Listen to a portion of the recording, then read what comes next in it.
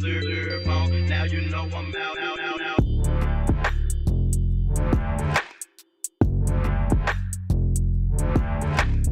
Creeping out the foot with my jam. Now now you know I'm out.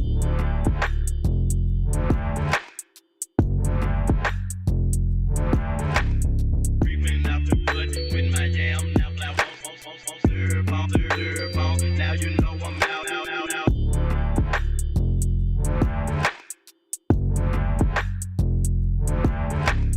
Creeping out the foot with my jam. Now now you know I'm out. Gonna wake up, babe. Gonna wake up, babe. Gonna wake up. Gonna wake up, babe.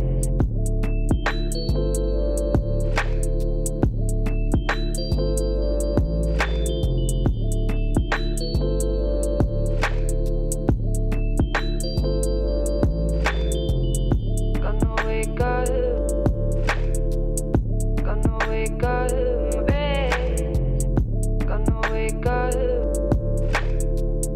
Gonna wake up, babe.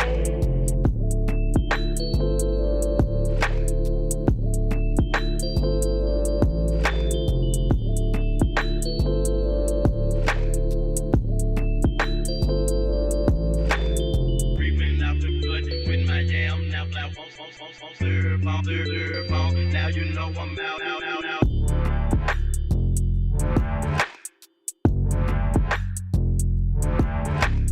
Creeping out the foot with my jam. Now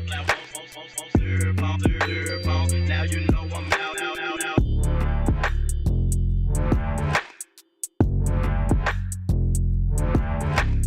Creeping out the foot with my jam. Now now you know I'm out.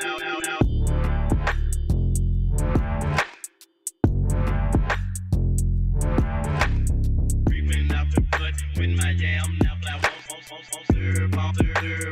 now you know I'm out.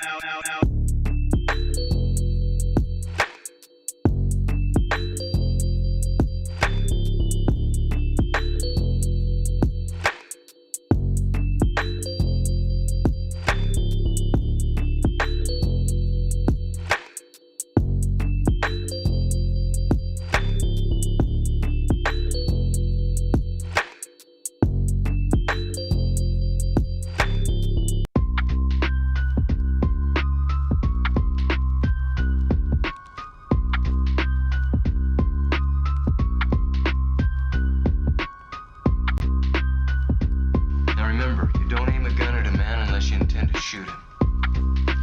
And you don't shoot a man unless you intend to kill him. No warning shots. Hey, you listening to me? Yeah. No warning shots. Warning shots are bullshit. You shoot to kill, or you don't shoot at all.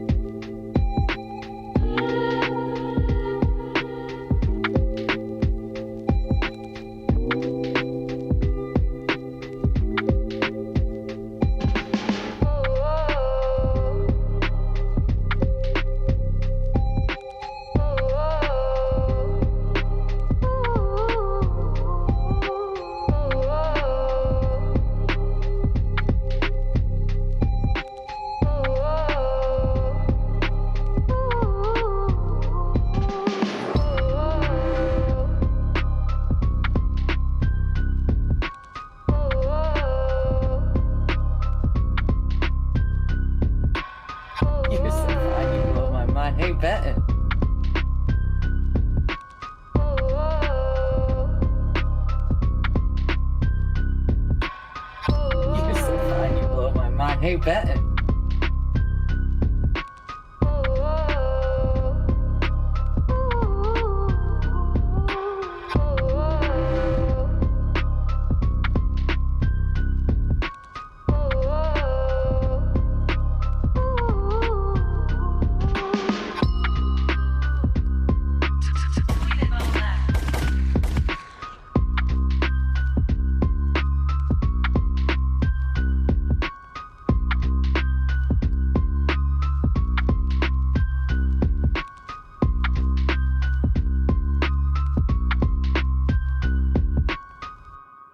What's happening?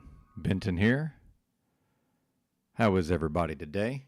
We're waiting for the Machine Lies, who will most likely be along directly. He's emailed me this morning. Shout out to Ice Grills in the house. Word on the street is 3 fingers really has 8 fingers. I see what you did there. Interesting bit of mathematics. Well, the attacks on Mr. Benton here. What's up, Stationary Pizza? The attacks on yours truly have certainly stepped up here of late. EBT, what's happening?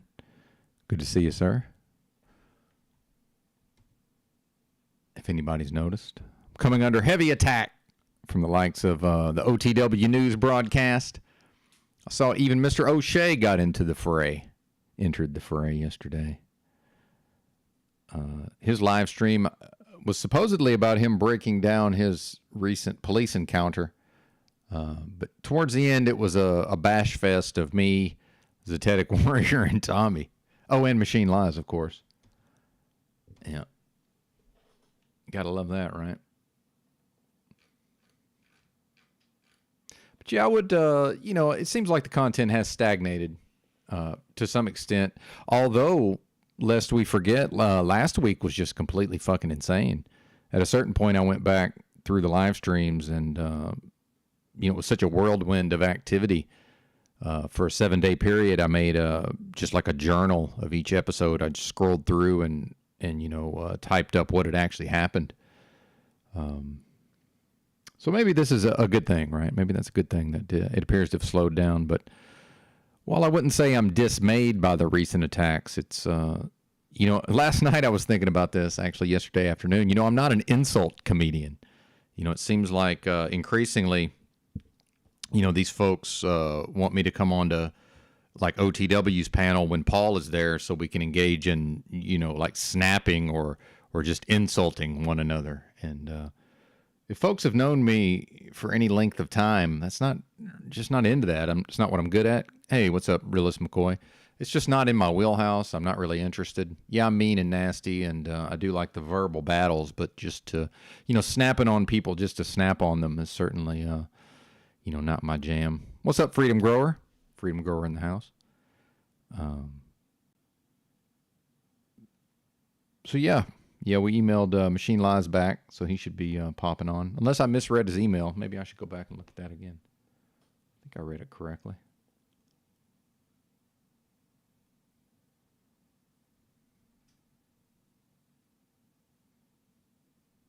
Yeah, he'll be here. Cool.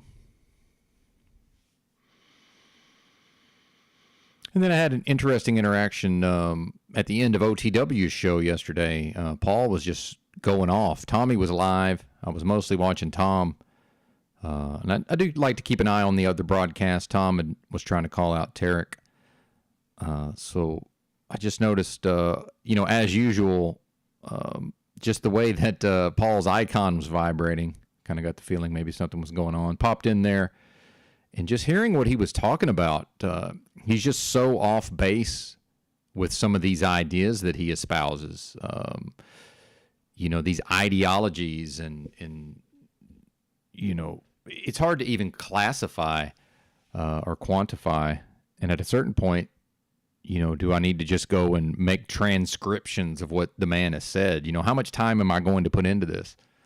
Convert it from the spoken form to the written form and really analyze and break down just exactly what is meant by a lot of these things. So, I'm just about over it, I have to say. Although something, will always get my attention with respect to the psychological aspects and just, noticing, unfortunately, how many folks they need to be led. They have to be led by something or someone outside of themselves, and that's most of the people, unfortunately. Now, I've accepted this long ago, but that is the reality. Yeah, Battery 79 Paul is like the cult leader in Apocalypse Now. Well, that's interesting. That's interesting to think about, except my memory of that movie was it seemed like most of what that guy was saying made sense at the level of the ideas. At a certain point, I'd gotten a bit of momentum going, and, I had planned to continue to attack his ideas, but then, for whatever reason, we ended up going more into the personality politics side of things, lots of back and forth, lots of verbal battles, verbal attacks back and forth in whatever this metaversal war has been. But yeah, that's interesting to think about, that movie in particular. One of my favorites, certainly. What's up, Steve? Steve's in the house. Well, and Realist McCoy, that's one of the things that I talk about. At a certain point, I've, dealt with this programming so much and really thought about the idea of being programmed. The fact is our psychologies, whether we like it or not, are products of this system. The system, meaning the government, the schools, the corporations, the corporate structure gets its hooks in us, so early on. It's more or less our entire psychologies is a direct result of these mechanisms. And then, of course, as we see the masses, programmed more or less in real time. And, the best example of that for me was this Chinese balloon story. Yeah, there you go. Well, and we can always trust Music Holds a Secret to put things in their proper context. He says he comes here for all the drama, the backbiting, and the fake medical advice. Well, and it is interesting to, just looking back at the replay of O'Shea's broadcast and just seeing people in the chat, making demeaning comments about me, right? And fortunately, I've developed quite the thick skin. Now, you may see me getting triggered and, going off at times, and that's fine. And I would say it's basically impossible to do this style of broadcast 7 days a week effectively without having a very thick skin. If my emotions were tied into this, to any great extent, I'm not sure that I would be able to do it. But it's a little disappointing, but however, I've trained myself. What's up, Moose? Good to see you, man. I've trained myself not to get invested or have expectations around pretty much anybody's behavior. And like we've talked about, it's been every man for himself, maybe our entire lives, but certainly it's been that way for quite some time now. Every man or every woman, every person for themselves. And, I'm always going to bring it back to the concept of this is an inverted realm. So, of course, folks like Paul Enslaved, and again, I want to get more and more away from the personality. I really want to, as much as I'm able to, I would really like to separate the ideas.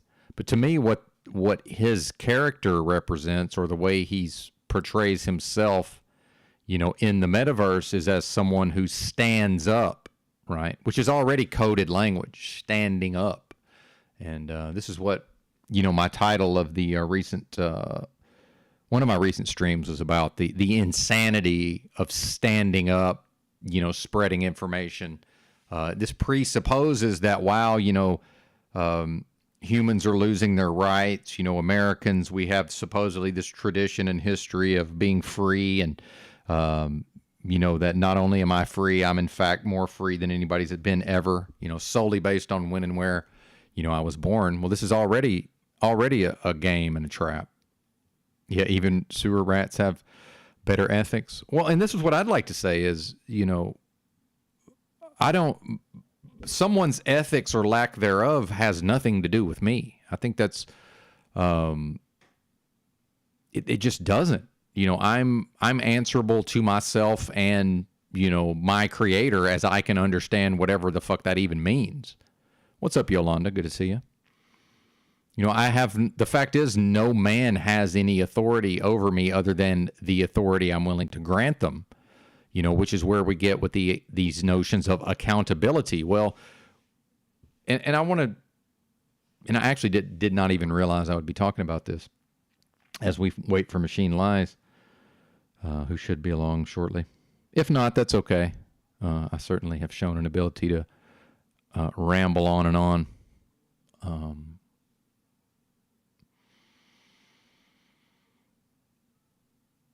So I've been working with the coded language around, standing up, spreading awareness, waking up, which all seems to imply and presuppose that, well, if only we, meaning the masses, could come together, and all, what does standing up even mean, right? To me, this is predictive programming, this idea of, I'm going to stand up. And then, the obsession and insanity of certain individuals, such as when I go and meet Moose and on a live stream and we go into a Starbucks and there's an expectation that we're going to audit the Starbucks. Like, why would we audit a Starbucks? I already know I'm in a hell realm, fucking Benito Mussolini's helicopter hand, right? Yeah, let's go audit one of the knuckles, one of the fucking... one of the freckles on one of the fingers of Benito Mussolini's helicopter hand. Like, what's the point of that? What's that going to do for us? And then, I'm reminded that, some of the back and forth attacks revolved around Paul Enslaved, implying that the way in which me and Moose were conducting ourselves, but particularly me, in public, like there was something wrong with it. And then, I was challenging him to just, hey, go out in public and, we'll go talk to people. We'll see the results, right? This is something I've been doing my own life. I was trained to talk to strangers in order to try to convert them to a religion, that I never joined or agreed to join or believed in. So then at a certain point, he played a bunch of his interactions with the courts and the police, right? Which is interesting because what is the context of these recordings? See? And then we also get into, ideas of is someone an agent or not an agent, and what does that even mean? So what is the context in which all of these recordings were made? And, I don't give the audience a lot of quizzes, but there was a large context, and I believe that it seems like, as humans, we've adapted so thoroughly to whatever's going on, in the news cycle or just, in the zeitgeist, the status quo. I think we've forgotten. It hasn't been that long, but I think we've forgotten, right? Well, and Mr. Miyagi, I'm not interested in, diagnosing people over the internet, and this narcissism term has just more or less lost all meaning. Now, Talcott was an exception just because his psychology is almost identical to my father's. And in order to have something of a relationship with my father, I found it necessary to learn a lot about how his mind seemingly works, and Talcott nearly identical, but my understanding of some of the ways narcissism functions is that he's going to see this as an extension of him, right? So it's in some way it's him, on that screen. It's him having these interactions, and you could hear it in his breakdown because every single thing that happened, he brought it back to what he does when he goes in public, right? And what he would do and how people would respond to him. And I'm listening to him say this. I'm just thinking, this has nothing to do with you, man. Like, you're not involved in this. Like, it literally has nothing to do with you. Well, maybe in an ancillary way, certainly. Moose probably never would have ran into Moose if not for Paul Enslaved's broadcast, right? But other than that, this has nothing to do with Paul Enslaved. Not sure we even brought him up, right?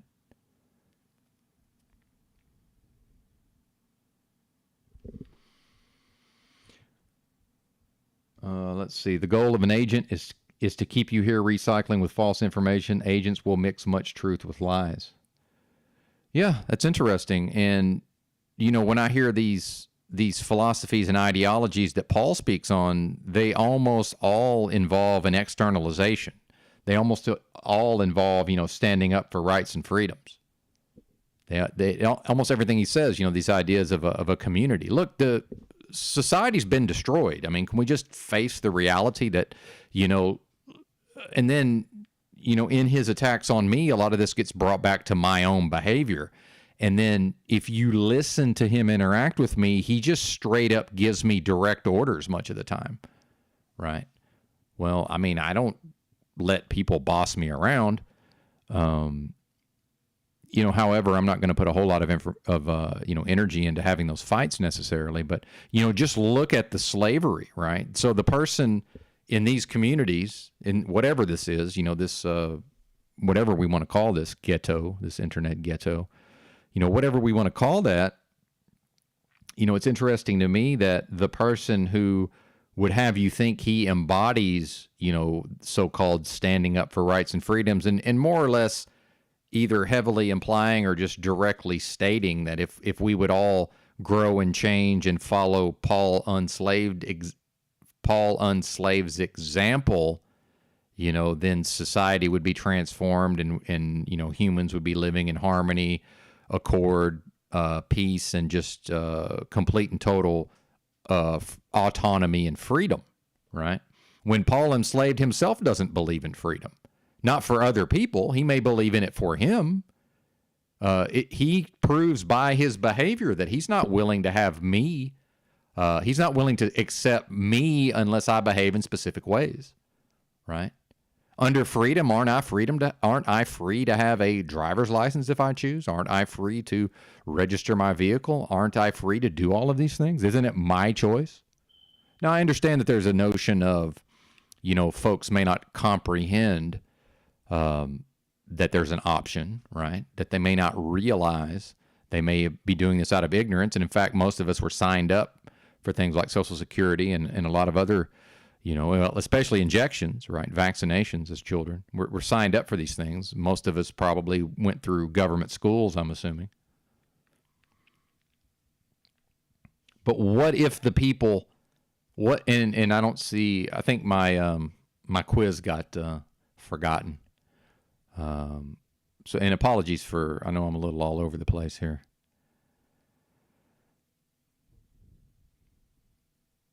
Oh, well, I'm not saying that he's infringing on my freedom grower.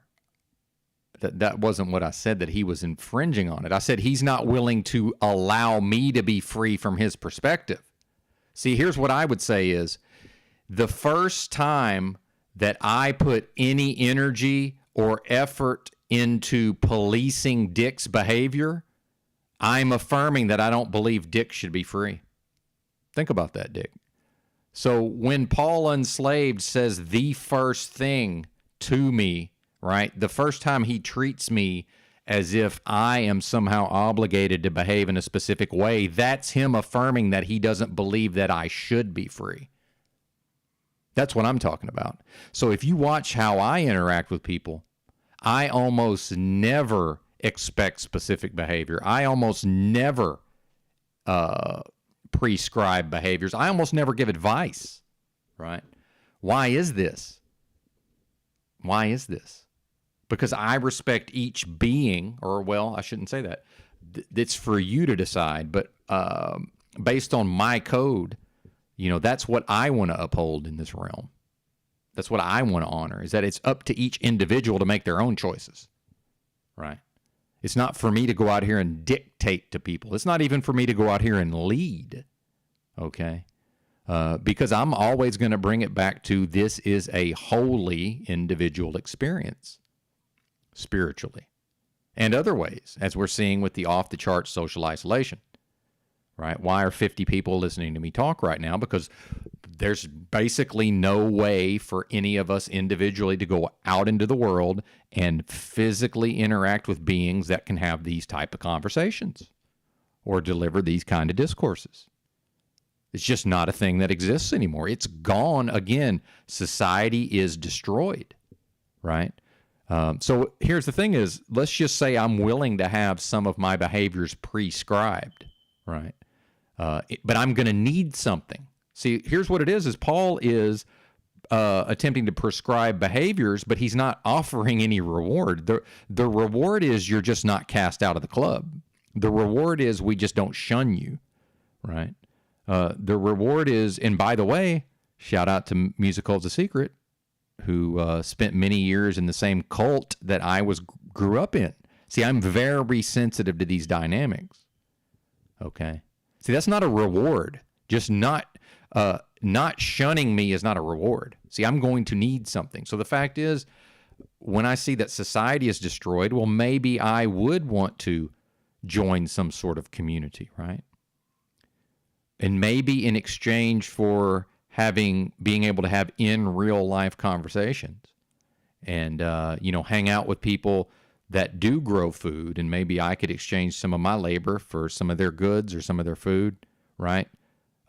Communal living. And again, I've done pseudo communal living for periods of time. It was not formalized, though. It was very informal, but it was people working together, people having these type of conversations, right? Free thinkers. Okay. Now, what none of us did was prescribe behaviors. We did not require specific behaviors from people. But, obviously, folks were not going to necessarily be tolerated or, weaponized to just sort of run amok and cause problems. There was some like minimum, standard is going to be, again, it's just folks aren't going to want to have a conversation with people that can't act right. So these things are very, it's very informally, put forward. But here's what I'm saying is you can't show me where that community exists. So Paul Enslaved seems to be, advocating, that's not even the right term. He seems to be referencing community that simply doesn't exist. Until there's a physical location, until there's a group of people that I can go, if I'm willing to follow certain rules, if I'm willing to meet certain standards, unless you can tell me the motherfucking coordinates on the map to travel to, it don't exist, folks. What kind of insane person allows their behavior to be controlled and managed by someone like Paul Enslaved? Well, people that need to be led, right? People that need to be led. Well, some of us have a long history of leading ourselves, right? Thank you, Steve. Yeah, we're discussing things that don't exist, right? We're discussing hypotheticals. We're discussing something that exists only in the imagination, but the problem is it's being referenced as if it's real, but it's not. It's not. It's not real. It's not tangible. Okay. And meanwhile, I'm around a bunch of people, and not you folks necessarily, but there are people sometimes that are in these chats. There are people who will pretend or are deluded enough to act like I'm somehow going to lose out. Like, and it was only about 2 weeks ago or less that it was being strongly implied, if not just outright stated, that I was basically, on the verge of losing my reputation, my credibility, and being cast out, entirely. I said, well, this is not possible. Don't you folks realize that this is not a thing that can happen? Until I see it happen, I'm not willing to accept that it can happen, because that requires vigilance. See, it requires that folks have a standard. And then if a person like me, right, if that happens, that my behavior falls below the standard, we need people with discipline and vigilance to turn their back on me via shunning, right? Which is not going to happen, because I know I can maintain a certain level of popularity no matter what. I'm just able to do that in spite of, even if I do things that seem less than credible. And I'm not saying that I have. I'm talking about people's perceptions. And I'm also talking about a person who does have a lot of influence, Paul enslaved, attacking and attacking and attacking. Yet it does have an effect. Of course it does. But I understand what the internet is, and I understand people. And I understand people from a unique perspective of the lowest of the low, meaning I was at the bottom rung of society for several consecutive years, right? I was a transient. I was a vagabond. I was a vagrant. I was unemployed. I was penniless. I did not have a place to live. I had nothing more than what I could physically carry. Okay. The lowest of the low in society. And certainly with the national religion being consumerism, well, how are you going to be able to worship, sir? How are you going to be able to worship the God of consumerism if you're not productive? Well, what does productive mean in a society in a society that worships consuming and consumerism and material goods and specific products and services and branding? See? And can we face the reality that our society only measures in money? Right? It's not an accomplishment if it can't be quantified in Federal Reserve notes. So most of what I've accomplished, virtually everything I've accomplished in the last 15 years or so is just neither here nor there to most folks. Right? Meanwhile, I don't care what anybody thinks. I'm one of the baddest motherfuckers of all time, and can't nobody take that away from me. Paul enslaved can say whatever the fuck he wants.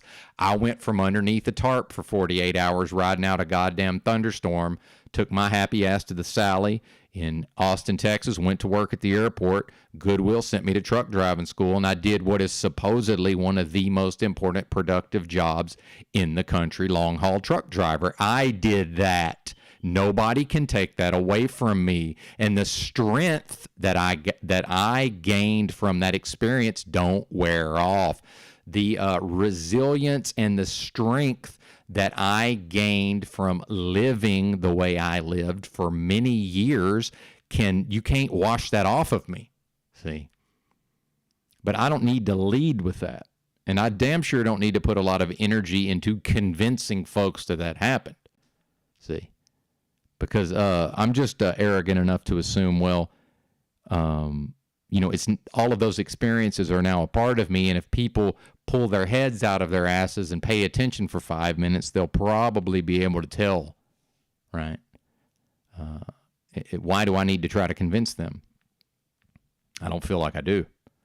Meanwhile, if people want to ridicule and mock and make fun of me, what's the difference? Most people have almost no memory. Most people have almost no attention span, right? And we are all necessarily the centers of our own universe. So yeah, maybe people pay attention for some period of the day to Benton being made sport of, and then they just move on. Like it's not important. It's really not.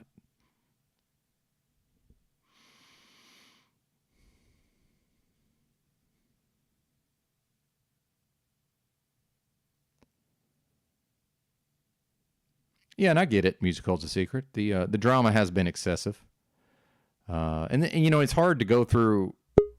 All right. Well, folks, it is my distinct honor and privilege to introduce my brother and yours, Muhammad, aka the Machine Lies. How are you, sir? What's going on? Give me 1 second. I'm trying to restream this. I'll just call it Benton Friday show. I don't even know at this point. Me neither, man. Slow with words. Yeah, I could kind of maybe do this later too. Change the title. Hey, man, is that possible? You could change the title later, right? Oh yeah. Okay. Are you gonna simulcast? I guess. Yes. Okay. Yes, we're cool. simulcast on the Machine Lies channel. Yeah. So. We're going to be bringing this to you on Friday, guys. Bless you guys. So, we got this.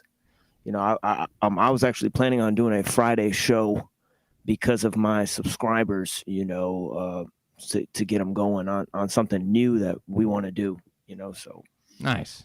I love that. So thank you for facilitating that. Yeah. Yeah, because I thought there's no reason to do more shows unless there's more of a demand for it. So I thought, let me just create the demand first, and then if people want it, and yeah, tomorrow we're gonna be having a special guest at night on the Machine Live Saturday night. I can't tell you guys who it is because it'll cause too many problems because it's a controversial guest. but Okay. but Surprise.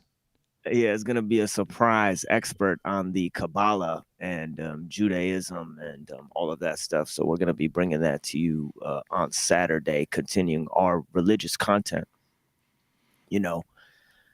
And all the haters, fuck all the haters, really. It just so happens that last time I was here, I was trolled. There's all these types of people, and every time I try to associate with somebody, somebody will send them a message, Yes. about me online or something like that I've done all of these. I've had all these gaffes in public, so I wouldn't worry too much about it, brother Benton. These guys are going to continue their attacks, troll farms, echo chambers, and every time you turn on their channel, they're just talking about somebody. It's like, all right,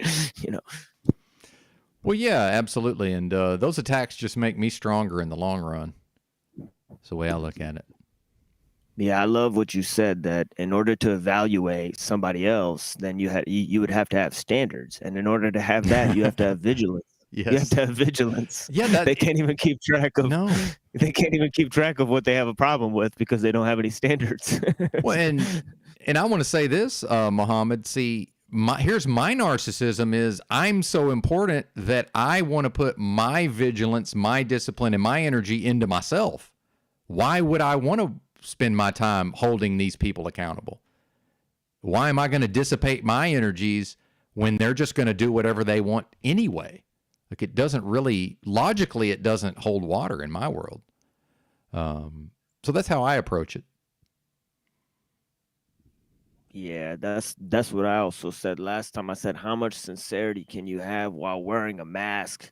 And that's kind of what this whole experience is, sincerity is the other side of vigilance. Both things exist in the heart, and that's why they're fundamentally different from any form of reasoning you can employ, because, it's like you put on the title, trust and faith, that is a heart chamber kind of feeling, more than it is a mental acuity.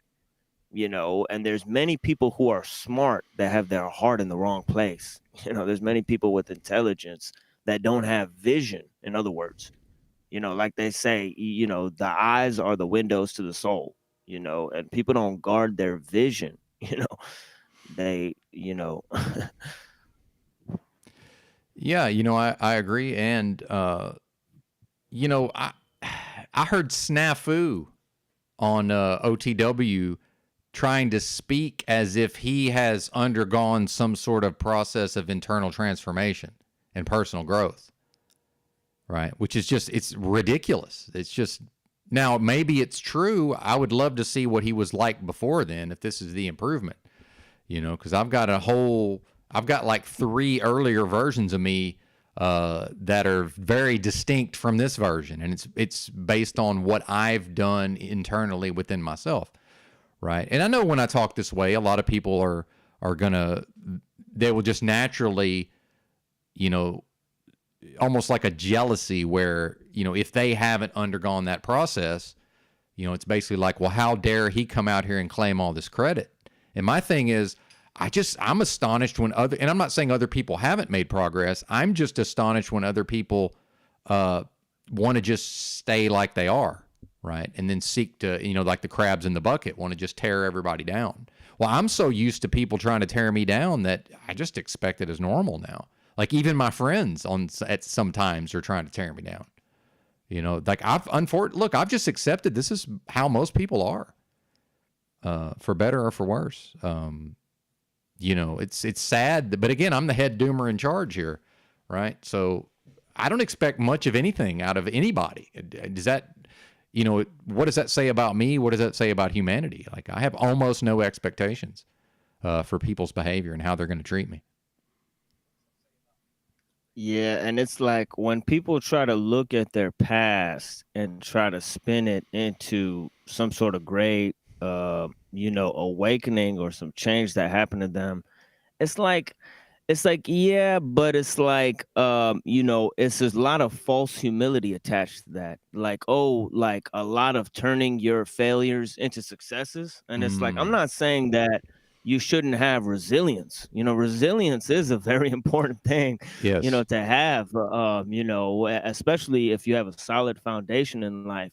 But then there's all these people that are also projecting their enlightenment or whatever into some future event that's going to happen. Like Yes. they're going to get to some stage. It's going to be like, once this happens, once they get that job, once this person comes back into their life, once this happens, it's going to be the best thing that's going to ever happen. And it's like, that's a faith in the future. That's also false. You can't have false humility for the past. You can't take sides with history, and you can't have this faith in the future. Yes. That's you gotta Yeah, you can't You know what I'm even saying? promise me or guarantee me I'll be here tomorrow. That you can't prove there'll be a Right. tomorrow. Future? What are you talking about? Yeah. Right. And that's why a lot of these people, it's like, that's the last thing is that really how you want to be when Jesus comes back, or if I'm gone tomorrow, that's the last thing you would have said to me. You know what I'm saying? And it's like, what effect did it have? Did it change the course of what I was to experience? Did it uplift my soul? You know what I mean? Like, whatever, you know what I mean? And it's like, people act like you have 15 years to do the thing. Man, I heard in a Chris Rock movie, he says that everybody says that live it up because you don't know if you'll get hit by a bus in the next 15 minutes. And he says, yeah, but you probably won't get hit by a bus, and the decision you make next is going to affect you for the next 15 years. That's true too. Yeah. That's So just it's what both. it is. It's both things at the It's same time. both, yeah. It is. It's Yeah. both things at the same time. Yeah. Yeah. The fact that I'm not promised tomorrow is not, that's not a license to be very irresponsible and, actually live as if there's not a tomorrow, because, and this is what I say is based on the pattern that has emerged. I will be here tomorrow based on what has happened up until this point. There's just no proof of it. But the pattern seems to suggest that it would. But I think what you were talking about, when folks say, well, when they're putting things off to the future, once they get this job, that's all circumstances. That's all life circumstances. And one of the advantages for me and I chose to live as a homeless person for so long, was I really had a lot of time to just walk around. I was alone with myself and my thoughts, and I figured it out that so many people in the earlier versions of me, I was so focused on resolving my present circumstances, and that's based on a fantasy that if I resolve these circumstances, now there's just no circumstances. But it's like, no, wait a minute. If I resolve these circumstances, they're replaced by a new set of circumstances that I'm going to probably have just as much anxiety, just as much discomfort, as much disorientation around. So I might as well learn how to accept and work with the present circumstances. That's the way I look at it. Yeah, just like those things, like vigilance, sincerity, resilience. These things have a continuity to them. You're not done being vigilant at some point. It's just not. It's like it's a constant thing.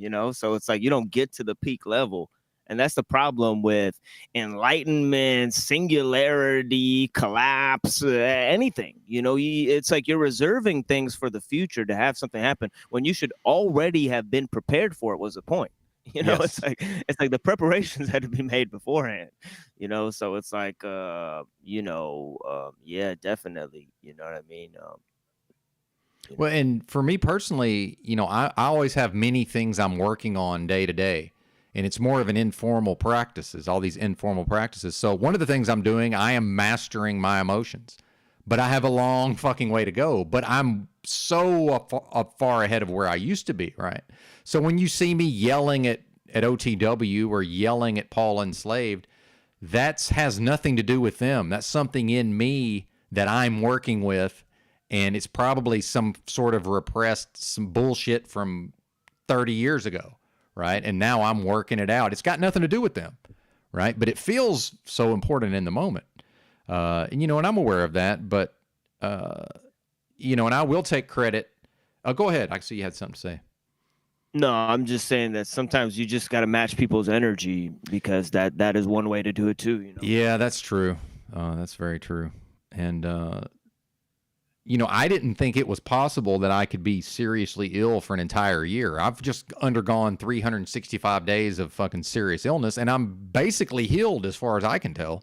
I mean, I don't know that I'm all the way back, but I seem to be most of the way back. Now, here's what's interesting, Machine Lines, and I kind of wanted to see what you think about this, and this ties into the title of my stream, which is about, you know, faith and belief. I forget, there was another term. I forget which one it was, but see, I knew, because I understand my mind, or I believe I do anyway, and I understand strategy. I was so ill about a year ago that I knew I couldn't be delusional about this. So I fully accepted that most likely I was going to pass away soon, because I almost died anyway. Like, I came very close to dying. And then so I fully accepted, okay, I'm probably not going to live another year, right? That's what I accepted in the moment. But some folks try to turn that into, oh, well, he's manifesting this. No, no, no, no, no. I needed it to be real. I needed to strongly believe that, so that I had something to build off of, because that's the only way. I had to take it as serious as it was, see? And I believe that, well, I know that this was how I harnessed the power of my mind and received the healing, right? And in the last few months, I've received accelerated healing, and I believe this broadcast had a lot to do with it. I really do. In fact, I know it did, right? But I can't go out here and convince people of that. I can't go to Paul Enslaved and say, well, actually, I almost died, and I've received a great measure of healing the last 2 or 3 months, and it's a lot of it is because of the broadcast. He'll just laugh and make some kind of attack on me, right? I can't even really be real with people like that. You know, I have to wait till Muhammad's here, and then I can be real. You know, it's funny how that works, right? We sort of give each other space for that, I think. And not just me and you, I mean people in general. And other folks are push that away, right? Other folks push those experiences away. And I know I think it's because ahead, they're afraid of it. You know, they're afraid of that experience, and that's the thing about dying before you die. You know what I mean? You know, it makes you not afraid anymore, because it's like, you know, like it says in the Tao Te Ching, you know, to die but not to perish is to be eternally present. You know, well, yeah. Yeah, and sorry to cut you off, but I kind of have a lot of energy around this today. So, so when I'm doing a live stream and I meet Moose the other day, and Paul's watching it and keeps saying that they're scared, and they're beta boys and they're scared. I'll tell you what fear is, folks. Fear is being 5'10". You know, I used to weigh about 190 pounds. I lifted weights, and stepping on the scale, and it says 116, and all I've been doing is losing weight. So I'm looking at that 116. I'm like, shit, that's finna be 110. It's finna be 105. What about when that motherfucker says 99, right? Now, praise God, I managed to claw my way to 120. I held 120 for probably 6 months. And then now, hallelujah, I've gained like 25 pounds in the last probably 2 months. You know, I'm up to 145. I'm now a normal body weight. And see, to fully heal, I'm going to need, I've known since day one I'm going to have to be able to do some fasting, right? And again, back to the religious traditions, but I can't fast if I'm 120 pounds, you know? So now I'm actually have enough body fat on me that I can probably actually fast at least for, 3 days at a time. And I will utilize the power of my mind and the power of my belief to get myself in as good a condition as I can, so that I can continue to exist in what I consider to be a literal hell realm. Now, that's my belief, right? That's my knowing. I don't need other people to believe that, but that seems true to me. But go ahead, sir. And that's what it is. When I talk to you, like I was doing mushrooms with one of my friends, and he said, when I was doing this with you, it became especially apparent to me that whatever you are,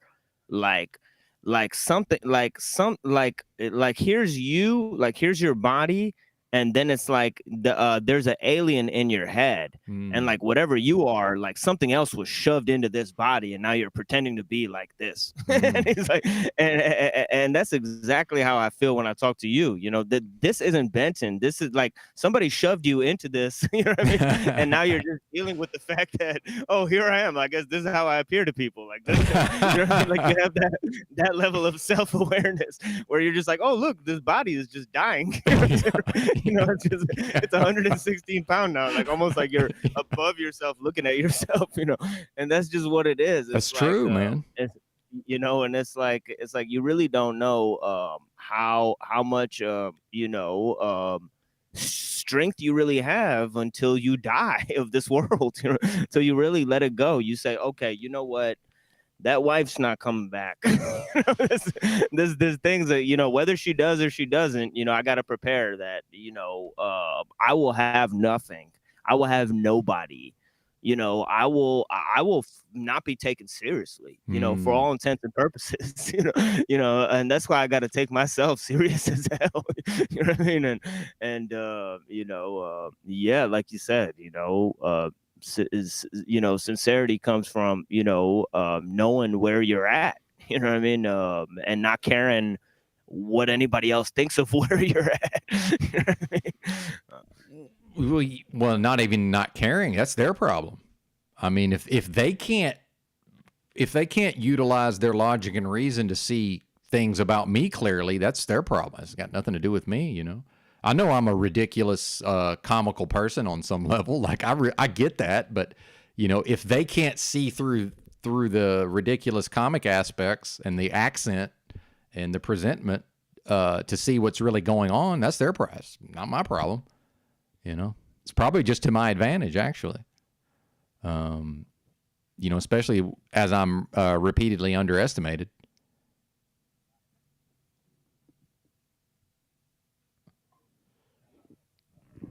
But I don't want to make it all about me. It's all good. You know, this is the Benton Show with the Machine Lives. So, you Hell know, yeah. it is about us to a certain extent. You know, people are just going to have to deal with it. You know, if you want to watch cable, go watch cable. You know, those shows aren't about anybody or anything. So you can go watch that if you want. Yeah, I can't, man. I just, I think most of us are that way. We just, you know, I do watch some movies here and there, but yeah, I just, most of this, as far as the TV, I mean, there's a TV on the wall. You can't see it, but I'm within 2 feet of a television. I've never turned it on. You know, I never will. Why? For what? But then, you know, we do know I'm watching YouTube videos at various times, and that's, you know, become a version of television. I certainly am aware of that, but, and maybe this rings true for you. You know, I realized at a certain point I need to be making more content than I'm consuming. That was, you know, in the years past, I was way unbalanced towards, I was taking in a lot of other people's creations and I was making almost nothing of my own. That's a great one. Yeah, that's a good one. Yeah. So finally, it took me many years, but I've reversed that. I now make way more content than I consume, and it's very important for my certainly my emotions as far as being cranky and agitated. I'm way less agitated when I'm actually doing some shit as far as creatively. Makes a big difference. That's an excellent perspective. So is the lack of perspective of somebody who, I mean, the lack of perspective I find amazing of somebody who would watch a production or a YouTube live or something like that and continuously comment. I have, you know, shout out to Toilet Bowl Earth and Enslaved by Truth, you know, because they hate my show. They claim that they hate my show, but they watch every fucking episode. It's like if you're just gonna comment on what you don't like instead of making something, then it's like it's almost like you're sitting there eating you know, food on a plate that somebody else prepared and you're bitching about it. It's like, if you don't like the quality of the food, you should have been in the kitchen helping prepare the fucking meal, you know, or change the channel if you don't like what's on the TV, or make your own show. You know, those are the two fucking choices you have. You're going to sit there and bitch about what I'm doing. it's not gonna affect me, but it's certainly not doing anything for you, sir. It's like, that's what I'd like to put out there. It's like, damn, it's like it's like, I guess if you're a fan of me, or if you're a closet fan, those are the only two options you have as a viewer. What I'm saying? But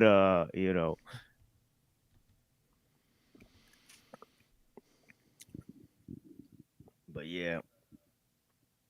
But yeah, I love that all these cats, especially in the live stream and all the other people, I went and the strangest thing happened. I went and started going in the live chat of the Sanity Machine. Oh, wow. And I know that Drew had a bunch of, crazy, conflicts with him, in which I was by proxy war involved and sucked into this. But then when I finally sat down and had a conversation with the fella, me and Neurojack had a conversation with him. It went rather well. And he found out my channel was about technology, and he was very interested in that issue. So he wanted to check out some of my content.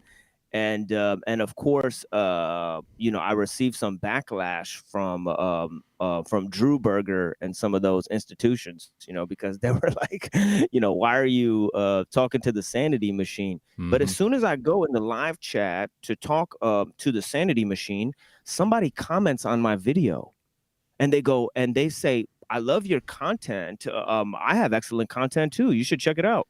And I go click on their channel, and it's just a channel attacking the Sanity Machine. Yes. So this person saw me in their chat, was watching their content, and waiting so that they could come and attack them in my comments section and direct me and my viewers to a channel where they expose the Sanity Machine. It's like, I don't even know this person, but whoever this person is, whoever these people are extremely invested in. Well, maybe this says something about my cynicism, but I just expect I expect it to be that way. This is just, again, this is how the people are. Now, real quick, corporate fiction, and good to see you, corporate fiction. Is there a demiurge running this matrix, though, or good God? And what I would say is, I'm only speaking for myself, right? I don't think it matters. I mean, as far as my day-to-day life, the fact is now we get back to resolution, and we get back to the external versus the internal. I think folks have such a strong desire for resolution, but not comprehending. Again, this is my opinion only. I don't see that I have any power to resolve these external circumstances as far as the realm or the matrix or whatever the government's doing. So I don't waste a lot of time thinking about that anymore. I really don't. I've accepted that this is, from my perspective, it's a horrible fucking nightmare dystopia. When I go to the Slave Mart or I go try to have a live stream with Moose, we're getting kicked out of the Starbucks, and crazy people are driving up to us in parking lots, and it's just complete fucking insanity. I've divorced myself from the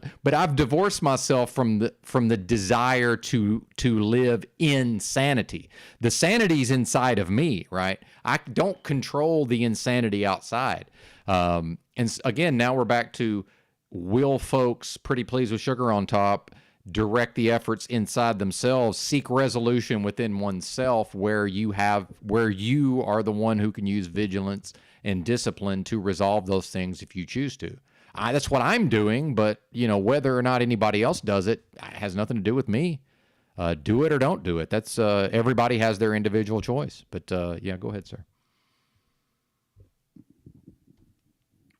Oh no, I was just gonna talk about some of these people in the chat. Bless you guys for being here. Absolutely. Corp Fiction, Divine Spirit, and let me scroll up here. Bless you guys for being here. Yeah, Sophia Byrne, absolutely. Thank you, Sophia. Pixel T, I just seen you yesterday. Bless you so much. Yeah. Sterling Gray. Yeah, thank you. Yeah, Sophia's a true homie. Somebody said soul sister Sophia, for sure. Yeah, 100%. Bless. Yeah, she does some interesting videos on her channel. Actually, I need to have her. I've got a list of people that I promote over here. I need to make sure she's on my list real quick.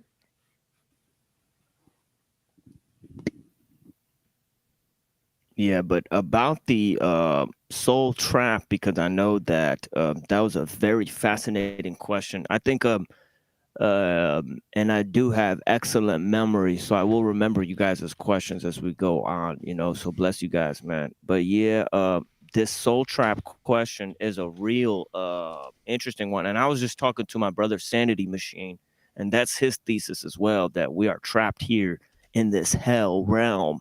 He believes he's from another place. I haven't been able to ask him what it is, but I think that he's also sympathetic to the notion that you don't really need a demiurge. For all intents and purposes, technology is the demiurge. If you need a demiurge, just look at the world of technology. Look at how we've created this artificial world, and even embedded in the question, you said, is there a demiurge in control of this matrix? Well, see, you called it a matrix. So I mean, the matrix is about technology running the world, to a certain extent. And if you look at technology, technology is the furthest extension of this physical realm, because it's where the immaterial and the material meet, because creativity is both happening in the mind, but it's also a physical process. There's not that many things that cross both of those boundaries.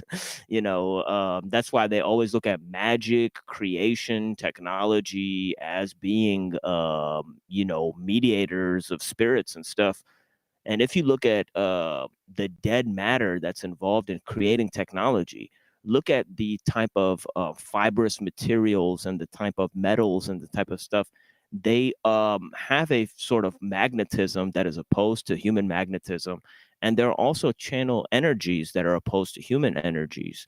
The medians that exist through these dead energies are power that, in alchemy and all of those topics, they would consider it a sort of dark force that you're harnessing, in order to gain this in the world. So, I mean, if you think of the mind as a powerful tool, and creativity, that's where the devil really sneaks in, because he knows it's the barrier between the material and the immaterial.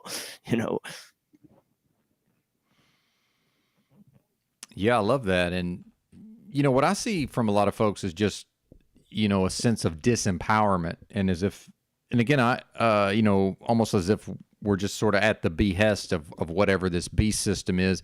And I think that's where a lot of the mistaken notions of, and again, I think it's back to what you were commenting on with people wanting to resolve their present circumstances. I think a lot of folks sort of want to see, the government or the financial system or, whatever's going on with the infrastructure. They'd like to see all of that resolved first, right? And then move on, into harnessing the power of their mind. But the fact is, I had a backpack and traveled all around the country and harnessed the power of my mind, right? We don't need anything. A person can be in a jail cell in solitary confinement and choose to access the power of their mind. That's always there. And I've been saying this for a while now. It seems to me like the most powerful phenomenon is the human mind, and we all have one right here in our skulls. So am I insane enough to come here to go through all of this pain and struggle and not tap into the power of my mind? To me, that's insane.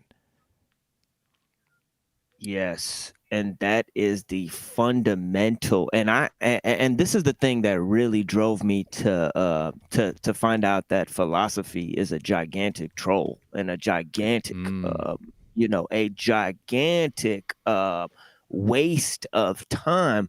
The reason I came to this conclusion is because I started studying. I went to the end theory of philosophy, and I'm not even joking. I read a lot of classical philosophical texts. You don't have to believe me if you don't want to. I believe but you. I did. But the simple fact is that I did, read through the fundamental books of Western civilization and the humanities. And what I found there is that they end at the notion of philosophy of mind. It's like they can't go any further. It's like philosophy of mind is where it all gets sewed up. It's done. They're still talking about the problem today. They can't realize space without consciousness. So there's no, so they can't even talk about physics without talking about mind. It's laughable. It is laughable. It's almost like in 2,000 years, Plato presented this problem called dualism, and they haven't been able to solve it. That the mind and matter are two different fucking things. They haven't been able to solve it at all. Not even one. They haven't gotten 1% progress in that area. Like through all of science, through all of philosophy, 2,000 years of a continuous tradition, nothing, nada, zilch. Fucking zilch. Yeah, which leads me to believe that probably no progress is going to be made. Like that would just be my assumption. Exactly. That's the conclusion for sure. Yeah.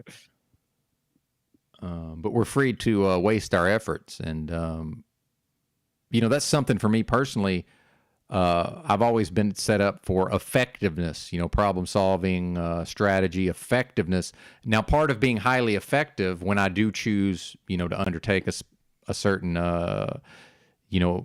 endeavor is recognizing what strategies can never possibly succeed and avoiding them entirely.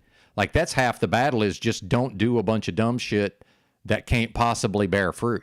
And I see so many people, and a lot of it is emotions. A lot of it is they want to feel some type of way, so they end up wasting a lot of efforts because of trying to get a specific emotion, or they need to feel a certain way. And I've just been able to be ruthless with my thinking, and just once I recognize that. So whether you're talking about the philosophies and the people trying to resolve these various issues, and then seeing that all of these years have passed and all of these people have put a lot of effort into trying to resolve something, and none of it amounts to a hill of beans. I'm the type to just see what's been happening and just say, well, okay, I'm not going to waste my time. I'm not going to waste my limited brain power. I'm not going to waste my limited resources trying to resolve that. And I've accepted the chaos of this world. I don't require the chaos to be resolved in order for me to tap into my own mind and to empower myself, right? I don't need that. And I think that's probably part of what holds people back, is they do want a community. They do want to be able to come together with other people. And, that's how I think some of these various systems, come in religion as well. And especially in the past, I think religion, in the United States has certainly waned to some extent. And then, I might have a view of religion as being an effective, although not the purpose of the religion, but religion being utilized effectively to control the masses in the past. And now I would say that it has moved more into technology, propaganda. It does seem as if the masses are programmed more or less in real time now through the media, and so religion has taken a back seat as far as I can tell. And I know you're interested in both of those topics, so I'd be interested to hear what you have to say. Oh yeah. Well, this is I get a lot of pushback for my views on these topics, and the reason is because my wholesale rejection of philosophy and religion, but and technology, but my use of it. You know what I mean? And they'll say, well, how could you do both? And I'll say, well, it's simple. Religion and philosophy are technologies. You know what I mean? They are technologies, and if you look at it, they're trying to eclipse political problems, collapse them into religious problems. They're trying to collapse theological issues into philosophical issues. This is obfuscation after obfuscation after obfuscation, when what you should have been dealing with is the politics, which is how we interrelate and connect and form our communities in the first damn place. You rejected that because you moved to some religious game, and you rejected the religious game because the religious game is couched in some philosophical game. And this is automatically reverse of how these things were released to the world. because it's religion that created philosophy, that created science. That's what most people don't understand. Yes. Ancient motherfuckers were not concerned with science and technology. They just looked at the stars and shit, and they said, man, there's got to be God up there. There's got to be the spirits. They run the world. And then they said, nah, that's bullshit, because we figured out the logos. We figured out that there's reason and that we can interpret nature. And then they rejected that and said, you know what? Fuck nature. We'll never figure out what nature is. We've been studying it for 2,000 years. All we got is each other, and and all there is the state. The human being is determined by the state. Yes. And that is the confusion that we're in now, is that people don't even know how to backtrack how the fuck we got into this mess, let alone understand the present cycles of like confusion that they're enveloped in. It's like, oh shit. It's like, well, can't help them.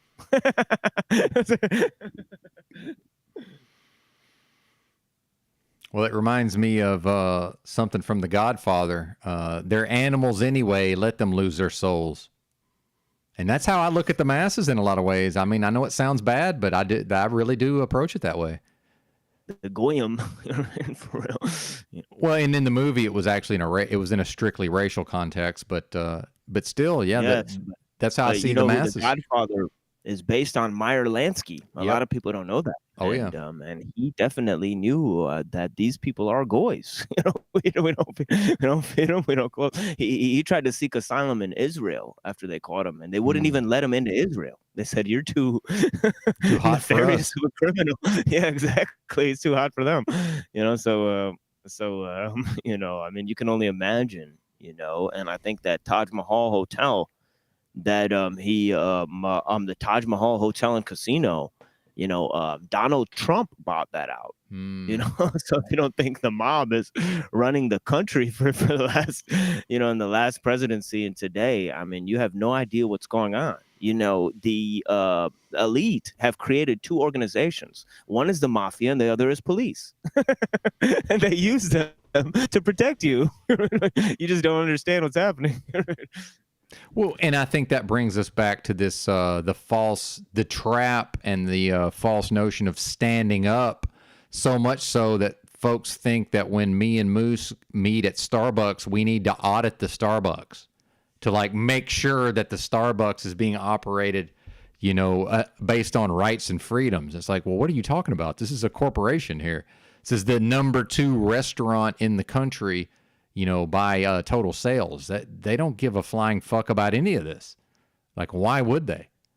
I'm going to go in there and do a First Amendment audit. But that just shows you the insanity of these people. Where now I'm supposedly lost reputation or credibility because I'm not standing up for my rights and freedoms at the fucking Starbucks. It's like, actually, this shows you how much corporations have taken over, right?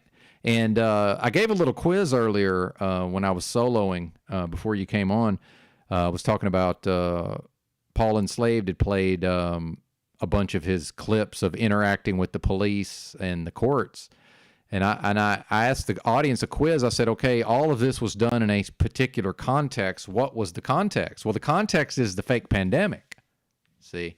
Everything that's happened to us for the most part around First Amendment audits, rights and freedoms, that's all basically, that's in relation to the fake pandemic being, whether people admit it or not, most people were forced to cover their face to some extent. A lot of people, had to reevaluate their careers based on, being expected to take an inoculation and all of these things. And, well, see, the farther away we get from the time of that fake pandemic, that starts to wear off, right? So I did a popular podcast, actually 56 episodes of a podcast all during the fake pandemic, and it had way more listenership. It was just an audio only, MP3 file on my own website. But because the censorship was so heavy on platforms like YouTube, literally like in any given month, 5,000 different people were going to my website and listening to me talk, because that's how, controlled, basically there was nowhere to go to just hear a person talking about things as they are unfold, right? But then the fact is, if I was to do a podcast now I would probably have trouble getting 1,000 people a month to come to my website. Hell, 500 would probably be good, because now we've removed those extenuating circumstances. And I view the standing up for my rights and freedoms in the same way. Like, it becomes less and less relevant as far as people, and what I mean by relevant is people willing to donate money and people being willing to say, well, thank you for standing up for my rights and my freedoms. It becomes less and less important to larger groups of people the farther away that event is, in my opinion. And I don't know if you have any thoughts on that, but that's the way I view it. Oh yeah. You know, I was gonna talk about a type of a four kind of methods of control that have rose about historically, and we really put them into stages that people can understand. And if you guys want to know about it, it's like the first is mythos. That is the stories that man makes up. Then is logos. Logos is our knowledge base. That's how we get into knowledge. So mythos would contain a cultural aspect of it. But logos contains a sort of a scientific aspect. Then you have a you have the kind of world of theos, and the theos world is a world of kind of the religious aspect of man. So you have a cultural aspect, you have a scientific or a knowledge-based aspect, you have a kind of philosophical aspect, with logos. With this theos, you have the supernatural world coming into play. And you see this with Christianity. A lot of times people put them into sequential order. They say mythos was first, then was logos, then was theos. The last one is mechanos. There's also a technological order to the way we interface with the world. This includes two aspects. It includes technology and environment. Okay, so these are things that encapsulate. Almost every ruler knows where they stand on these four issues. They have a history of the mythos, they have a history of the logos, they have a history of the theos, and they have a history of the mechanos. These are architectonic notions of how man interrelates. Yeah, it's interesting. I actually had never heard that before. Yeah, Don't let them yeah. don't let them sidetrack you now. I already see. Well, well, I love these guys. Although, and I do want to say this. There has been some criticism of too much drama and not enough intellectual discourse. Well, I mean, we've had it so far today. So yeah, it's not. What are you complaining about? Well, yeah, I'm just. These guys are relentless. Oh, I know. Yeah, because when you talk about intellectual stuff, they'll say that nobody cares about that. It's pseudo intellectualism, and you're not dealing with real world problems. So then they want to hear about people. So they keep switching it up. It's the peanut gallery. What are you gonna do? Well, when you look exactly, but you see dementia, off the charts dementia, and it's affected certainly some of my relatives, and just that neuroplasticity. I know when I listen to some sort of intellectual discourse, it always gets my mind firing, right? I'm always starting to have, I'll start to have some epiphanies or some new thoughts, or, there is some sort of an effect there on the audience. Yes, and that's why you can't consume, and that's why you mentioned being a producer and a consumer, because we all are that in the realm of social media. So you really just have to cut the umbilical cord and just go with it, whether or not you are, a dollar you spend is going to cost infinitely more in terms of political power than any vote you can cast. You know what I mean? This is the world we're living in, so, if you deal with the mainframe today, then this is kind of what we're dealing with, is that you kind of create your own value, and yeah, that's kind of where we're at, is like, that you have to check yourself. But yeah. Well, we don't have to. That's the interesting part of this realm, is there's people can just go along with the program. And, I, in fact, attempted to do that early in my life, right? Just go and get a job and, go move into a subdivision, a suburban subdivision, and, had a wife and, just more or less lived like everybody else around me. And I was just completely fucking miserable. But then my life was very comfortable.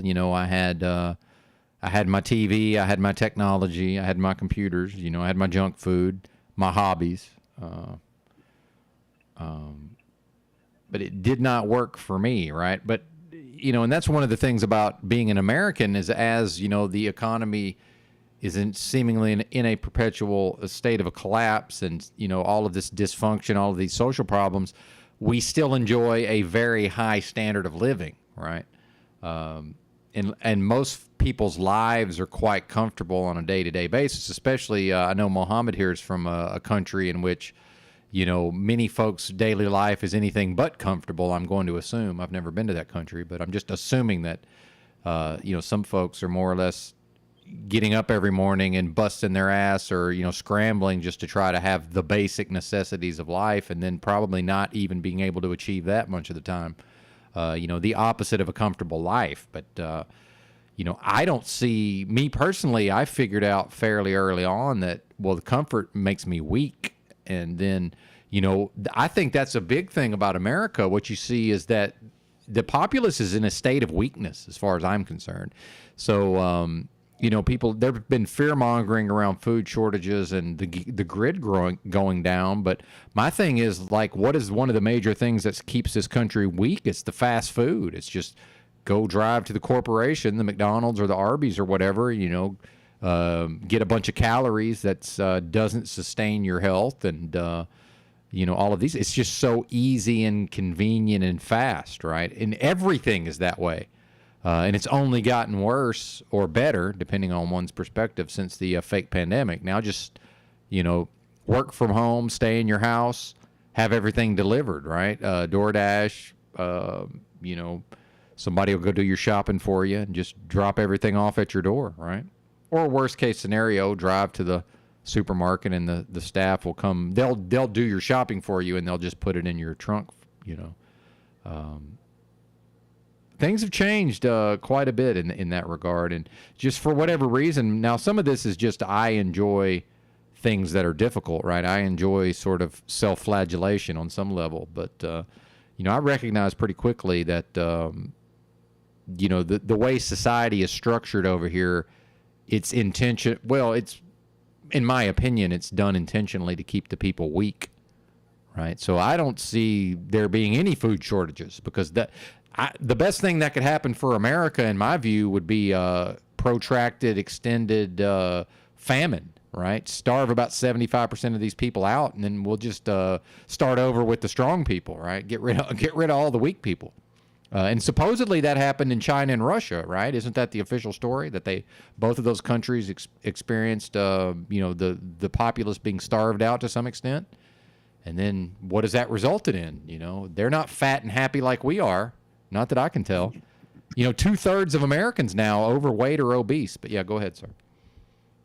No, it's just I was actually gonna go off of I was just getting ready to try to say that Jimbo Khan point.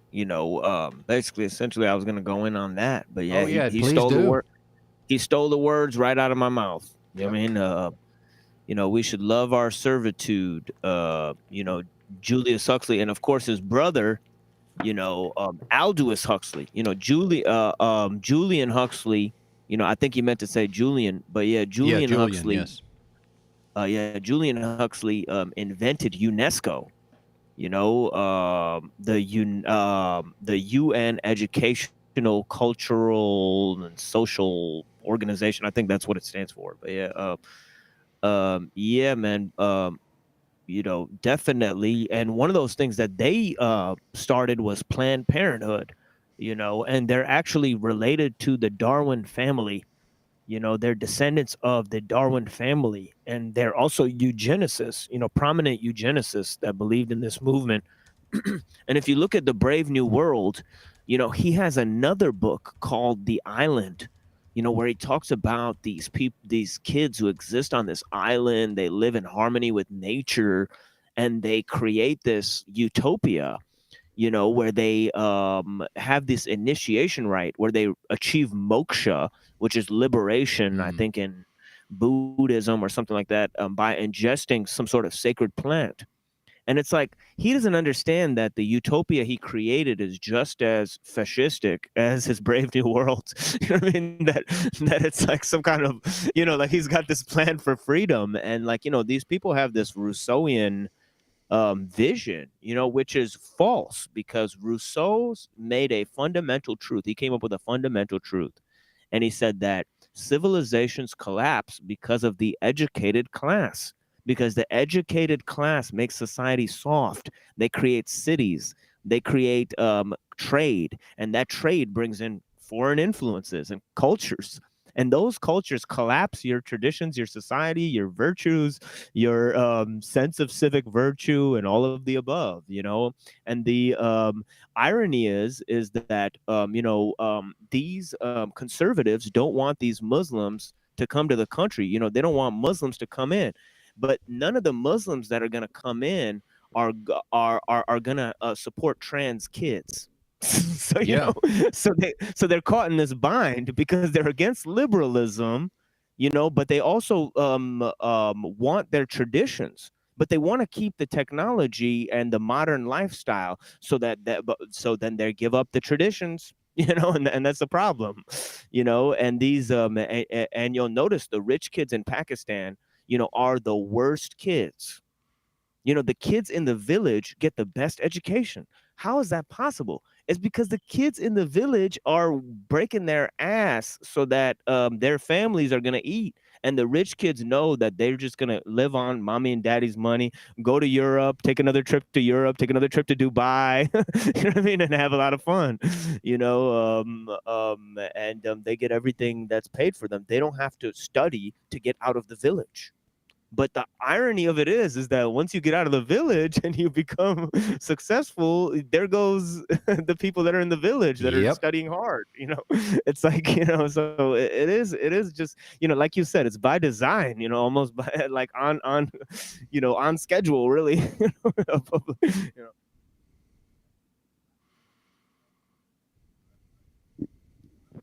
So yeah, shout out to Jimbo Khan. You know exactly what you're talking about.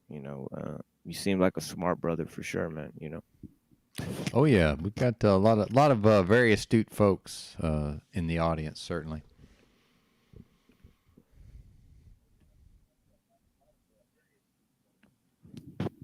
Yeah, including Toilet Bowl Earth. Bless you, brother, man. Yep.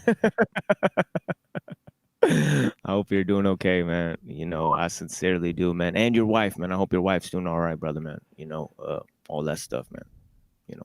Well, and I don't know how much you know, but me and TBE have quite the history of also not getting along. So I don't really want to. I'm just at this point. We get along. We're good. So I'm just accepting that for what it is, right? Well, he kind of gave it away on my show that he's playing a character or something like that. So, because I kind of cornered him, and he a little bit admitted that he's just having a bit of fun. Oh, well, that's I've known that for a while. Yeah, but there's a real person in there. There's a real person in there. Oh yeah. Oh, of course. Yeah. I mean, real. I mean, it is what it is. But yeah, I mean, I know some real people. I've met some great people. through this median. Unfortunately, I can't respect Drew or Toilet Bowl Earth or Enslaved by Truth in that way. But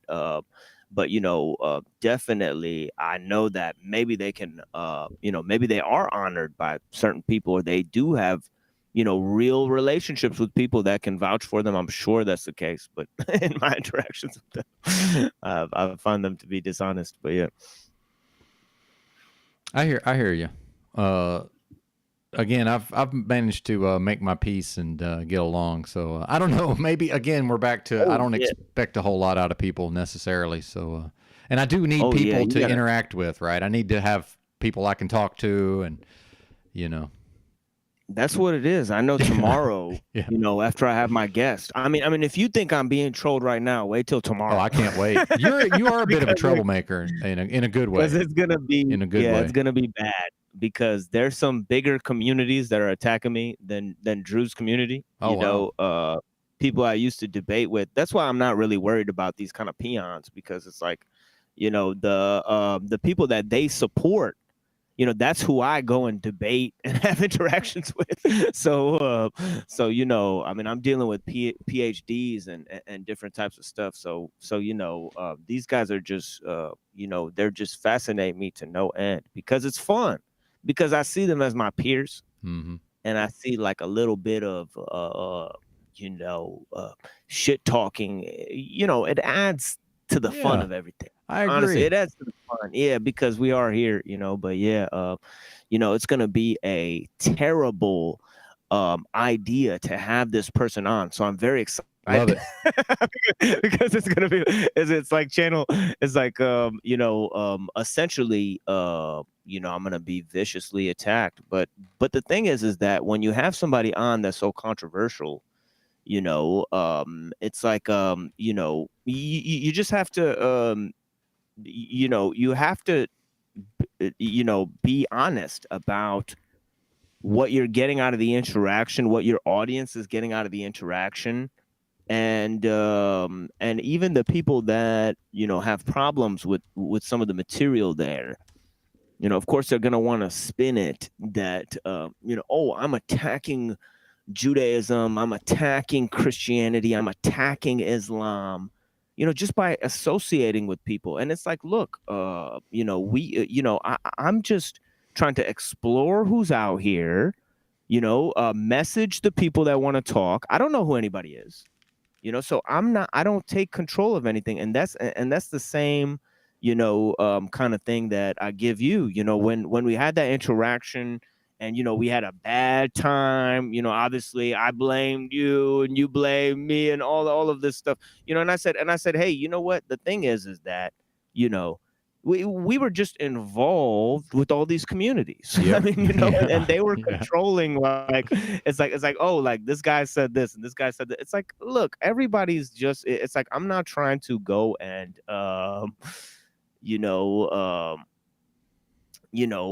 blame anybody, and that's the problem is that people won't consistently troll me, because I welcome the trolling, and I wish I won't do that. I try to make it seem like I am really upset so that they'll keep on going, but the thing is that, I can only put up the charade for so long, and there are prominent guests and ideas that I do want to cover. So, at the end of the day, there's only so much time for it, but the thing is that, I love the personalities, even the ones that are against me. Man, fascinating stuff. Fascinating, brilliant stuff sometimes, the type of, even I have to big up the type of trolling, talking about like my wife or like my baby brother or something like that is good stuff, because it's like I was likely to get upset at that, because my wife had just left me or something like that. So in my heart of hearts, I did understand what they were doing. So I was like, wow, this is interesting, because it's like, because I expected like an archaic type of expose, like, oh, this is the machine lies. He's he's working with all of these nefarious characters. He has all these nefarious beliefs. Who are these people? Are these people part of the occult? Who knows? Tune in next time, you know. But it was nothing like it was like this guy, he's crazy, he has wild emotions, he doesn't get along with his wife, he smokes a lot of weed. It's like what? It's like everybody knows that.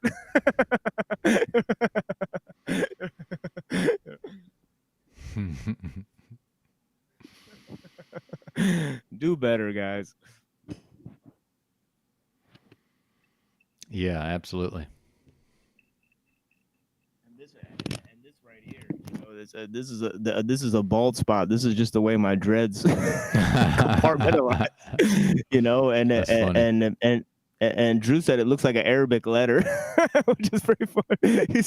He said, "What's that Arabic letter on your head?" I was like, "It kind of looks like a Christian cross to me."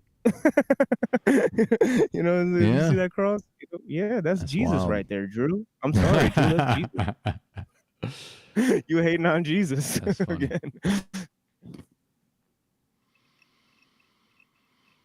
Well, now he's not even around much. You know, I miss him being around a lot. I was a big fan of his channel. I was probably the biggest fan of his channel for at least a couple of years. So, you know, I'm a little bit of a fanboy, but he's busy, man. He's a busy man.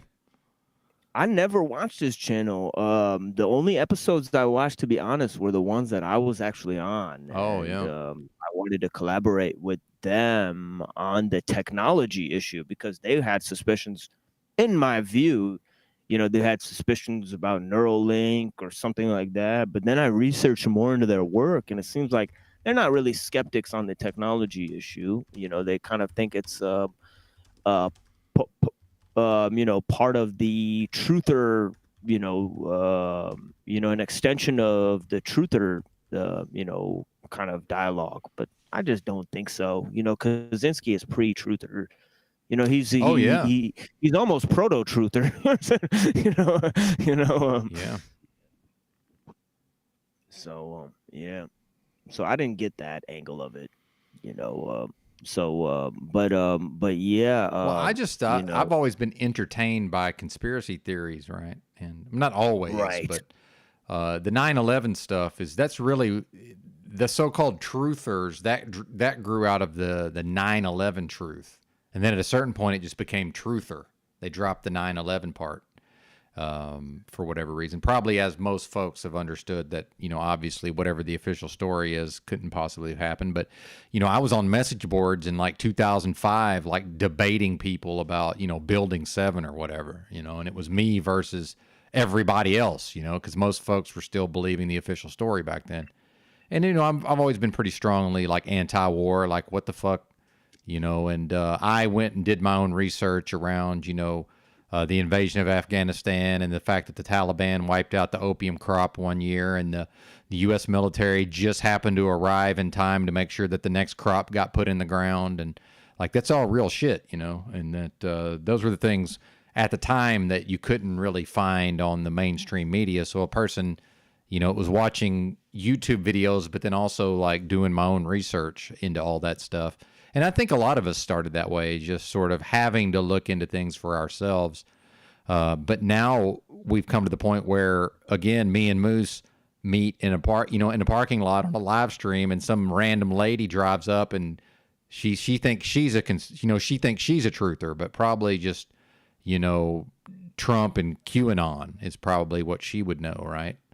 Because I mentioned like the Mandela effect. She didn't even know what I was talking about. And I'm not into that stuff. To me, it's entertainment, and it's neither here nor there, right? Some of it's interesting, some of it isn't. It's just, I'm amusing myself, right? Is what that comes down to.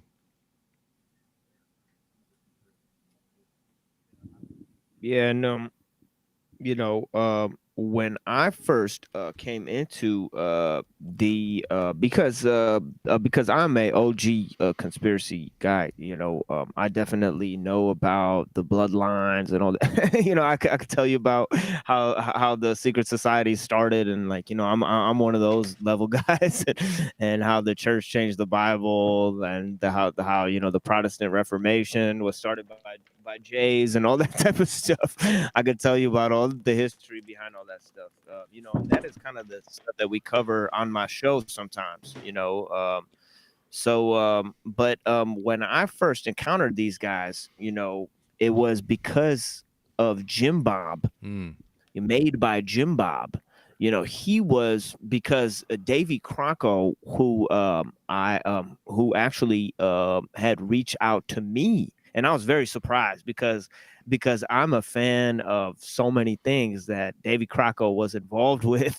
So when he just reached out to me like a normal guy, I thought, this is crazy, you know. This is David Crocco. I said, you know, I kind of like, first 2 times I talked to him, I was kind of like, man, I'm a huge fan of yours, because nobody else is talking about this QAnon stuff, you know, that he was exploring the dark, you know, what you're referring to, you know, that people who are truthers now are involved in a whole nother mess of conspiracies, QAnon and flat earth. And, you know, they kind of have this, you know, white hats in the government and all that type of stuff. They've been co-opted, you know, by the narrative, you know, or whatever. But at that time, they had, because I was doing debates, I'd done a prominent debate on Christianity, you know, I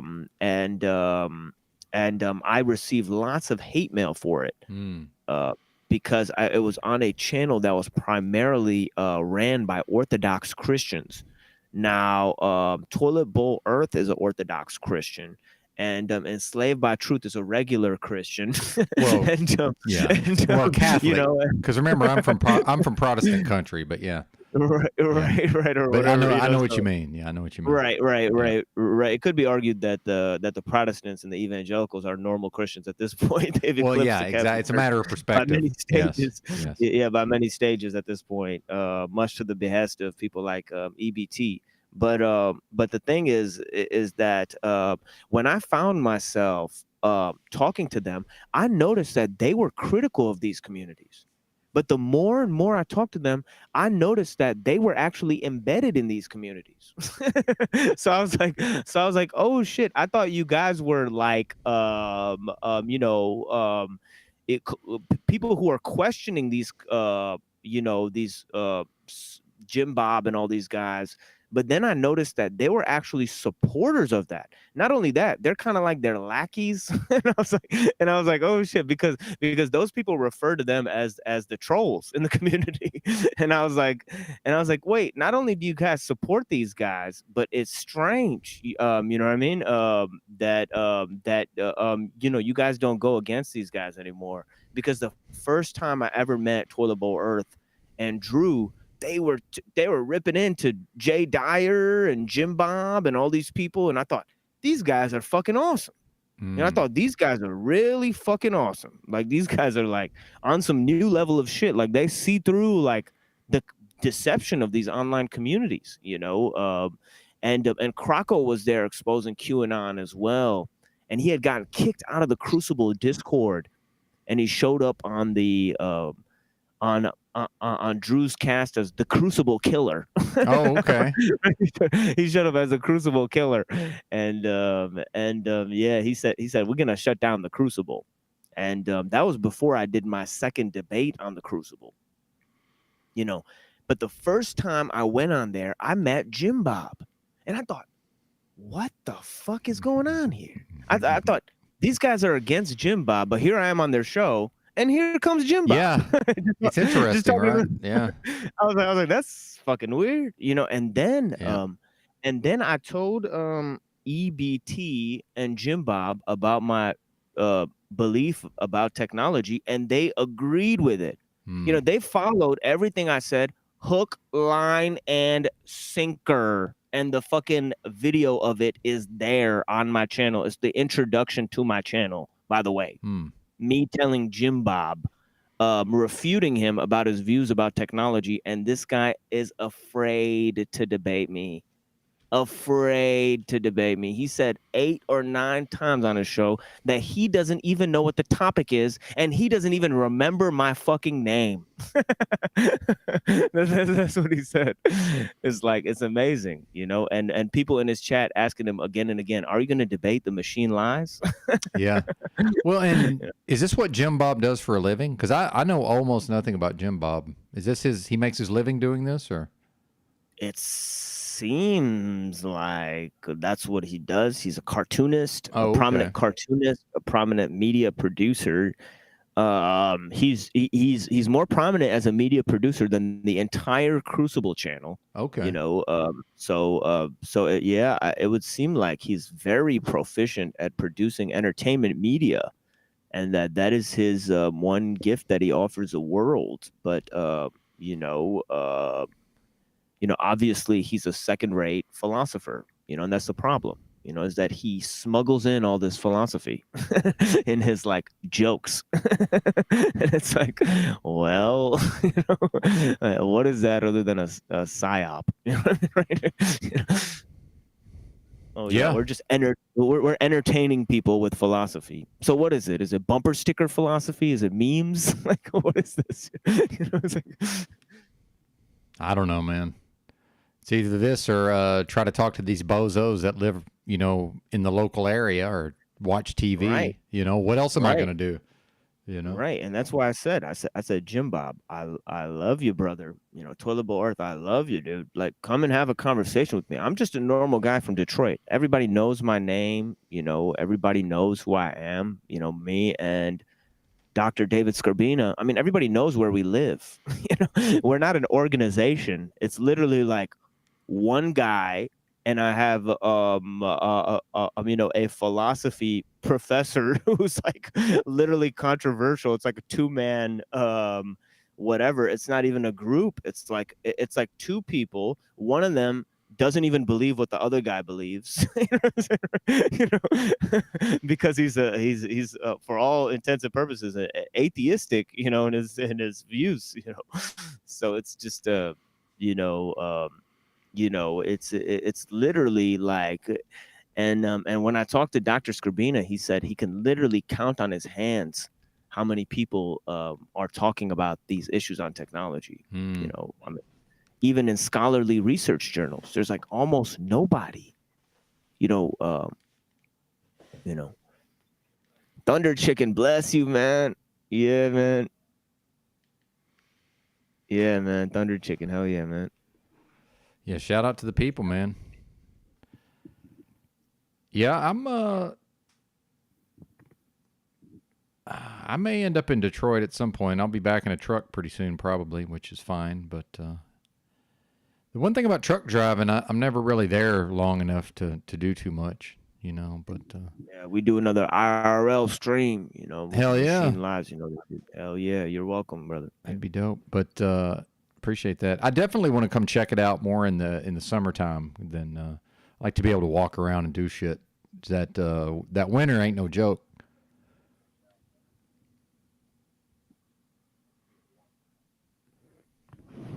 Yeah, it gets pretty just unbearable, out here, and I'm a man from the desert, so it just it doesn't work. I get eczema, really. It's ashy, Well, and then Detroit, my understanding is it was in such a state of collapse that I think it's sort of seems to be experiencing something of a revival, from what I can tell, anyway. So that seems pretty interesting. And I apologize. Oh man. To my audience, because I was supposed to be restreaming this. I go to my channel. I'll tell you what happened. Well, here is what the fuck happened? Yeah, that's my fault. See, I still. Oh shit. I'll tell you what happened is I still use StreamYard, but I don't. I start my broadcast through OBS. Oh, so it just won't let you restream. I get it. Well, it's because so you actually have to go live to restream. I see. Okay. You have to go. I have to go live through StreamYard in order for you to connect to my StreamYard. If that makes. As far as StreamYard's concerned, we're not live at all. Yeah. Oh, so Yeah. I should have. So what I should have done is You turn on my channel and then share the screen. Yeah, that would have worked. Yeah. Yeah. So, so next Friday I got you guys. I'm sorry. Yeah. I didn't understand. My bad, homies. Well, and some of this stuff, we're all just figuring it out as we go along. I anyway. didn't even know. Yeah, I didn't know any better. Yeah, sorry about that. Well, and I didn't know to tell you, but now I do. Because at a certain point, I noticed that you hadn't started yours, but then I looked over and you're connected to mine, and then I was like, oh, I haven't gone live yet. That's because I'm not going to, because I did it through the yeah, that's a weird thing. I am connected through the to you. OBS. So I was just assuming I'm there. I was like, what? I was like, it says a connection. Yeah, I know, man. It's a little bit counterintuitive, but I need the OBS to have the cool sound effects. So that's how that goes. Thank you, VC. Yes, I've gained 25 pounds.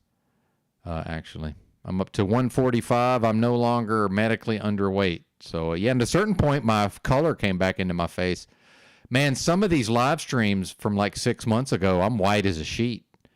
And, I've always had like white skin, like my arm, my legs or whatever, but to have just no fucking color in my face was very just bizarre. But yeah, I guess I'm going to be here for a while, whether I want to be or not. Nothing changed. There's been healing, man. Our bodies heal. Yeah. Yeah, Skeletor. Look at this, Hoppins. Look at that. What do you know about that? Dude, I didn't have any love handles a few months ago. I had nothing in my love handle. 48 years old, there was just nothing there. Now I got a couple of inches back in the love handle. Yeah. But yeah, a lot of fruit, a lot of papaya, a lot of watermelon. So I'm actually cutting out the fruit now because I don't... The last 5 pounds is just... That's a new side of you, brother. What's that? Oh, no, I said that's a new side of you. I'm glad to see it, putting on a little weight there. Yeah. Good. Yeah. And I was fat in a former life. I was quite overweight. In my 20s, though. But yeah, it's been a long time ago. But yeah. Yeah, that was weird. Yeah. Yeah, lots of things are weird, JG.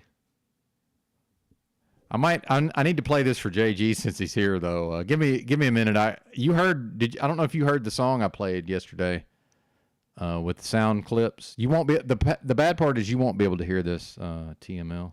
Or actually maybe you will. Let me see if I can figure something out. I don't think you will though. That's the only drawback of the way I got this set up.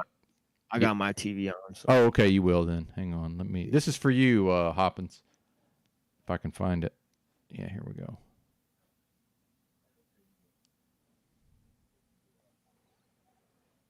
Where are we at? Okay, never mind. Yeah, this is for you, Bubba. There's a guy that wanders around this area that I frequent. He actually lives in the bush across the street. Correct the record. Honestly. Fuck around and find out. Okay, Mitch. She got this email and it says, I'm the suspect. My mom's involved with some shit. She knows some people. He actually lives in the bush across the street. I'm the suspect.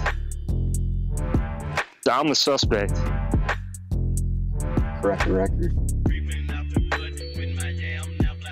I'm gonna buy land. I'm gonna make JGville. I'm gonna have my own fucking ranch. He actually lives in the bush across the street. Honestly. Fuck around and find out. Fuck around and find out. I'm gonna buy land. I'm gonna make JGville. I'm gonna have my own fucking ranch. He actually lives in the bush across the street. Honestly. Correct the record. My mom's involved with some shit. She knows some people. It's fucking crazy, man. Somebody tried to set me up with the FBI.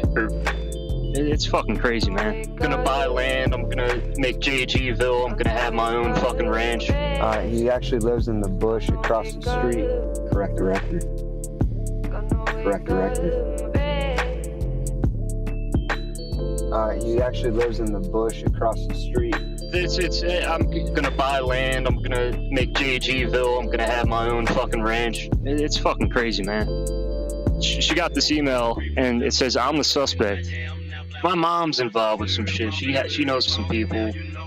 I'm gonna buy land. I'm gonna make JGville. I'm gonna have my own fucking ranch. He actually lives in the bush across the street. Correct the record. Honestly. Fuck around and find out. Okay, Mitch. I'm gonna buy land. I'm gonna make JGville. I'm gonna have my own fucking ranch. He actually lives in the bush across the street. Hey, you got a gun, Mitch? Fuck around and find out. That's cool, man. Fuck around and find out. Hey, you got a gun, Mitch? Fuck around and find out. That's cool, man. You come to my house during Christmas time, it might be the last thing you do. Fuck around and find out. Fuck around and find out. Somebody tried to set me up with the FBI, or I'm the suspect. Yeah, you got a gun, Mitch? Fuck around and find out. That's cool, man. You come to my house during Christmas time, it might be the last thing you do. Fuck around and find out. Fuck around and find out. Fuck around and find out. That was Beats by our boy TBE. That was featuring Mitchell and JG. Yeah. Hoppins doesn't like it, but that's all right. Maybe I'll do a better version at some point. We'll see.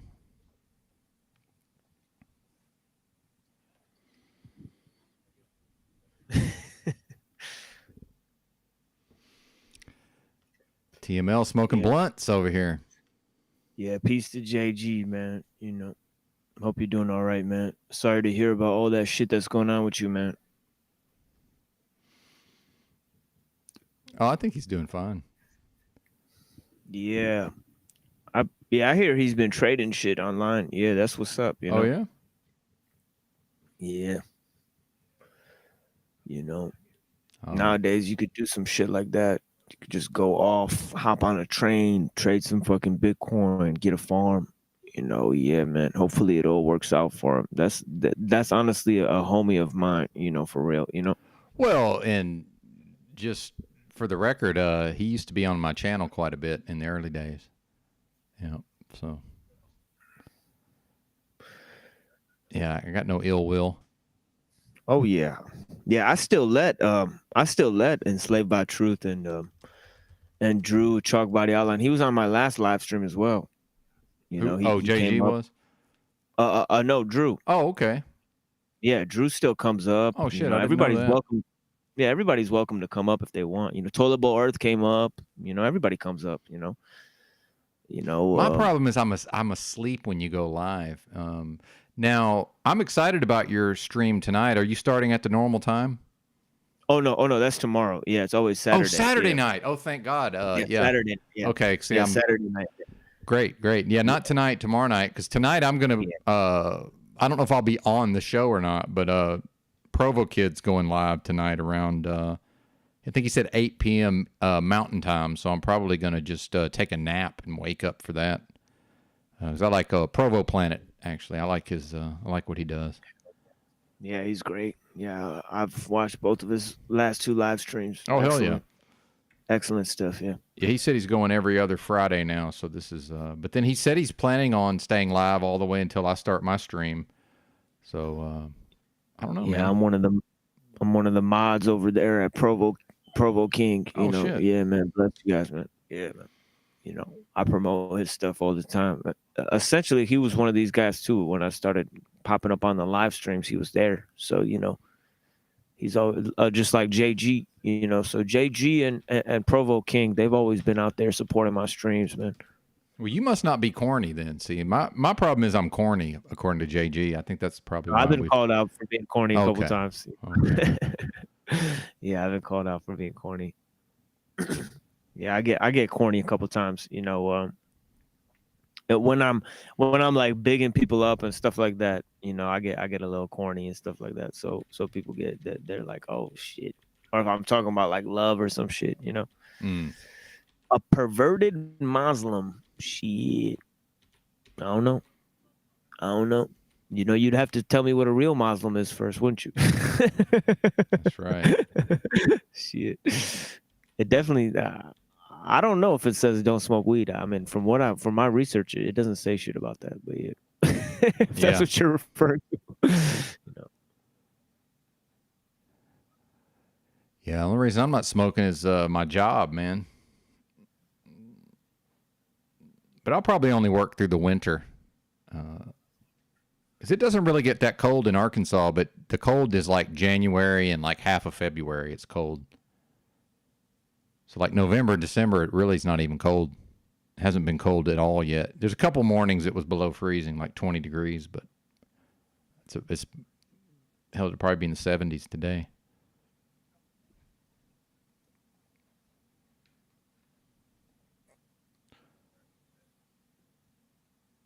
Yeah, I forgot about his Provo Kid. Provo Planet's his main channel, but it's still at Provo Kid. But Provo King is the backup. So, hang on. Provo Planet, Provo Kid, backup channel. If anybody wants to subscribe. Oh yeah, and we got Steve coming up tonight. Fired Up Fridays on Steve's channel. Yeah. Oh, bless okay. you, Steve. Yeah, I need his channel in the. I don't have him in the list either. Eventually I'm going to have a comprehensive list of all these channels, but I only have about half of them now, I think. Yeah. So I'm glad you reminded me. I'll drop it in the private if I can find it. Oh, I got it. I'm on it right now. Oh, for sure. Yeah. Yeah. Yeah, that's one of my favorite shows as well. Bless you, brother Steve, for coming out here, man. An American hero. There you go. That's what's up, man.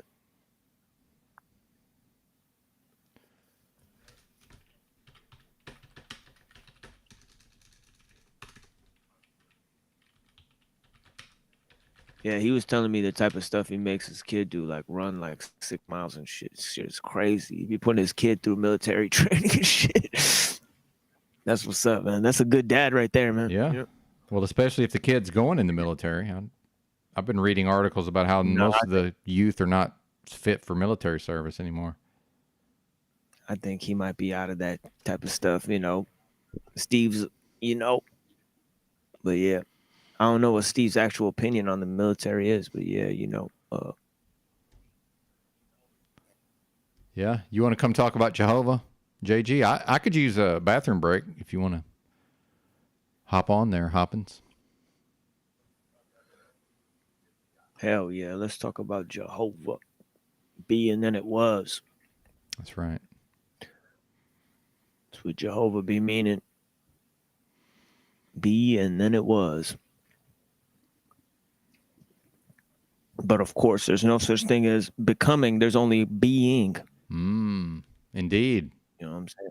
I do know what you're saying. You know, change is an illusion. Nothing new under the sun. That's why we reject progress. You know what I'm saying? It's easy. It's easy. It's math. You know what I'm saying? 1 + 1 - 1 = 0, folks. So shit. You know?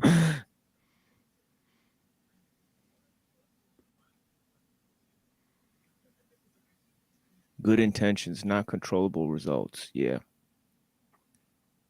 I feel that. But that's how it works with all large-scale technology. You know what I mean? You know, but that's why they say road to hell paved with good intentions. But yeah, go. Benton, you were about to say something. Yeah. No, I'm just looking at the chat. It ain't no big deal. All right, I'm only going to drop this if you're actually coming up, JG. So I'm trying to avoid the free for all. So link is JG only. Is Hoppins only.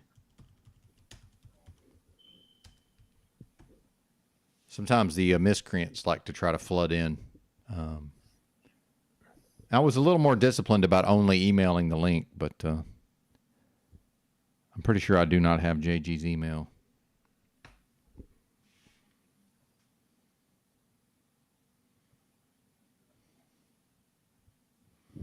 And at the risk of seeming rude, as soon as I bring JG on, I'm going to let you talk to him if you don't mind. I need to visit the restroom, but I'll be right back. Yeah, for sure. Appreciate that. Yeah, if you ever need to step away, just let me know. You know what I'm saying? And I'll fill in the blanks there. You know, that's how I'll be doing. even if I'm on the show with other people, it's not my show. I care about that shit. You know Yeah, what I'm saying? thank you, man, and vice versa, by Yeah, the way. And oh, I can yeah. pretty much just come on a panel and just talk. If you just need somebody to come up there and talk for a few minutes, I can just talk about something, right? Yeah, I mean, we have pretty much same size audience. Otherwise, I'd but if my audience ever grows to like 200, and you feel like Oh, hell presenting yeah.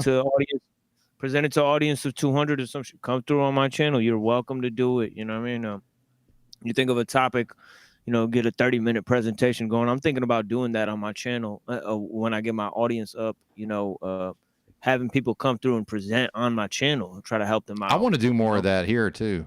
Actually, you did it, and then Yurt did it the day before. I definitely want to do more of that. Yurt's thing was magical. I was happy that went back and watched. I was like, damn, Yeah. that's a smart brother, man. Anybody who thinks that's not a smart brother, man, Oh, go yeah. fuck yourself. That's a smart dude, man. Yeah, and me and JG That were dude's both. We were day one on his channel. I'm pretty sure. And in fact, JG might have got there before I did. The original In a Yurt with Books channel. A lot of those chats, it was me and JG and like 3 other people. Yeah. Yeah, JG been on my show every single episode. So we've been out there every single episode. He's actually a recurring person on my show, as is a couple other people. I think him and Neurojack would be the most consistent. I've had him and Neurojack on ever since my first show. They actually usually have a pretty good rapport with each other as well. But you know, those are kind of my 2 dudes that have been on my show since the very beginning. I feel like and also, yeah. Well, sorry to cut you off. I feel like Neurojack needs to just tell everybody to kiss his ass and fuck off every once in a while. He already did a few times. Good. but yeah, Good. But yeah, And, I mean, I don't know who anybody is, but Links in the chat there, JG. Anytime you're ready. He might be trolling me, but who knows? Yeah, he's definitely trolling a little bit because I don't think he really want to talk about Jehovah. Because it's like, or at least that'd be funny if he did. I'm gonna let you hold it down for a minute if you don't mind. I'll be right back. I got you. Yeah. Yeah, man. What's going on, folks? And I apologize again to my audience, anybody who was gonna go. Well, obviously, if y'all are here, you know what I should do is I should actually take this motherfucking link and drop it into my Discord. So they'll come over here. Some of the people in my Discord will come over here because I'm about to give a little presentation here. Continuing on with what I was saying before. If you guys want, you guys will get up on that. Oh shit, I gotta sign into my Discord again. This is retarded. Yeah, but I'm gonna be out here for you guys. Yeah, but I'll be up on Discord, man. Look up to look at my show if you guys want to come up on my Discord. You know what I mean? And I'll let you guys come up in my Discord. You know what I mean? So you guys could actually have private conversations with me if you want in there. We could watch movies. We could do different shit. But yeah, there's a lot of people who I respect, like my friend Neurojack, who have been out there with me, and I don't know who's out there keeping it real with me, who's a spy, who's not a spy, what everybody is, what the fuck's going on. I just keep it. Yo, what's up, JG, man? I think Benton's masturbating to us right now. Yeah, that's what I'm gonna I do. gotta go to the bathroom real quick. Hop on, JG. That's why Drew won't turn on his stream, because he knows I'm gonna pull out my dick and balls on his next StreamYards. It's gonna be... but Ben might be jerking off right now. Don't come online, Drew, or else everybody's gonna see my cock. I'll wait till he's back to talk.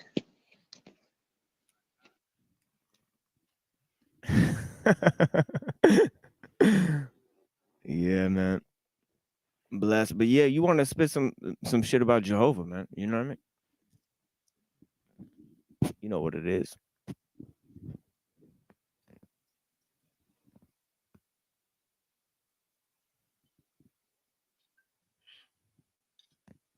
Bless you guys out here, man. Of course, LOL, TML. Yeah, bless you, divine spirit. Yeah, yellow cake maker. Much love, sis.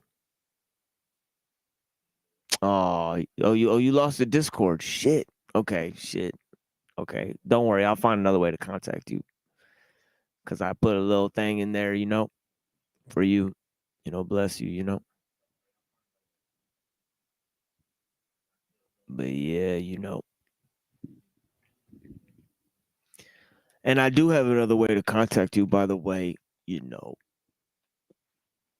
But yeah, bless you. I had a horrible experience with my wife recently. I don't know if you guys know, but Abby actually left me. It's sad, man. But yeah, it is what it is. I'm dealing with it the best way I can. Smoking a lot of weed. It is what it is. But of course, I try not to be too emotional on stage if I can. And shit. Y'all are not my, psychologists or whatever the fuck. But yeah, man. This fucking stage personality out here. Don't know what it is. I'm on the stage. Gotta put the monkey on the stage. Yeah, man. Yeah, I'm gonna text you today, my dear. Thank you so much. I miss you too so much. Yeah. Yeah, pray for Abby, guys. Pray for Abby. For sure. She's had a rough life, and I'm sorry if I made it any harder than it already was, but yeah, man, I've been taking care of that girl. For real, y'all better believe me. Been taking care of that girl 100%. It's hard to take care of somebody with paranoid delusions. I've had to clean up all sorts of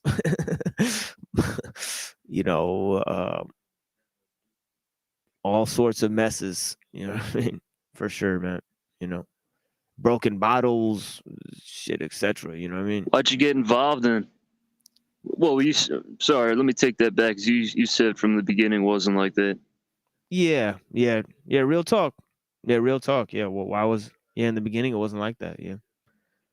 It kind of started happening like maybe 6 months into our relationship. I started to notice like some shit happening. And then almost a year into our relationship, it got really bad. Like I'm talking about like waking up screaming in the middle of the night and shit. Like bloody murder and shit. But yeah. But yeah, if I knew what I knew now, I mean, I wonder if I would have got involved. You know what I'm saying? For sure. Yo, Ben, what's going on, man? Are you really in the bathroom jerking off right now? Ben's chilling.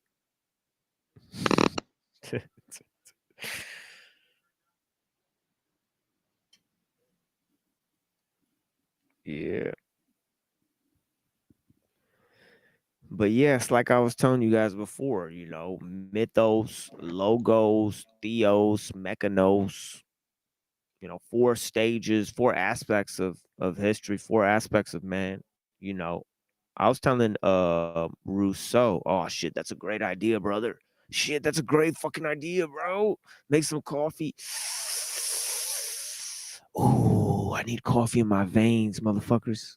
But yeah, okay, so mythos, theos, logos, mechanos, what it is it's 4 stages of history, really, if you want to look at it that way, it's 4 enveloping stages of history, but really what it is this Rousseauian concept. And I was trying to explain this to Grace Thorpe one day, but she too fucking dumb to like, I don't know if she was trying hard to collect her own thoughts while she was talking to somebody like me, because I'm not only smart, but I'm also beautiful, so there's that problem, what I mean, to trying to talk to me. But yeah, man, I was talking to fucking Grace Thorpe, trying to explain to this dumb fucking bitch, you know, these 4 stages of history through this quote by Rousseau.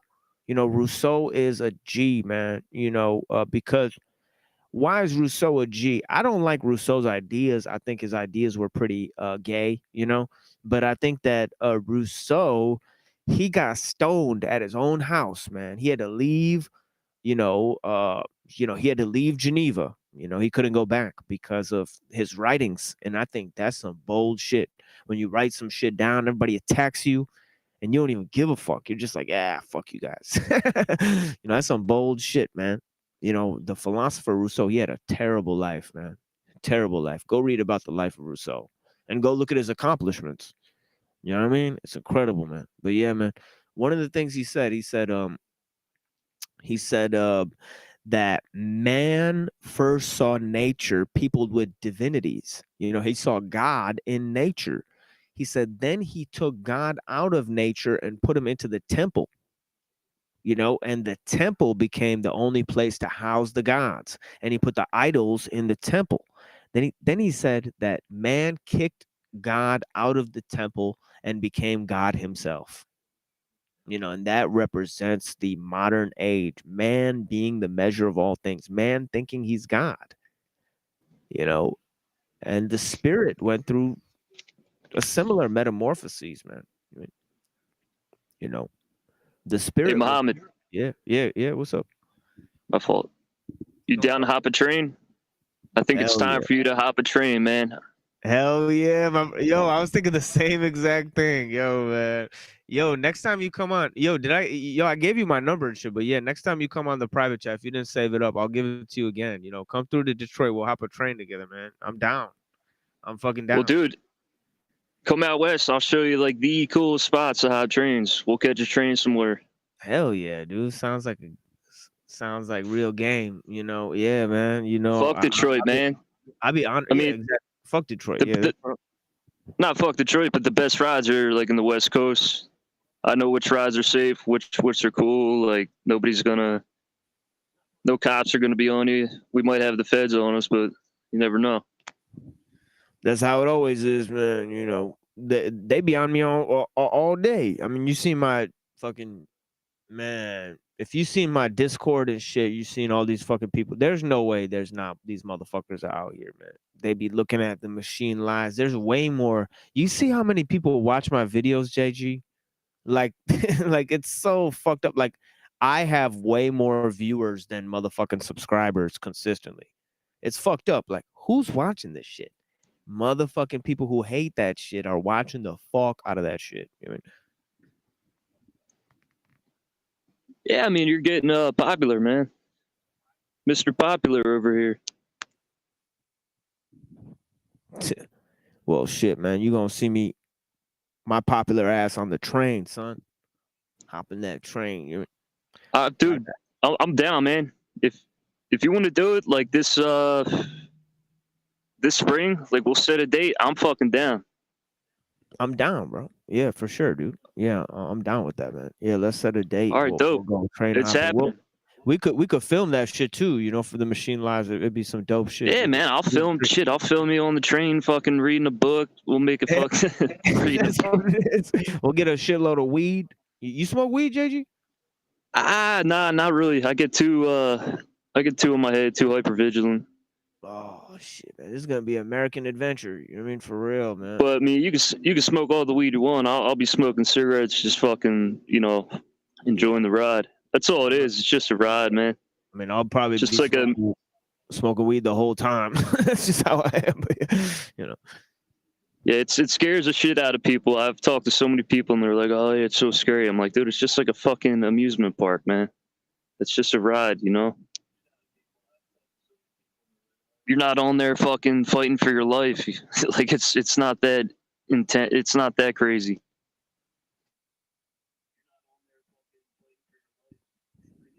Yeah, I mean, who's to say? I mean, to me, a lot of this shit is fate too. You know what I mean?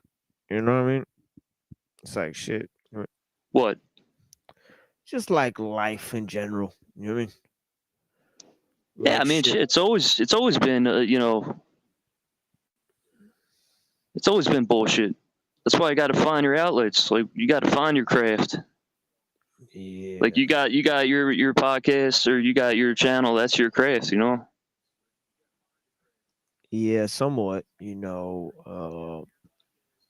for sure. I love writing though, that's for real my passion. Is There writing. you I go. should write more. Yeah. Every time I write, it always turns out fantastic, but I just don't do it. It's kind of gay, but yeah, the thing is that yeah, the thing I love is I love writing and I hate reading, and like I always have to read to write. I don't know why. It just seemed like and that's the same thing with me with producing these videos. Like I'll have to watch videos to produce them, not because I want to copy anyone, but just because I'm just like I just want to know like not say obvious shit that's already been said, obviously. So I just say like, oh shit, like let me see who said like what, so I don't like fucking repeat shit. I could just say, hey, go check this guy out that's already fucking said this shit. I don't have to keep on saying the same shit everybody else said. That's my shit. I want to be original or some shit. That's my fucking shit. Original writing. Where's this guy at, man? He's chilling. I seen him in the chat. He's around. He's chilling. Yeah. But yeah, you wanted to say some shit to him? He wants me and you can go. He's chat. Wait, you got cut out there. You roboted hard there, bro. Shit. What'd you say? Yeah, come up and he's fucking in the chat. No, bro, your shit's fucking up. But yeah, dude, your shit's fucking up a little bit. I don't know what it is. You might be in a weird area, but yeah. Yeah, JG, I'm sure he'll come back, but he got roboted, get some technical difficulties out there. But y'all heard what I said about logos.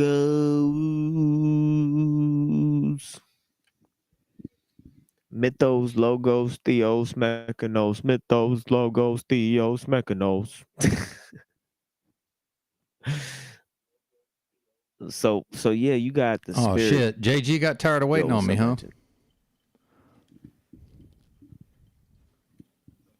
You got the spirit, Did JG get tired of waiting on me, I guess? Yeah.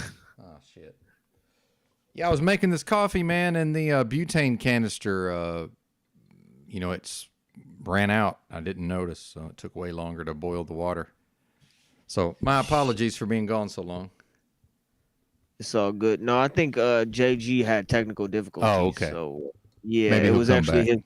his phone was roboting out, so he might be back in a minute. But okay, yeah, cool. Yeah, he was waiting for you to come back. Yeah, though. I heard him Yeah. through the headphones. He's like, "Where's this dude at?" I was like, "Oh shit." Yeah, and then his shit started like getting a little fucked up. Like he kept coming in and out. But yeah, I'm sure if he hears it back, he'll know what the fuck was going on. Yeah, y'all were talking about the train riding, I think. Sounded like it. Oh yeah, and that's the thing is that although my wife's gone, I get to like travel. You know what I mean? At least Hell yeah, dude! I love traveling. Or I used to. Yeah, divine spirit. You didn't know that last one. Yeah, that's because the term mechanos, I think it's made up by a philosopher. Yeah, I'd never heard it, But yeah, actually. Yeah. it's not an old term, but techne is, as I explained on Benton's show, my poop smells like potatoes, and that is the title of the show. If you guys are confused, the title My of the poop show smells is like My sweet Poop Smells potatoes, Like- yeah. Oh yeah, my poop smells like sweet potatoes. That's right. And I talk about the term technology, techne logos. Crafting. The application of skill or craft.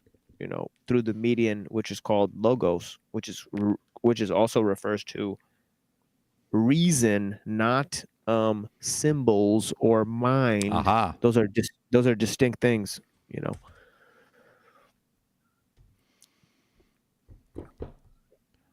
Because people think logos, people think, oh well, that's like symbols. you know, but no, it's much broader than that. If you were a sophist, it would be just symbols. But if you were a Platonist, it would refer to reason itself, you know, which is not relegated to human experience alone. No, Plato thought that reason came from on high. You know, it came from a ethereal realm, if you will, you know, and that's why he was a dualist, as I explained earlier, you know. Well, maybe if you believe, maybe we are just spewing shit there, Pistolero. Who's to say we're not? Perhaps. What defines being satanic?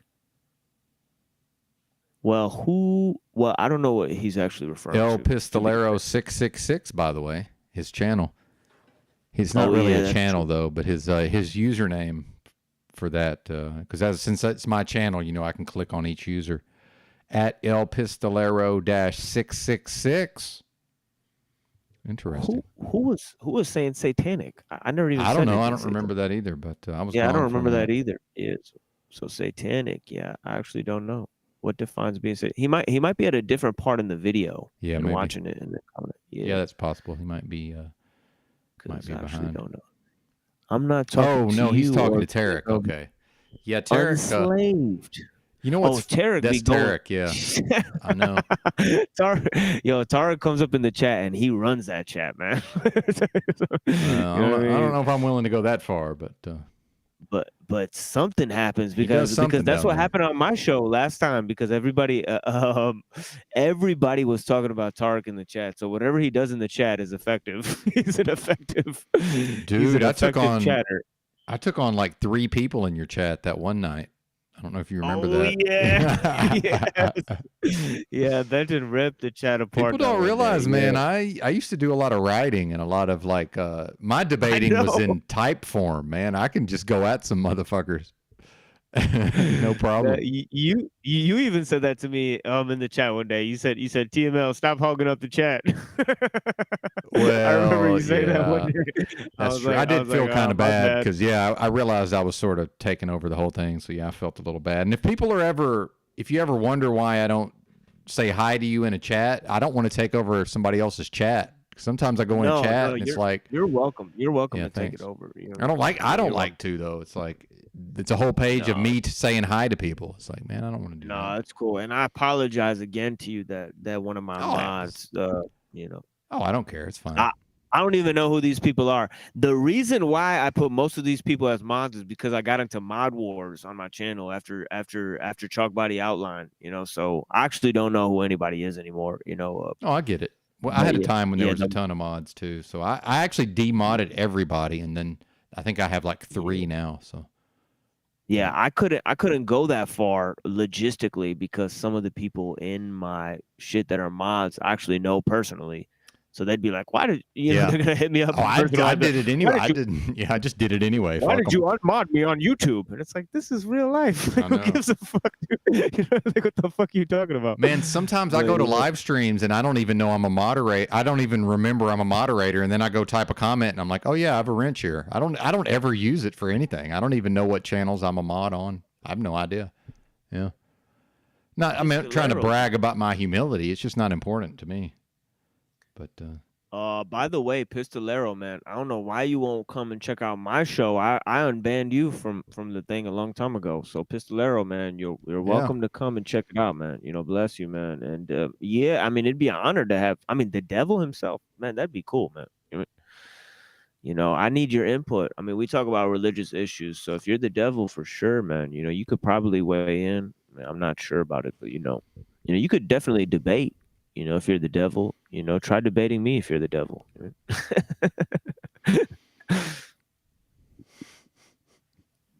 And Tarek was trying to give me shit about holidays. And Tarek, do you not know that I grew up, my parents were Jehovah's Witnesses? I didn't have holidays, man. I don't like holidays. I'm not into holidays. Yeah, I knew about all that. I knew that holidays were fucked up since I was a little kid. Any thought on holidays, TML? You know, we are approaching the season. The holiday I mean, season. I was picturing like a boxing match between HMFIC Steve and Tarek. That'd be interesting.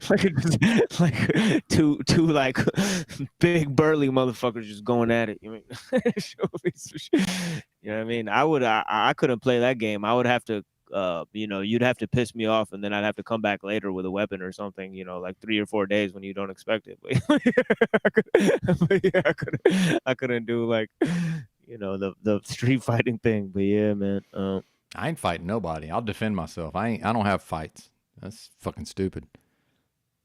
In my world, anyway. Some people like to fight. Yeah, but the holidays thing, you know, on the holidays thing, I mean, you know, I mean, it is what it is, you know. I mean, I got a quote by Kierkegaard, you know, that I use, you know, if people want to celebrate holidays, you know. I mean, I think it's what people, you know, like it's the, you know, like every little brown kid knows. It's the Christmas spirit, man. You know, I mean, you can't deny it. You know? Yeah. You know, it's you know, it's something magical about white people. You know, it's it is what it is. You know, it's white people magic. You know, Yeah, and, there you go. What's and that I movie? like it. That one movie. It's I forget what it's called. The movie is White People Magic. Fuck! I'll have to look it up. Something's happened to my brain, man. In this illness and all the drinking. I don't drink anymore, folks, but I almost drank myself to death at a certain point. Get that hemp milk. You know, hemp seeds. Oh, yeah. Get the hemp yeah. seeds, crush them up, take them, and some MCT oil. Oh You know yeah. what I mean, and some choline. You know, get it naturally sourced. Yeah, I take get it all plenty together. of that. Very important. Yep. Yeah, you'll get going there. That's Oh, yeah. oil for your brain. Oh yeah. You know. Well, when I'm truck driving, I can buy all the lion's mane mushroom and all that cool shit too. Oh yeah, I was That's on all great of for that your nerve health. when I was truck driving, but now I'm just taking the basics. Yeah, I was giving that to my wife as well. Help her with her anxiety.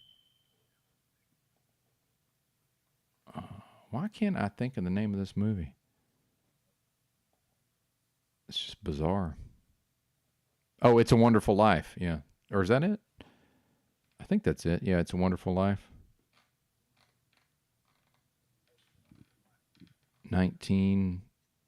46. That's it.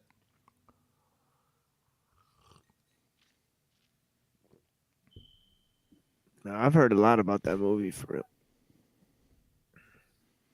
Yeah, it's White People Magic. An angel is sent from heaven to help a desperately frustrated businessman by showing him what life would have been like if he had never existed.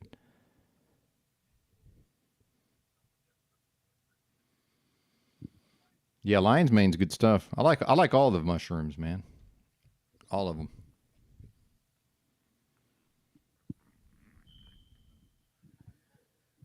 Yeah, cordyceps, lion's mane. I got Reishi, whatever that is. Oh yeah, reishi. I put that in my food, and I put maitake, shiitake, wood ear mushrooms. You know, you guys know about wood ear mushrooms, oyster mushrooms. You know, they grew oyster mushrooms on potato bags, with human hair in it, and it sucked up the fucking oil spill. It broke down the oil. Yeah, I heard you spills. talking about that. Well, don't sleep on some this crazy- stuff either, man. This is the little bottles of ginseng. Oh yeah, Love this. yeah, those bottles of the shit. And yeah. I've tried a bunch of different kinds of ginseng. This is my favorite. Yeah, The that's how I fucking gotta little get on. individual bottles. Yeah, Yeah, one a day. pretty soon. Pretty soon I'm gonna stop smoking weed for a little while, just because I smoke all day, every day. So I think that's a bad sign. I think anytime I get to that level, I should probably quit for a while. But yeah, you know. And people are asking about the smoke detector. I'm pretty sure the wiring's all fucked up because it just comes and goes, but it's not in my room. It's somewhere else. But there I was can't even hear it. Yeah, it's not like, you know how when somebody's battery's out and it does it on a schedule? This one just does it whenever it wants to. Like, it'll go hours and you won't hear it, and then it'll beep a couple of times. But there was a bunch of people in here like a couple of weeks ago working on the wiring, so I think that it's some kind of a wiring issue, but I have no access to fix that. There's nothing I can do. Yeah, it's just how it is.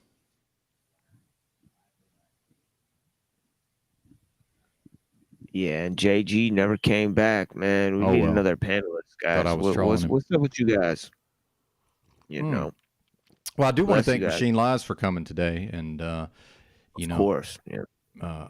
you don't have to hang out any longer than you want to. I'll just put that out. Oh there. no, I'll be Yeah. here. I'll be here for a few hours on Friday morning, guys. So bless you guys, man. Thank you for having me. You know, and when I get it set up next time, it'll be part of my show. So it'll Hell be yeah. just Friday morning at Benton's or whatever. You know, as long as he wants me here, as long as it corresponds with your schedule. Yeah, you know, I man. got your back. And even with the truck driving, I can still be on the panel. I might just be driving the truck, if that makes sense.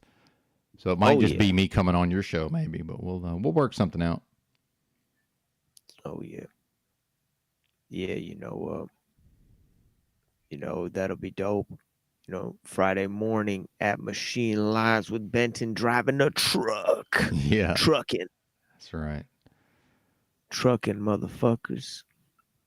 I like the actual driving part's fun. It's the dealing with all the other bullshit I'm not a huge fan of. Oh, I bet. Yeah. So yeah, I'll probably only work a few months and then try to figure something else out. I'm gonna have to figure something out for long term for income, but it's a good problem to have. Yes, same here. You know, some big has got to happen, you know, in terms of my income. But yeah, you know, I'm not really too worried about it. If I really just died tomorrow and I left behind like a 400-page book, I think I'd be pretty satisfied. You know, I made a bunch of videos. Like, I'm actually good to go. I wouldn't be like, oh shit, you know, my wife, like, oh, what about her? You know, is she gonna be okay? She left on her own. You know, like what am I gonna? You know, I mean, I can't, you know, take care of her. I mean, she ghosted me, for Christ's sake. So the thing is like, you know, I can't worry about that. So I'm just like, I'm on some shit where I'm like, yeah, I mean, it's not dark or anything, guys, but yeah, I'm ready to die. I mean, I'm not like interested in sticking around here, you know, if that makes sense. But yeah, Well, I am as head long as doomer I in do- charge, so yes, it makes total sense. Yeah, as long as I do stick I'm around. trying to get I out of mean, here, shit. honestly. Be honest, I'm Oh, trying to get shit. up out of here, but not I mean- artificially, right? I can't spiritually. It's not an option, so I must see it all the way through. Whether I want, I thought I found a loophole with the drinking, but it turns out that was not a loophole at all. Yeah, I'm always practicing going like twice hard with half less. You know, and really the only thing Yep. that took me out of that program was making sure that my wife is, you know, satiated and satisfied and, you know, living the type of standards of life that she wanted to live. But for me alone, Oh yeah, I don't you know, need hardly who- anything.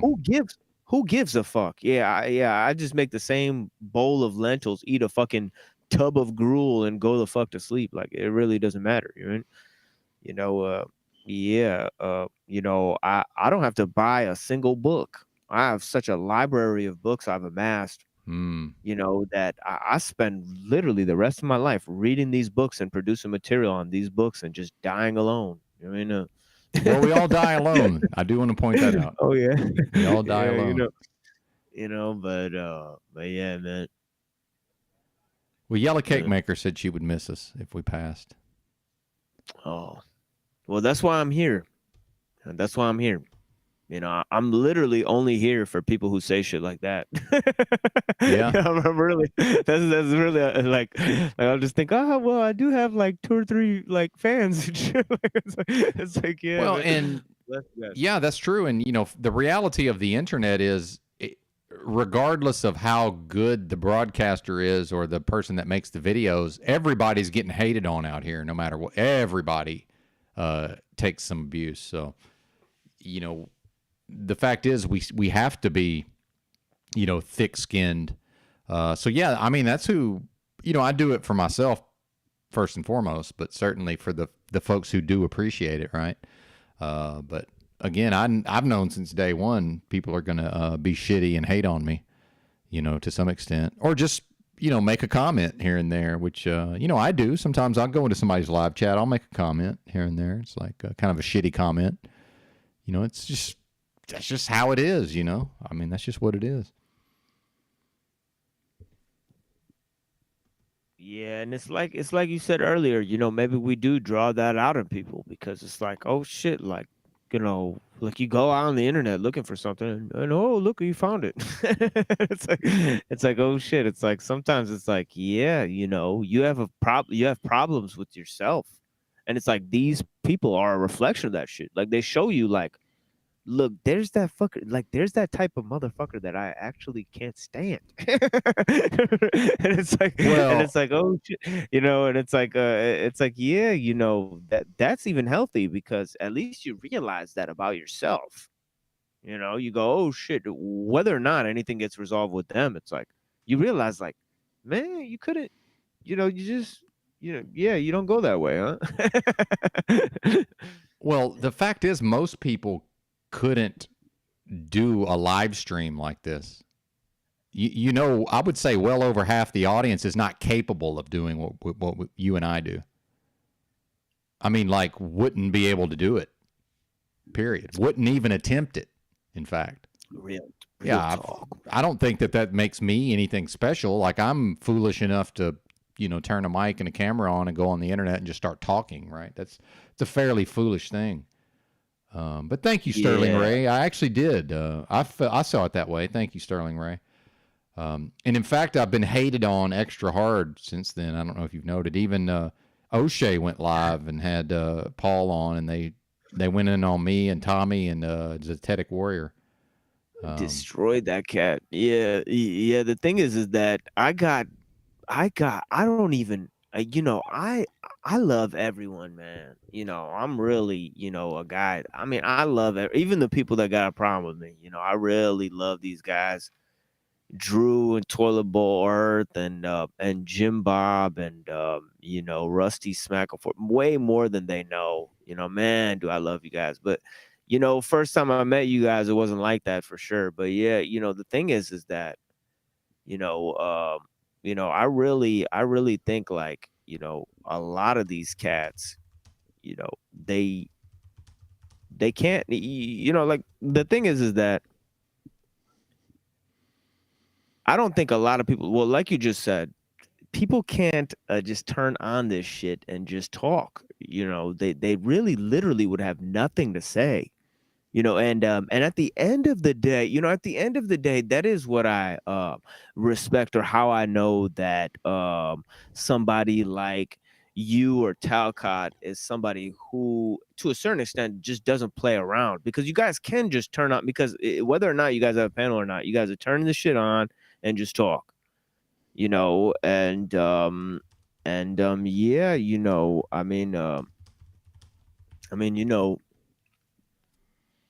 I totally lost my train of thought. No, I know what you mean there.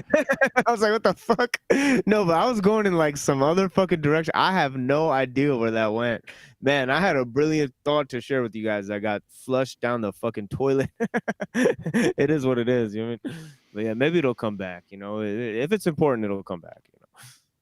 Well, and I don't have my creativity every day, right? So this was one of those mornings I woke up, I had nothing. Just the creative part of my brain was not functioning. And other mornings I wake up and I'm just having ideas or, epiphanies after epiphany after epiphany. So it's kind of funny how that works. So I'm glad you came on today. I don't know. I'm sure I would have still done something, but I don't know what it would have been necessarily. Yeah, I got your back. Yellow Cake Maker. Yeah, I think the reason why Toilet Bowl Earth hates me and you is because of me primarily. I think it's because I antagonized him on the issue of Christianity. And yeah, I mean, it's okay though. He's a big boy. He can defend himself. He can defend his life view. If this is something you follow to the death, it shouldn't be a problem. You know what I'm saying? because if you're defending something to the death, you really aren't concerned with failure or victory. Why would that matter to you? And definitely the things I feel passionately about, I'm not worried about failure or victory in those things. I'm not worried if I stand by my wife, if she comes back or not. You know what I mean? Because I stand with her. Like, I've already made up my mind. It really doesn't matter, to a certain extent. So yeah, thank you for noticing that I'm in a good spirit, a better spirit today than before. Chuck, man, bless you, man. Thank you. And real quick, Tarek, you got to offer me something, man. I don't just do things out of nowhere. And I like challenges, but it has to be multiple people doing the same challenge, right? So I don't just willy-nilly do some shit. You got to give me something. There has to be something in it for me. Why would I do that, right? It makes no sense. But yeah, if there was a challenge where, me and a group of people are all going to, do a thing, right? And then determine who the winner is. Like, I love those kind of things. But yeah, I could just not go live for a week. Who cares, right? I was gone for like 3 weeks, In fact, at one point, I challenged Drew to 90 straight days of content. That was a while back, yeah. And it never happened. EBT, he attempted it. But I'm pretty sure I've done 90 days at a certain point. I'm pretty sure I have. Although I might have missed a day here and there because it wasn't my intention, But yeah, I love all kinds of challenges. But I think I'm pretty sure Paul probably is in favor of me restreaming his content. I'm assuming. I think that's what I was gonna say. I was gonna talk about the Paul and Slave character. Oh yeah, because because I was talking about how much I love Drew and all those guys. Not love them as in like they're my homies or anything. High regard. I actually don't. High regard. Yeah, I actually don't respect them in that capacity. Oh, yeah.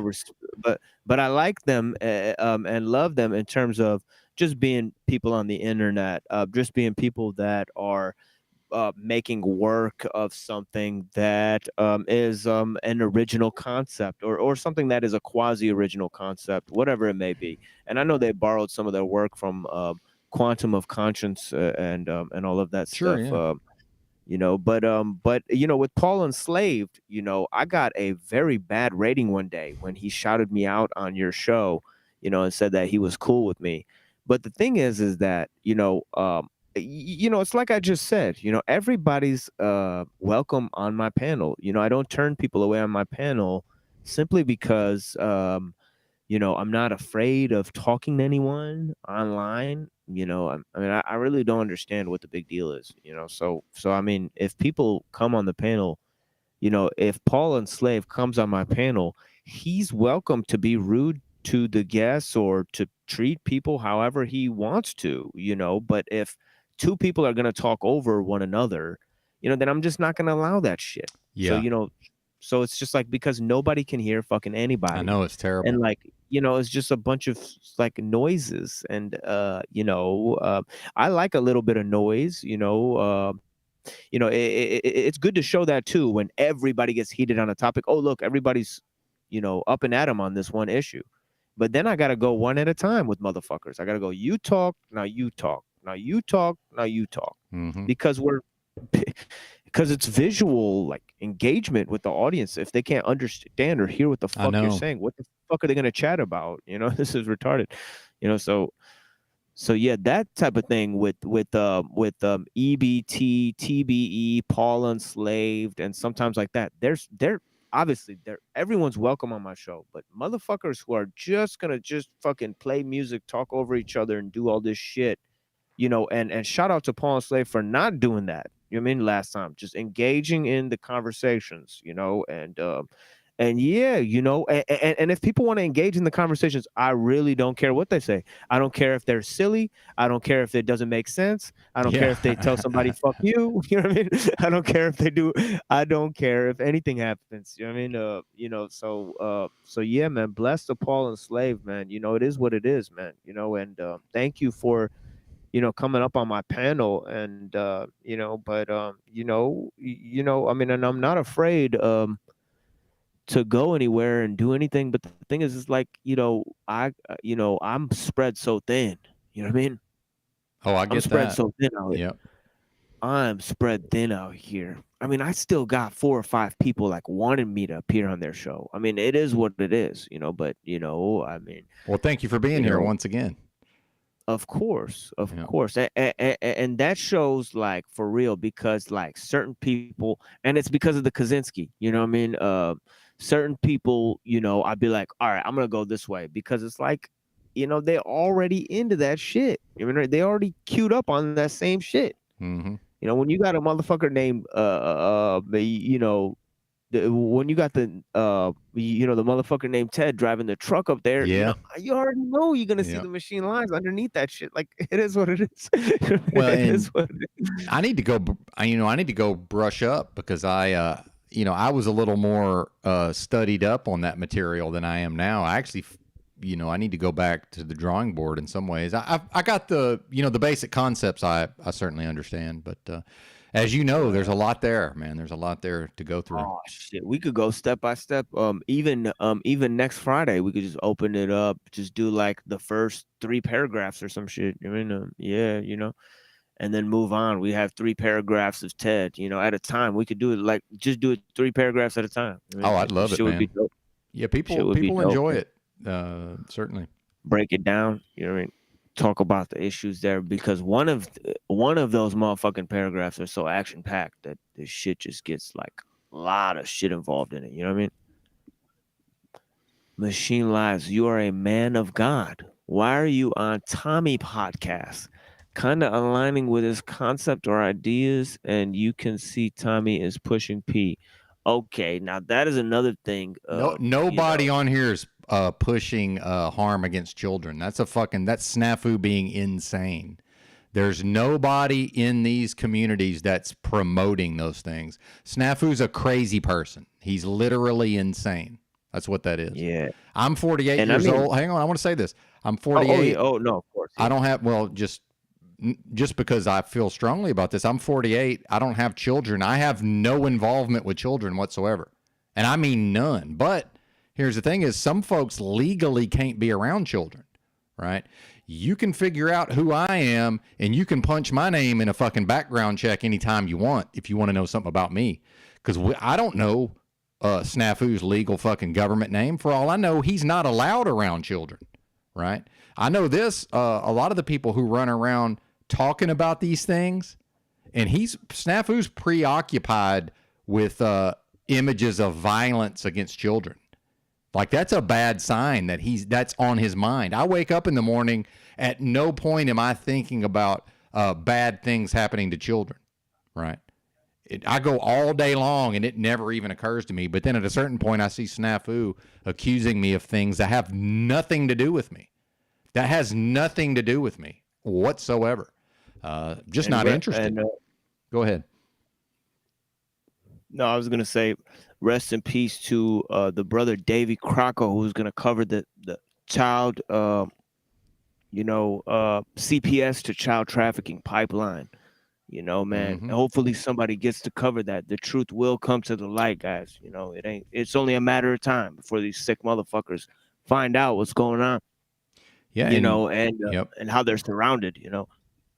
And I'm sure stuff happens in Arkansas, but I'm here to tell you, man, compared to other states, Arkansas don't play that shit, man. We don't fucking play that shit. It's a bad time for people who are preying on children in this state, I can assure you. And this ain't California. This ain't California where they're running out of money to put people in prison. Motherfuckers are going to prison in this country, in this state, and they're not getting out when they're doing those kind of things. But yeah, it goes back to what I was saying before. They all, I'm gonna have somebody on my show tomorrow night. It's gonna be controversial. No, I don't agree with everyone on my panel's views on everything. No, that's just what it is. So I mean, you know what I mean? And Tommy's came to the show many times. You know what I'm saying?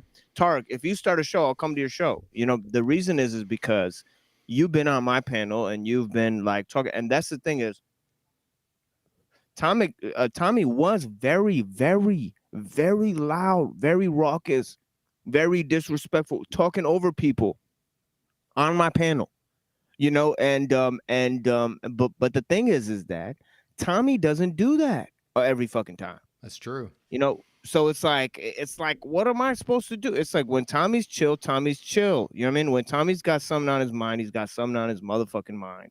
You know, so like, you know, and I'm just an open forum for that shit. Now, I had a lady come on my show last time that Tommy called Hoax Wars Gam Gam. Just for having this lady on my show, just for having this woman on my show, somebody sent me a Twitter message saying they're going to report my channel, that I'm having serial harassers, serial doxers on my show. I'm giving a platform to these people. I have no idea who these people are. You're telling me some fucking old lady has fucking troll networks and that she's mentally ill? I think it's unlikely, but I mean, I'm not ruling it out, you know. You know, maybe Tommy's the worst person in the world. Maybe Tommy's the fucking devil. Maybe I'm the fucking Antichrist. You know what I mean? Maybe I'm the son of perdition, attacking Christianity. Look at me, toilet bowl. It's me, the son of perdition. You know what I'm saying, right? And it's like, yo, man, nobody's anybody. And, you know, nobody's anybody. Tarek's kind of making my point here. This is what I was talking about right before Machine Lies came on at the top of the broadcast is, you know, the only way I can really prove that I believe in freedom is to grant that to other people, right? I have almost no expectations I'm not here to hold people accountable for their behavior, right? Everybody gets to do whatever the fuck they want under freedom as long as they're not directly hurting people, right? So whatever Tommy chooses to have for his icon has nothing to do with me, and I'm not interested. I don't know what the fuck that is on TML's background. Don't care. Don't know, don't care. Whatever that is, whatever that represents, I'm fine with it. Whatever it may be, because I believe in freedom. I'm not here to say, hey, man, I'd love to have you on my channel, but I'm going to need you to change that fucking graphic, right? It's a troll. Yeah. You know, just like the name, the Machine Lies. Give a shit what troll. It is. As long as it's not illegal, I don't give a fuck. That's called freedom, sir. That's called the only way I can prove I believe in freedom is to make sure I extend it to everybody around me, meaning I'm not going to try to police these people's behavior. And I'm shocked at how much behavior policing I see in these communities. It's astonishing. And it's embarrassing and shameful. It's shameful when people think they're free and talk about standing up for rights and freedoms and try to prescribe behaviors to other people. If you don't like what I'm doing, too fucking bad. Put your big boy pants on and deal with it. Do you think coming and talking to me about it's going to help? You kidding me?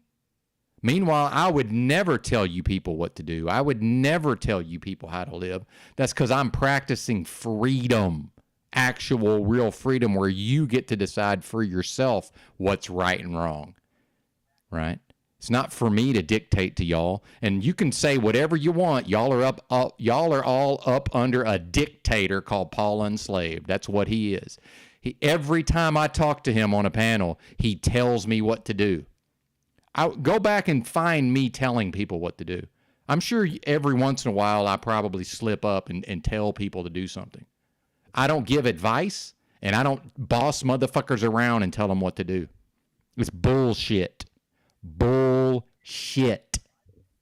How you gonna tell grown people what to do in a free country, so-called? But we know this is a fucking slave realm. We was born into slavery. So of course, many folks are quite comfortable barking orders, and other folks are quite comfortable carrying out the orders. It makes me sick. It makes me sick to see it. Anyway, I'm done. Shout out to the chat. But it's important. It's important to me. And again, the only way yeah, it's very important. I ain't out here telling motherfuckers how to live and what to be and how to do. It's crazy. I can't comprehend it. And take your ass to where I'm from in Arkansas and start telling motherfuckers how to live and see what happens. See what happens to you. You're not gonna last very long with that. That's right. Or even go to the go to Chichavatni in Punjab and start trying to tell people how the fuck they should live. Good luck. It ain't gonna happen. They ain't even gonna come out of their hut to talk to your ass. It is what it is. Yeah. But see, nobody notices when I'm controlling myself. Nobody notices when I'm living right. They only notice when I'm getting agitated and yelling at somebody, or I'm cranky, or you see what I'm saying? Nobody notices that I'm not out here telling people how to live. It's funny. It just doesn't occur to people, right? But I notice when people start telling me what to do, and I'm like, hey, why are you telling me what to do? I thought, isn't that what we tell the policy enforcement? Hey, don't give me directives. It's like, why are y'all giving me directives? And saying, well, if you believe in this thing, why are you doing that other thing? It's like, do you not think I'm smart enough to figure this the fuck out? Because I want to, motherfucker. Do I need a reason beyond I want to? Isn't that called for? Isn't it freedom? Means if I ain't hurting you, I get to do whatever the fuck I want, and your choices are to accept it and deal with it or get the fuck away from me? Isn't that called freedom? Why do you need me to be different? Why do you need me to change? Because you can't change you, probably. But that ain't none of my business now, is it? It's not my business to get up in your fucking square, in your fucking cipher, and start poking around. It's none of my fucking business. Just like my behavior ain't none of yours. At the level of, you think you're going to intervene and intercede into what I choose to do? Fuck you. If you don't like it, too bad. Take your ass somewhere else. That's all I can tell you. Don't have me on your channel. Don't have me on your panel. It's all you got to do. It's pretty simple. Yeah, and that's with the crypto Bernai alchemist, because he wrote some kind of comment like, he tried to help me. I tried to help the machine lives, but he's too emotionally disturbed. And I said, you know what? The thing is that you never tried to help me. You came on my show and put up some stupid fucking shit about some temple that's been gone for thousands of years and nobody lives in anymore. And I let you premiere that content on my show. I've never done anything on your stupid fucking show, but he gets to tell me like, hey, I don't want Tommy on your I'm not gonna come work with you if Tommy's there. And I looked at Tommy's page and I saw Tommy has 100 subscribers, and I looked at Crypto Alchemist page and I saw Crypto Alchemist has 12,000 subscribers. And I went to Crypto Alchemist and I said, you know what? I don't give a fuck what Tommy does. Mm-hmm. And I don't give a fuck what you do. Mm-hmm. and if you don't want to be on my show, I really don't give a fuck, dude. I don't know you. I don't know Tommy. Hell, I don't even know myself most days. You know what I mean? The greatest knowledge is knowledge of self. I'd like you to point to me a fully realized individual or an honest man. Like Diogenes walked around in the middle of the day with a lamp. And motherfucker said, what's that crazy motherfucker doing out here in the middle of the day with a lamp? What the fuck are you doing, man? And he said, I'm looking for an honest person. Yep. I haven't found one. That's right. I'm looking in broad daylight for an honest person, and I can't find one. You know what I mean? That's what it is. You know what I mean? That's what it is sometimes, We got to be a light unto ourselves. You know what I mean? It's very true. And then there was Drew who told me don't work with Neurojack. Neurojack's a Fed. And I said, how the fuck would you know or even care about that? If you know that he's a Fed, then then you must be like comparable to like some Fed shit. Like I don't even know how you would figure something like that out. You know what I'm saying, right? But if he's but if he is or if he isn't, like I'm not gonna stop working with Neurojack, who has 100 subscribers, because you say he's a Fed, because you put me on. Like that's some gay shit. Like I would never do that to Neurojack or anyone else, you know, that I don't even fucking know. Like why? Like I just treat everybody with the same level of respect, dude. Like that's what it is. Like that's all it is. You know what I mean? And I really don't care if they respect me as a result of that. What the fuck would I care about that? I gotta do what I gotta do. My conscience is clear. I'm gonna do what I need to do. You know what I mean? You know. Amen, brother. Amen. And I don't know what happened to the Z show. I was always live when he was live for the most part. So I haven't heard from anybody if he announced his departure or if he just has not been streaming. I have no idea. I know he's been uploading some videos. You know, I think he's curating some of his own material, it looks like. But he hasn't been doing live streams. I don't know. No idea. Yeah, peace to Z. But I know this, I'm never going to feel some type of way about being on the internet all day. And then other people who are on the internet all day are trying to make me feel bad for being on the internet all day. It's like, that's what we all have in common, folks, whether you want to admit it or not. Every single person here is on the motherfucking internet all day. You can act like you're not. Yes, you are. It's fine. I don't have a problem with it. I'm going to be on this motherfucker as much as I want to be. And whether people think that's good, bad, or indifferent, that's fine. Don't care.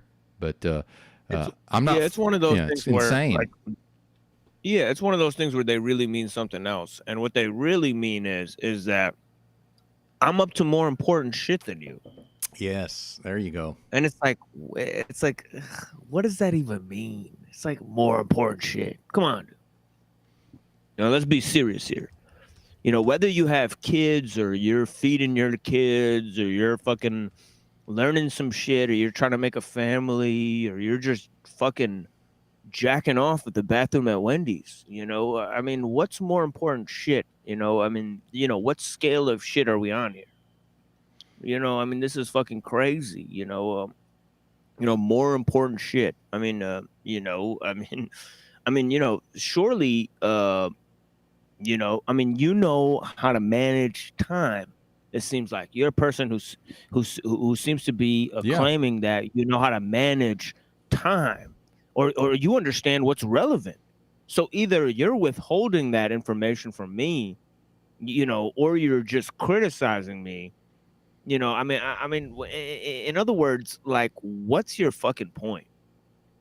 Well, and you know either you want to improve. Yeah. Sorry to cut you off, but you know, I have a track record of being able to get shit done and be able to focus and concentrate.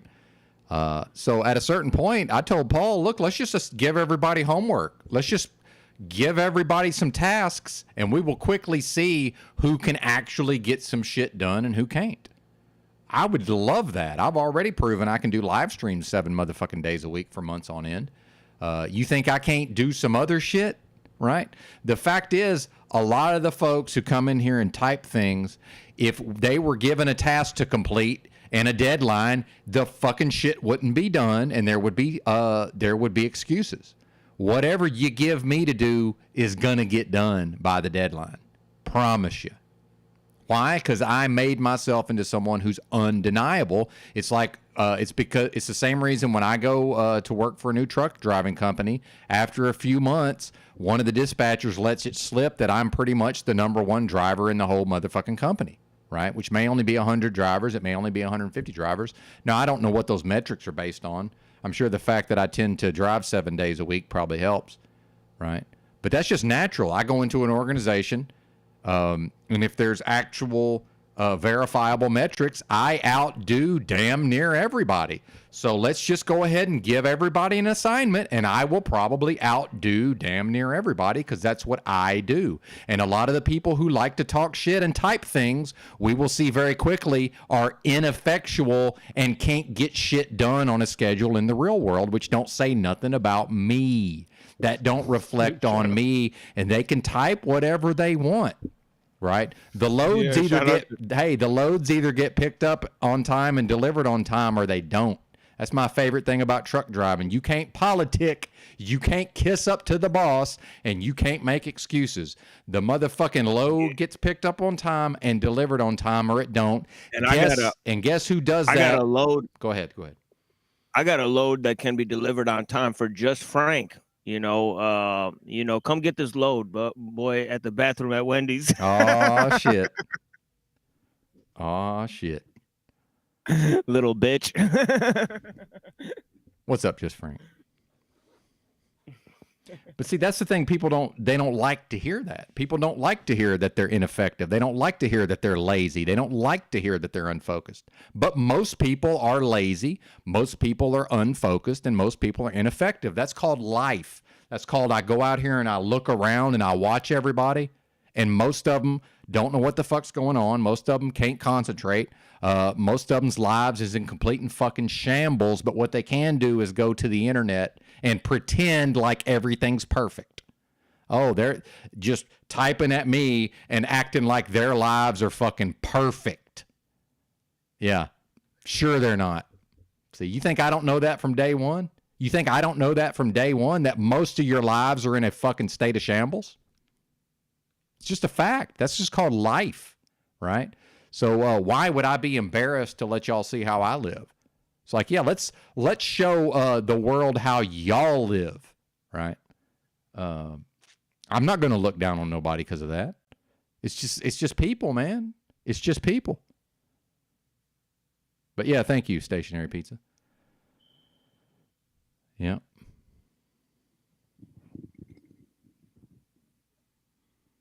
Well, and see, these attacks can't do anything. That's the interesting part is I'm up here creating, I'm up here facilitating, and then there's certain people in the chat that are just attacking and trying to bring me down. I mean, don't you understand those attacks can't do anything? So what's the point of the attack then, right? Like, what does it even do? It doesn't do anything. Doesn't do anything to me. Just reminds me of how awesome I am, actually. You want to talk about ego and arrogance? Just reminds me how awesome I am. Anyway, sorry about that. I went off on a rant there. I just think it's interesting feature, and the reason why it's an interesting feature is because people are live communicating with the showrunners. Yes. In a very interesting way. I mean, I wouldn't say because generally for shows there's an audience, or historically there would have to be, even in a theater you would have an audience, but to have anonymous chatters, that I think is a fascinating development, one that is actually critical in several respects. I mean, what exactly is an anonymous chatter? How much value or weight should be placed on an anonymous chat? It's a very fucking good question. I mean, an anonymous chat is literally, because of the quantity of them, literally useless. Like, it's literally pointless and useless. Like, the amount of value of an online chat. And it's crazy because, I'll see like, my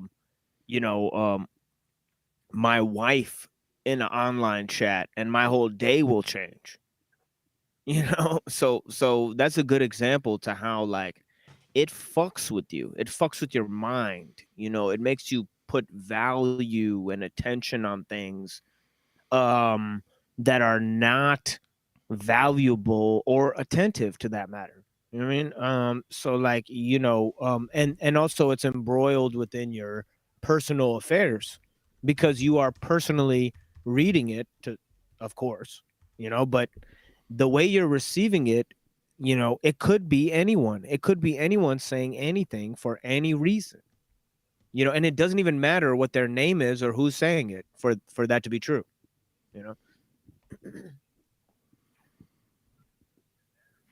Yeah, I'm just looking for something on the. I was It's like I was listening, but tuned out a little bit because I'm trying to find No, something. of course, no worries. Yeah, and that's another thing is that the act of half listening to things has been perspectively increased because if you'll notice, if you're very, very much involved in the live chat, you are actually not listening to the show at all. You know what I mean? It happens all for the sure. time. And then if you're, like it's actually impossible to pay attention to both things at the same time. So it's like, so there's that dynamic of it too, that, the chat is literally actually off the, the,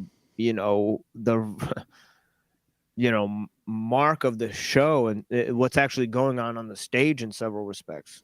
It is its own thing to a certain extent,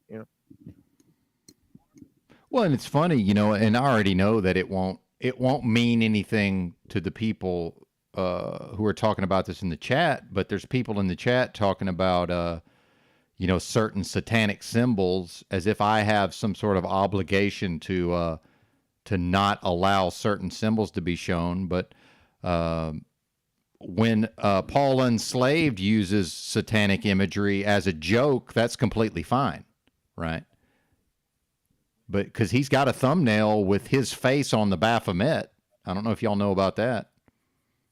But as we know, Tarek, who is down there talking about satanic imagery, well, he's not going to have a problem with, Paul having a thumbnail of his face on the Baphomet because that's a joke. It's clearly for humor, right? So the fact that it's still your subconscious can't tell the fucking difference. That's completely fine though, right? So now we get into, well, who is the person that's doing this versus, are we really condemning the act or are we going in on the person based on, where the person is in the certain hierarchy or pecking order, right? And hell, he might have changed it. I don't know. I know I have a screenshot of it somewhere. Because I just remember thinking, wow, he's really put his fucking head on a Baphomet, And I don't know if you have any opinions on that, TML. But in my world, that's kind of a no-no. It's like, no, we don't. We don't invoke the fucking Baphomet here. Well, there's going to be many people consuming satanic symbols, satanic imagery, having books on the occult, all of these things, and they're doing it ironically. So, you can never even distinguish which one it is unless you actually, figure out what that person's about. And obviously, all of these signs and symbols have been reappropriated to a certain extent, So, I know a lot of the channels that I like that expose, conspiracy stuff or satanic stuff. They use satanic images too. It doesn't mean that they believe that, they're just saying like, look at this, like they're bringing up the example of it, So, I mean, I'll play horrorcore music. I'll play satanic art. I'll show that stuff. I'll have satanic paintings and stuff to show it, to show what it is, to show that it's part of this world, to show that it's an aspect of what's going on, to show that even to show its prowess in as a work of art. I have no problem doing that as long as I am able to distinguish what my actual beliefs are. And the more you can do that, the only way what you actually believe is the way you won't be affected by these things. Otherwise, you're an impressionable mind. Well, see, they're already making excuses for him. See, Mitchell says nobody said he made the thumbnail, dummy. Did I say he made the thumbnail? I don't remember saying that he made the thumbnail. Did I say that? So, yeah, you're right. Nobody did. So why are you bringing it up? See? But they're already making excuses for him because can we face the reality that for certain people, they've already, well, and Mitchell's not one of these people. Mitchell's a little bit different, but a lot of these folks, just whatever Paul chooses to do is completely fine. Because why? Because he's attached himself to more rights and freedoms, and we're still not that far removed from a fake pandemic. And y'all can say whatever you want. Each day that ticks away without another fake pandemic happening, that shit is wearing off. Because the fact is, most motherfuckers don't give a flying fuck about any of that, especially now that they've been able to halfway go back to their normal lives. That most people don't care. And then you got some percentage of insane people who think that if I go into a fucking Starbucks doing a live stream, I now have to do a First Amendment audit of the fucking Starbucks. That's insane, by the way. That's complete fucking insanity. Now, do I need to remind Mitchell that whoever runs the channel is obviously responsible for the thumbnails, whether they created the thumbnail or not, right? But meanwhile, I had nothing to do with Tommy's icon. Oh, but you're having it on your channel. So the same person who might suggest that I'm doing something wrong from having Tommy on my channel will say, well, nobody said he made the thumbnail, dummy. It's like, well, which is it? You're trying to have it both ways, see?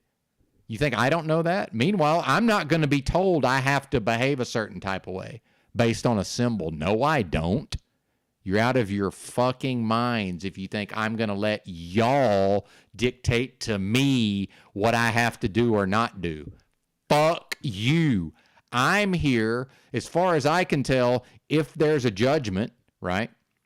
If there's a judgment, that's me and my maker. Y'all not finna be there. Y'all not involved. So I'm putting my name on my thoughts and actions. Y'all can go fuck yourselves. If you think you're going to pressure me into behaving some type of way or avoiding certain things based on your notion, fuck you. I'm going to go on my understanding. That's called skin in the game. That's called voting with my actions, you dumb, stupid slaves. I don't care who he's talking to, Chuck. It don't matter to me. Because I already know people are going to make excuses for it. Nobody's just going to say, yeah, you know what's never going to happen? People are never going to say, you know what, Benton, you're right. You're right. That don't never happen. Ever. I got a great quote by Kierkegaard. I'm gonna go grab that shit and make a little bit of coffee here. It's only gonna take me 1 minute, but yeah, bless you guys for being out here with me. Thank you guys for being here. And to all the people who said it was a great conversation, man, bless you guys. You know, we're gonna be coming at you guys every Friday, so you know, there's no worries. You know, bless you guys for being out here with us. Yeah, and thanks for TML's patience. I get a little fired up and animated sometimes, and I don't know when that's going to happen. That's part of being a person, right? And it's another reason I reject this notion is if we're all Zen Buddhists, but look, Benton's triggered. It's like, no, man, I'm emotionally fucking fired in these discourses. For all I know, that's the Holy Spirit. You know, how do I know, right? Just Frank. Oh, man.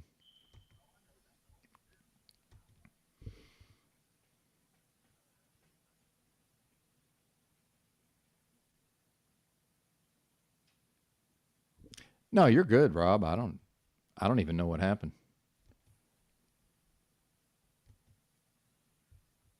Yeah, you're good. You're good as far as I'm concerned. Shit. I ain't worried about it.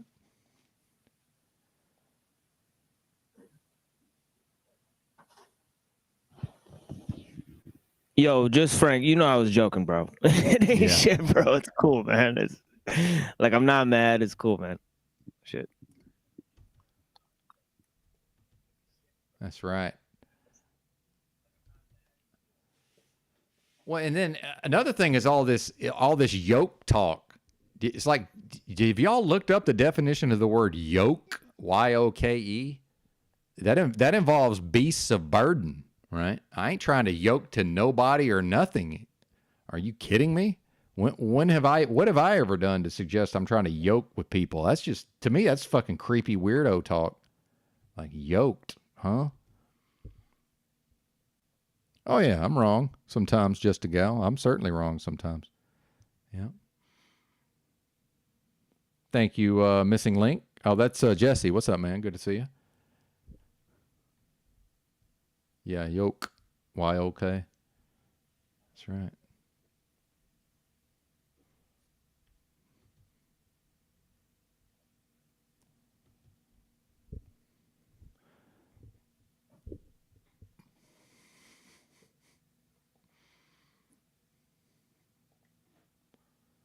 Shout out to 67 in the house, apparently. That's right. I'm never wrong, even when I'm wrong. Yeah.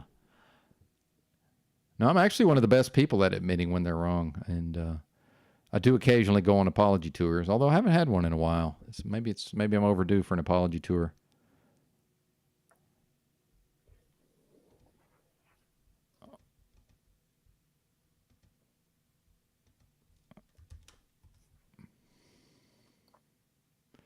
We might go open panel, though, if Machine Lies is down for that. We'll see.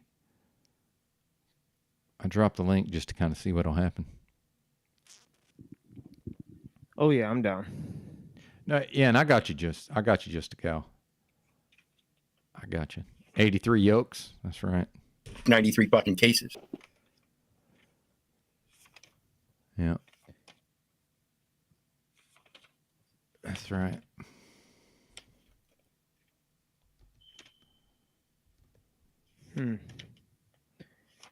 I just saw a piece of paper in here. Well, I'll just go ahead and say it, Mitchell. You don't know what truth is. You demonstrate your lack of comprehension as to what truth even is, sir. So I don't know what to tell you.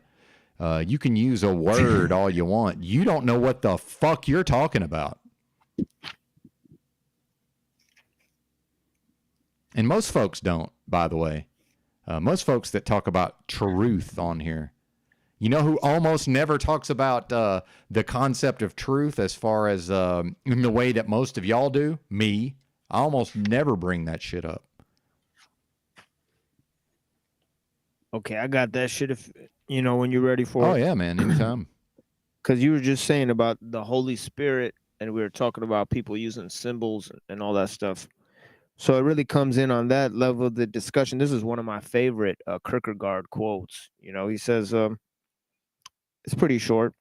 He says, if someone who lives in the midst of Christianity enters with knowledge of the true idea of God, the house of God, the house of the true God, and prays, but prays in untruth.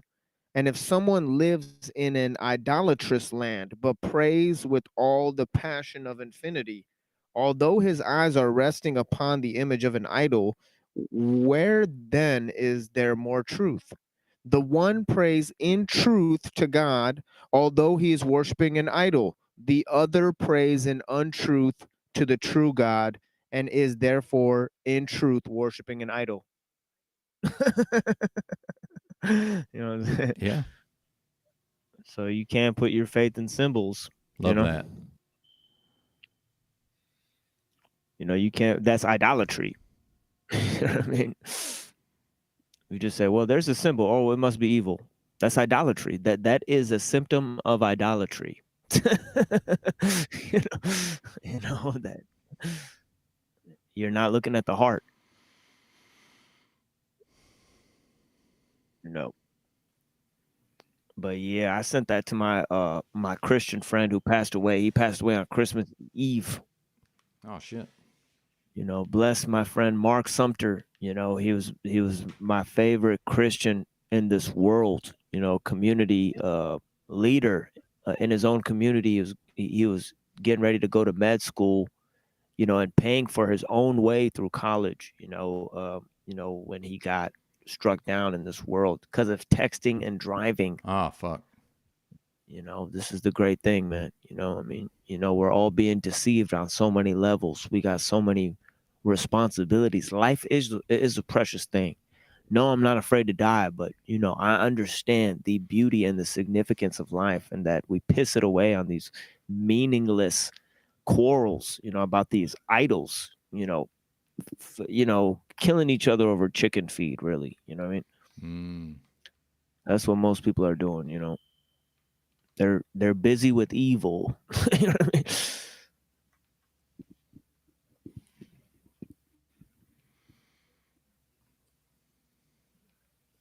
You want it for your friends, your kids, your community, your country, of course.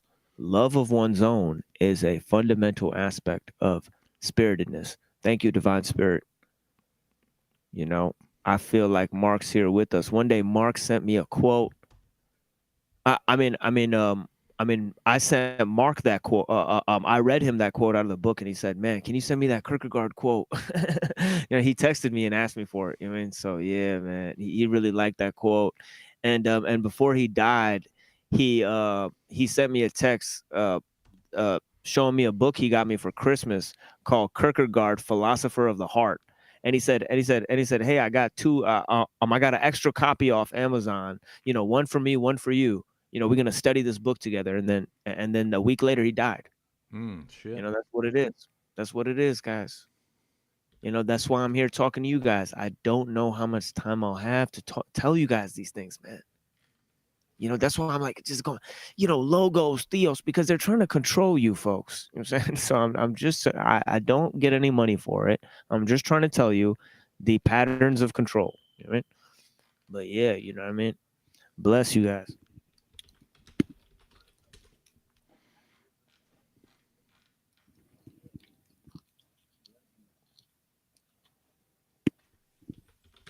Well, nobody wants to panel with us, I guess. It's all right. Enslaved by truth. Come on up, buddy. Come on up, buddy. We all know he's busy in the daytime. He doesn't buddy, come up pal. in the daytime. Although one time he did, just to prove me wrong. But typically speaking, he's not. Oh yeah, I seen him over here. I seen him over here after I kicked him off of my stream talking shit about me. Well, that's the up all night situation there, I'm sure. Yeah. It's business hours. You're not going to see him on a panel during business hours too often.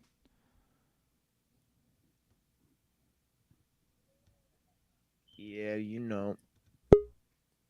Uh-oh. And J to the G. Oh, shit. Jesse's here as well. Jesse, yes. I got to hang out for a minute just in case JG wants to give me the business. What's up, Jesse? Might be your first time here. First time. Right on. Welcome to the panel, sir. What? That's wild. This is great. Yeah, bless you, Jesse.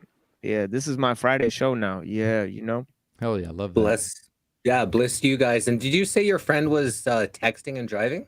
Yes. Bummer. I just had a dream last night, maybe an hour ago, not even, that I was actually on the phone talking to Angeline, and then while I was driving, and I wasn't texting, but kind of talking to her, and then the cop was in behind me, and I was throwing the phone down on the floor, and trying to make sure that he wasn't going to pull me over and stuff. I didn't get pulled over, but I just had a dream about being on a phone and driving and having the cop behind me, and it's just fascinating that you just said that. Yeah, that's wild. Yeah. And yeah, I must have thought of my friend in the back of my head 3 or 4 times this morning because of Benton's title, faith and work and all that stuff. So I was thinking about him because such a faithful person, such a hard worker, and that Kierkegaard quote, that really goes to the heart of a bunch of shit that I feel about how people mistake religious symbols for some sort of true purpose, and I agree that what somebody said, that this world is run by signs and symbols, but those symbols are tools. They're not the symbols that formulate this world are a lot more deeper. Those symbols and names are only really known to God, but yeah, So I tell you a story about something that happened to my friend, kind of not the same, but kind of similar to yours. So I went to this thing called Reggae Fest, right? I'm a dance hall reggae guy. been like that for, probably 30 plus years. And there was a party in a reggae fest in Edmonton, right? And I live in Calgary, which is 3 hours away. So there's 16 of us that went. And my buddy who was on a motorbike, right? They're all dark skinned brothers. There was 12 of them on bikes. And then there was 4 of us that we rented a Cadillac Escalade, and 4 of us went into the Escalade, right? And then the other 12 guys were on bikes. And I never went in like a little bike crew like this. And it was amazing watching them going up on the highway, together, going up on this trip. We all hung out on this Carafest weekend. It was amazing. I was the only light-skinned guy, right? So me and 15, brothers. And it was such an amazing weekend. And I told my buddy, I'm like, yo, man, I want to get a bike. I'm really interested in it. Can you help me? I want to get my first bike. And he's like, sure, I'll help you. And then that was on the Sunday. And then on the Wednesday, he was going around a corner and hit a rock patch, went headfirst into the guardrail, cracked his helmet in half, and instantly died right in front of the hospital, right? So that was a sign for me. I wasn't interested in getting a bike after that, because he was just about to help me get a bike. And, I that was it. I just decided I wasn't really interested at that time anymore to get a bike, because of, just kind of that circumstance that all went around that situation.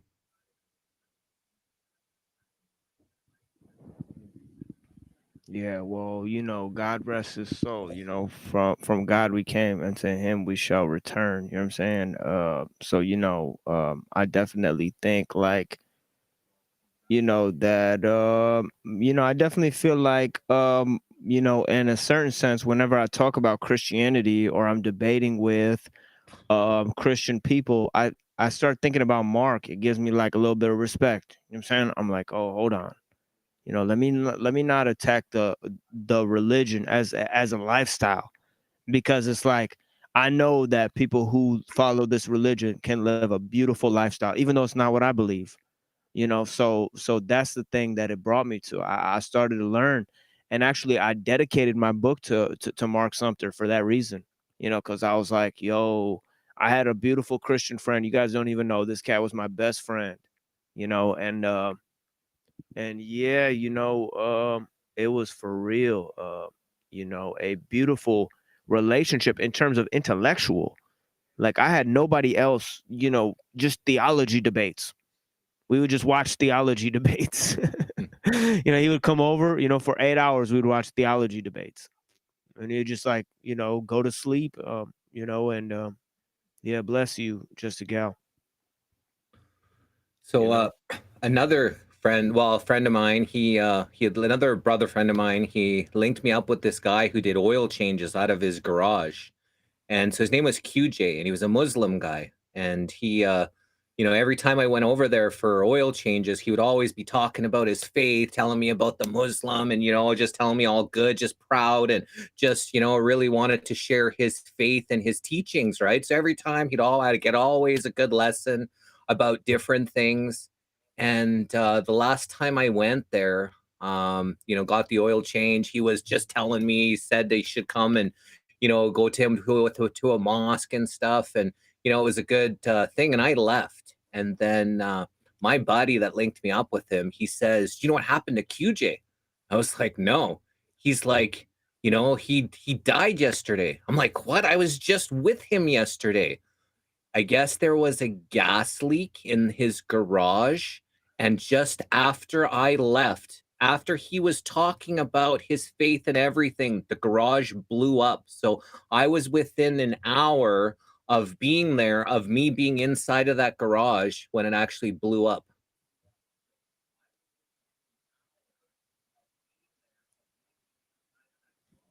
When did this happen? What day? This was a few days ago? No. This was 10 years ago, maybe. Oh, 10 years ago. Okay. Yeah, 10 plus years. But, him, I was just reminded me of, a guy that was, big into his faith. And, like when you were just saying with your buddy, Yes. And but he went out, talking about his faith, what he was believing, and so Well, obviously on the other. I just want you to realize, Jesse, that you talk to thousands of people about hundreds of things, different things. You know what I mean? The type of stories you have in your life could be endless, right? But you're here telling me specifically about this experience. I think I'm here to fulfill that role. You know what I'm talking about? Like as like your Muslim friend. You know what I'm saying? So I see him smiling right now, being like, "Oh, you got the guy right there." He's like talking about Islam. So yeah, man, I'm sure he's laughing his ass off. You know what I'm saying? You know what I mean? Yeah, man, this world is a wild, wild thing. You never know what can happen at any time. That's why we should appreciate this experience as much as we can, and enjoy this life the best we can, because we never know when it is our time, to cross over.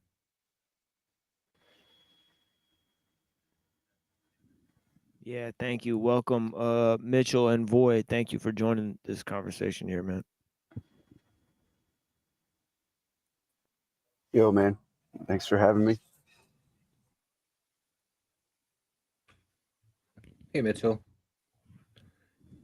Yeah, how you doing today, my brother? How's the dog doing? Everything cool with you? Oh yeah, real good. I just having a cup of coffee, getting going. Yeah, the days are short around here this time of year, so a little late start. Oh But yeah. I got a few minutes to warm up here. Ooh, man, thanks for reminding me about my coffee. Oh my God, this shit's gonna feel so good right now. Especially because I have a broken heart. So it's gonna be like, Yeah, I know that. you know that cold feeling when you got a broken heart? I don't know if you guys ever feel that, but yeah, I get this cold ass feeling like I'm like cold all day. It's not even cold, Yeah, I think I know what you're saying. You know what I'm saying? It's crazy, man. It's like this. It's like hard glass, like cold. You know what I mean? It's like some shit like that. But yeah, man. Have you noticed that it's getting darker earlier? Because it's like 5:30 p.m. here and it's already like almost dark. And I just didn't remember, in November, 5:30 p.m. it being dark. And I think that's just strange. It seems like it's getting dark earlier and earlier. It has to change at some point because It's always like been like that. yeah, it's gotta be some shit like that. Yeah. Yeah. But Now, yeah. Jesse is pointing to a specific thing in time, and you're pointing to a generality. And so I think Yeah. and Jesse has been in the same experience as you and I and everybody has been in, and he's pointing out that the days are shorter, and it's not. There are some people that it's not like Jesse didn't know that the winter is coming. Yeah. There are some people that document the days being shorter, but it's milliseconds. It's not like. Yeah, but that's just to soothe. That's just to soothe that feeling, that emotion, and it's not milliseconds. It's not milliseconds. It's minutes. The days feel plenty long to me, man. Yeah, but Jesse is addressing the point that for him it's minutes. It's 10 Did minutes. he say minutes, or is that your perception? Well, he didn't say milliseconds, for sure. Did he say minutes? No, but he was talking about minutes or seconds, and I'm sure he wasn't talking about milliseconds. Maybe he was talking about hours. Mitchell, you brought in the milliseconds, not me. I did. But I'm bringing facts to the table. Yeah, no, milliseseconds are not facts. There are people that research it. Milliseconds. And the days are getting shorter, but it's milliseconds. Milliseconds are not facts. It is a fact. Okay. And until you have evidence to rebut it, at least anecdotal evidence. Just go along on your millisecond facts, please do. What I've seen is we lose sunlight by 2 minutes every day until the next solstice. You're right on that too, JG. That happens every year. Well, I'm in Alberta, Canada, and from what I remember over the years, it usually gets, as it comes towards winter time, I don't remember it getting dark at 5:30. I remember it maybe 6:30 dark, maybe 6 at the earliest, but now it's 5:30 in November, and it's usually towards December. So if it's already in November at 5:30, is it going to be, dark by 5? Never in my life it's seen dark at 5 p.m., during the winter Yeah. time, right? So that's what I'm just saying. It just seems, and also winter seems to be getting, like, it's right now in Canada, there's no snow and it's still plus here, like it's above 0. And it seems like winter's getting farther, and then spring, it's getting colder. March, April, it's still cold. It's like the seasons are moving a little bit. So I've really noticed that over the last, I've noticed that over the last 10 years, that it seems like something's changing. And I don't know if it's because of the Gregorian calendar, when they change things, that maybe things are moving a little bit. I'm not really sure. Exactly. Have you noticed the sun has actually shifted, everybody like that has a garden, maybe 30 degrees or so, 15 degrees. I'm not exactly sure what it is. Everybody that attends a garden. Hold on, shut the fuck up, motherfucker. I'm going to finish my everybody sentence. that attends a garden, and you don't. No, you don't, because you live in a garden. Jesse, So I have a everybody question that for attends a you. I have a garden, question everybody for that you, actually Jesse. attends I have a question garden for you, Jesse. has Have you actually noticed that the sun has actually that plants shifted? act differently. Have you actually noticed the sun has Plants act differently shifted? when they don't even notice You're a fucking why. pathetic little bitch. Have you actually noticed that you. the sun has shifted Thank in you, the long-haired sky? man in a car, for calling me a pathetic. Right. little That's why you're desperate to talk over me, because you're scared of what I had to say. It's not going to be your mental masturbation. I'm going to bring some fucking facts to the table so the fucking conversation can progress and we can stop looping through your fucking stupid ass bullshit. That's why I actually clicked the link, because because some anonymous fucking little boy on the internet wants to be perceived as arbiter of truth. Yeah, exactly. Right. Looping. Yeah, exactly. Yeah. Thank you very Looping, much. looping. Bitch Now, boy. yeah. We want to see your face. Show us your face, brother. Meaningless. Yeah. No, he's too fucking scared. Yeah, so we're talking about the sun and the seasons and the time, that's actually what we were talking about. No, we're not talking about anything, because you wanted to dominate the conversation because you're a weak little boy on the internet with something to prove. This is ghetto. This is corporate. Projecting. So again, we were talking No, about I would have said what I had to say. I had a question for Jesse, yeah, but you that's why I refused had to let to me join this ask it. conversation. I heard the question, Mitchell. All right, thank you. I yield. I heard the question. So I haven't, I always look up at the sky and the stars and the sun, but I haven't really noticed degrees. That's something that I don't take into my consciousness, so I don't know about it shifting and stuff. So I couldn't answer that, with my awareness. But Mitchell, Yeah, so with my house I grew up at, I noticed that the sun sets in a slightly different place. It's probably, I don't know, there's people that have documented this, but I think it's like the polar excursion. Could it maybe explain some of that? But I'm not real sure. Things are changing, so it doesn't surprise me. It just, things are shifting, things are changing a little bit, like things are altering itself. That's, that I do, feel is happening. Does the sun still rise in the east? Yeah, that's still a fact. Yeah, but I mean, Jesse, if you notice that, like, how short would the shortest day be? Like, how short would the shortest day be in your neck of the woods? Like, would that end at 5 o'clock in the afternoon? Well, like I said, 5:30 p.m. here is now getting dark, and I don't remember it being dark that early, especially in November. I'm not an early riser, so I don't catch the sunrises and stuff. So I'm not sure about the length of days and stuff, right? But I just noticed that at 5:30, I just don't remember it being dark this early in November. I don't even remember 5:30 it even getting that dark, right? And someone said 4:30 p.m. they had darkness, so I'm not sure. And they said that that's strange. So I've just noticed that it's getting darker earlier, and I was just wondering about people if they've recognized that as well. I feel that. I feel that too, but I don't. Yeah. I'm not sure. I'm not sure yet, because I totally feel what you say, but I'm not sure until it's until it's the solstice, or what's it called? Until it's 2050. Now, if it gets dark by 4 o'clock, if it's really dark at 4 o'clock, then there's something wrong. But This is my amigo right here. Say what's up, man. Right. Hey, man. Amigo? Yeah, say what's up. Hola, amigo. Amigo. They said, hola. Colombiano. ¿Cómo estás? Muy bien. ¿Tú hablas Hello. español? No English. Hablo Spanish. do you speak English? Yes. Where do Hablo I need to go? español. Yes. Hello. Hard worker. Good estás? dude. ¿Cómo estás? All right, man. Man, a few words. Yeah, hell yeah. Wise man. Wise man. Wise man. That's awesome. I just need the washroom. I'll be right back. Yeah, it's funny. Some of these Hispanics fuck with me, and then some of them are just like salty as shit. They'll show up seeing me here at like 7 a.m. Like, oh fuck, gringos here.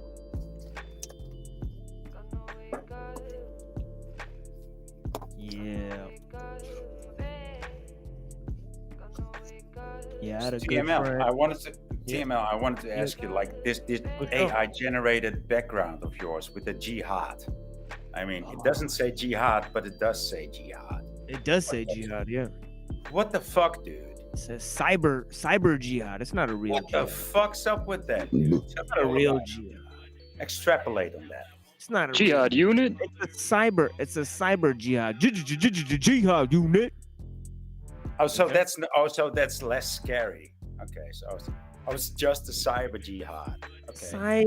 It's a cyber jihad. Just calm down, boy. It's just a cyber jihad. Okay, I was just asking. It's just a cyber caliphate. It's not real. Everybody calm down.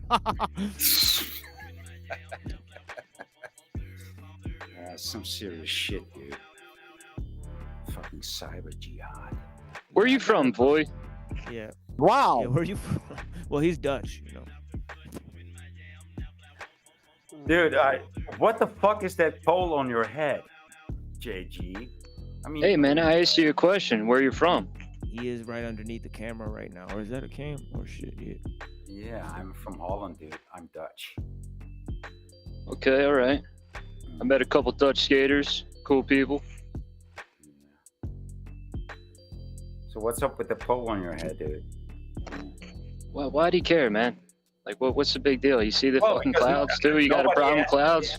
Well, nobody I ever saw wore a pole on his head. I mean, you know, it's pretty, it's pretty spectacular, to say the least. Great conversation. Great That's conversation. because he's transmitting information as we speak. I mean, Well, Ben keeps muting me. No, I haven't muted you, JG. oh shit. What the fuck, then? No, I just don't- got muted by someone. No, it wasn't me, sir. That's that Simon and Garfunkel shit in the middle of the fucking wires. The sound of silence. I am a rock.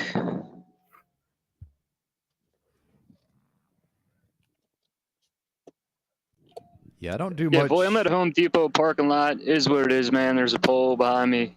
I mean, what can I do? Yeah, I wonder if they sell this shit to make the pole inside the Home Depot. You know, then you could buy shit in the Home Depot and make another pole right next to it and trip them the fuck out. You know? Be like, oh shit, where did this pole come from? Nobody even built this shit. Hey, Ben, I'll give you a heads up. If you ever need money, right? Go to Home Depot. Just say, hey, you guys got any work? I guarantee you'll find work, man. Yep, that's a good tip. I appreciate it, sir. Yeah, I've actually stood outside with the Mexicans. No problem, man. I've actually stood out in front of the Home Depot with the Mexicans many times. Believe it or not. Yeah. I need to get back in shape. Hell, I could probably use some work at this point just to get back in shape. I put in laminated floors yesterday and made like $90 for 9 hours. It's fucking crazy. Yeah, it's not a lot of money, certainly. I wanted to say that's a bit cheap, but you know, Well, I'm in low ball central right now. I don't even know what that means, dude. I mean, I'm Everybody's trying to get over on you with some low ball price. Like, oh, I'll give you this. It's like, nah, let me get 15 an hour. Let me get, 16. Oh, I can So only do this. Okay, dude. So let me let you in on a secret. You got to tell them $20 an hour, dude. Well, gotta that's because tell of them. your And friends. that's what I usually do, boy. Usually I'm making 20 an hour, 22 an hour. Okay. So you gotta notch it up. You gotta Well- take it up a notch. Yeah, but in this And environment, say, man, you're all not you getting have 20 to an hour. say- All you have to say 35 an hour. 35 an hour. Well, They'll laugh at you, boy. what's interesting though is I know people laugh at me. What's Yeah. been in the news is people are talking about the southern border being open, and this is the reason, right? This country, whether we like it or not, the United States is dependent on migrant labor, and that's keeping the prices I was down just for gonna say JG. that. Yeah, that's Yeah, why I he was just gonna can't say get that. more than Ask your $10. friends. Ask your friend, the Hispanic guy, how much he charges. That dude would probably charge way I'll less. do it for 10. Yeah, but see, I'm not really sweating it because, dude, the food here is so cheap. I can get a burrito for $2. You know, I'm gonna make more money. I'm gonna be getting 20, 22 an hour again. It's temporary, man. Are you down near the border, or do you not want to say? Yeah, I'm in El Paso. Oh, okay, yeah. See, that's exactly. Yeah, I like El Paso. It's interesting town. Damn. Yeah, it's Is it fucking cold down cool there? ass place. Nah, man, it's fucking dope. Look at this. Is it warm? What's the temperature? Yeah, it's perfect. 60s, 70s every day. Yeah, it gets cold out there, but it's nothing Drops crazy. down to 50, 40. Yeah. The lowest I've seen it drop is like 43. It's not bad.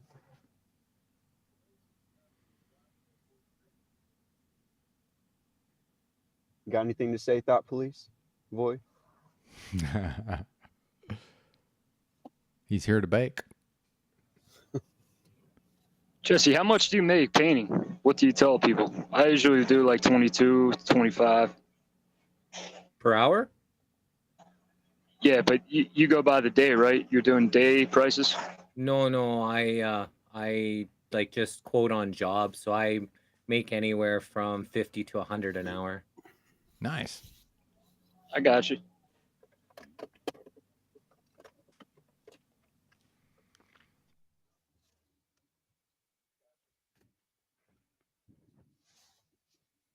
One job that we did when I was in Thailand, I had booked a job to do just after Christmas, and I had broke my foot in Thailand. I crashed a motorbike through a lawyer's office window and broke my heel in 2 places. So I stuck in Thailand for about 3 months, and I ended up having to come back to ended up doing this job where we sprayed this warehouse. And it was a friend of mine. They had this pharmaceutical kind of, they make creams and stuff out of this little kind of warehouse place, and they wanted the inside of it sprayed. And so I believe it was 4,500 I charged them. I needed to hire a guy that came and helped me because I was still kind of limping around on my broken foot. And it took us 3 days to do it. And I think it cost me 500. I had to buy a rent a lift for 500. Right. So I ended up making about $1,000 a day, on this job, with the paints was about 500 for this thing. So that was actually one of my nicer ones. And then also we did 20 G's in a month where we painted 1,047 window frames in this condo complex. And I told the guys if we could get it done in 30 days, I'd each give them a $500 bonus. And after I think I got 37,500 for it. And after paying the guys and the things, I made 20 G's in 1 month for that month on this condo complex. So, it can be good money if you're, getting the jobs and, quoting right and getting them. How much are you paying your helpers? $20 an hour, $25 an hour, depending on their skills and stuff. Skill level, yeah. Yeah. You gotta pay your people good. If you pay people well, they deliver. If you want to downpay your people, you're not gonna get good work. In the end. Well, it's hard finding good people, and a lot of people that Yep. aren't fucked up on drugs and shit, and even like friends. I know I've gone and dropped off people at the job site, driven away, and then I was like, oh, I forgot something. Come back like 15 minutes later, and they're all smoking in the park. They haven't even been working for half an hour. You got These are any friends. Xannies? That's useless. That kind of. these are friends smoking, and they're smoking in the park after working for less than 30 minutes, and they're already breaking because I leave, right? Yeah. So it's, and I've had other guys that have been caught sleeping in the freaking thing, and it's hard to find good people. So most of the time, I just do it on my own. Yeah, I know what you're saying, because I've been in that position too. I've been working for people too, as much as people have been working for me, and I've been working for people, and they look at me like after the morning has passed, and they look at me like, I've been gone all morning, and you've just been working. I said, yeah. He said, yeah, well, hardly anybody does that. When I'm gone, people stop working. I said, no, and he just paid me extra that day, like 100. It's like, What I notice is people they'll try to school you. It used to be normal to just keep working, but now it's normal to stop working when nobody's watching. That's stupid. Dude, there's so many people that they'll see you doing something, they think they know what they're doing, and they'll be like, oh, you gotta do it like this. Like they're trying to school you. They have no clue what they're doing. Guy yesterday kept telling me, oh, do this. I'm like, oh, just stop backseat driving. I know what I'm doing. You're jumping to conclusions. I'm not even done yet. He just kept watching me. And he's like, oh yeah, do this. I'm like, dude, just let me work, man. I know what I'm doing. You're jumping the gun. I don't believe you, dude. I think dude, to be honest, I think you talk more than you work. I don't think your work is that good. I mean, you get paid $10 an hour, and you talk, and you're talking here about how good your work is. I don't. Okay, boy. To be honest, check it out. I'm a day laborer at Home Depot. I travel around, so sometimes you'll get paid. You'll get underpaid. You'll get a lowball price. Yeah, I wouldn't hire. Okay, I don't care what you believe, man. I can paint well. I can put in floors well. I know what I'm doing. It doesn't matter. You don't have to convince me. I live on the other side. Like people say, I have one of the best styles out of the East Coast on a skateboard. Like, believe that or not? Yeah, I believe you. What the fuck is your problem, Canada. dude? So that's Alberta's just above Montana. And the worst is Is your when problem, you pay dude? people, because then, especially the ones that have substance abuses, you don't see them for 2, 3, 4 days until they run out of their money, and then they, then as soon as they need them run out of money, then they calling you back, and they might miss a couple days, and that's kind of shit, right? So. I like to pay them at the end of the week, at best. Some people, they want the money early and stuff, but I'd rather pay them at the end of the week because you don't know when you're going to see them again. Yeah, you got to. Boy, could you make this right here? Could you get the measurements for that properly and cut that? This piece of laminated floor has my picture? Probably not, right? No, dude, that's like rocket science. That's like rocket science to me. Yeah, no, I couldn't do that. Is that laminate? Yeah, laminated floors, Jesse. Yeah, so I've had to stall quite a few. So I done painting, like my dad was a painter, and even though we didn't have the best relationship, that's one of the skills that he taught me at 4 years old. They managed an apartment building, so I started painting at 4. By the time I was 12, I was working for their companies in the summer and stuff. So I did painting. Then I went to college. Then I went to web design school and worked for some oil companies, did marketing and, food and beverage management at a place. But then I went into the business world. It didn't really like it. So I just went back to painting. But I've been doing that for the last probably 15, 18 years, kind of on my own, away from the system, getting contracts, doing my own thing, away from the whole government thing. But I've learned how to do tiling, laminate flooring, vinyl plank flooring. What else? Some installing some, drywalling and, wooden beams, like just anything. Customers ask, can you do it? I'd say sure. And then if I don't know how to do it, I just find somebody that does, get them to do the job with me 1 or 2 times, and then I can do it afterwards, right? You just learn on the fly. So I've been able to learn how to do all these different things over the years, so I can pretty much do it all. You can learn on the fly, and also the way I learned and my brother learned a lot is buying the stuff. And this one company was actually specialized in advising people on how to install the stuff that they bought, right? And so I don't believe you.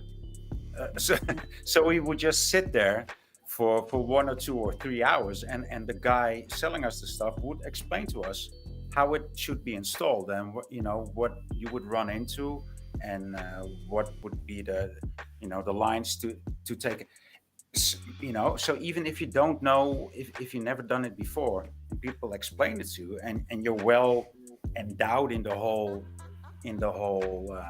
area of business, it's pretty easy to catch. So even if you don't know how to do it, people explain it to you how you can learn pretty easily. Like within a day, you can learn how to do stuff.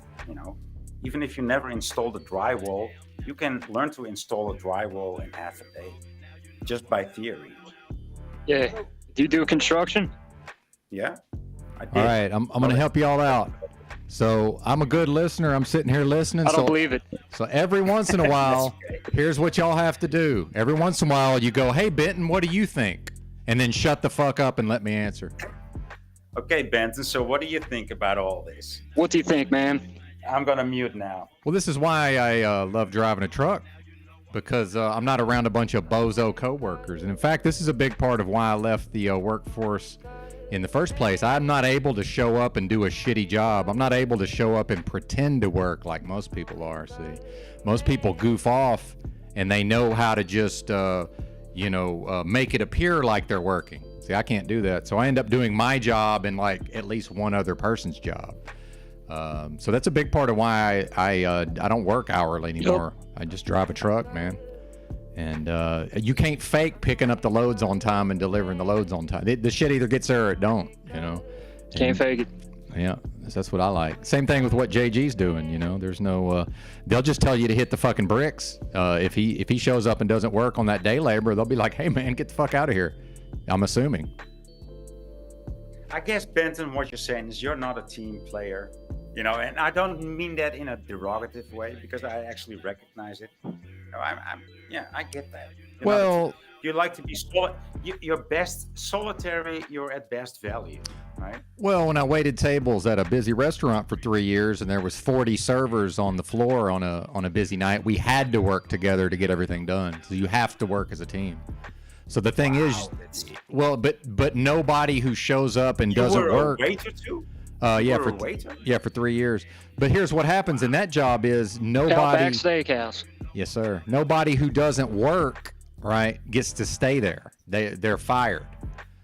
So what I found on a lot of these jobs is, the boss or the supervisor understands that most of the workforce is of such poor quality that there's no point in firing the people that are here now, because they're just going to get replaced with new people who are just as worthless. So the fact is, I'm an excellent team player when the rest of the team also does their jobs. That's yeah. Everybody needs to fill their role and play their position. Yeah, I hear you. Yeah. Boy, I think you're the weakest link. I think I am. That's why I'm in black, dude. That's why I'm not even coming up, dude. Because I know I was just gonna have to. You're a black dude, boy? Yeah.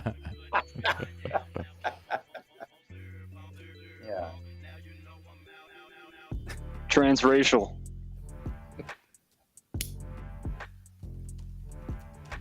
I think my lungs should be black by now. I might start being transracial. Just, Yeah, why not? become black like Rachel Dolezal, how she's claiming she's black.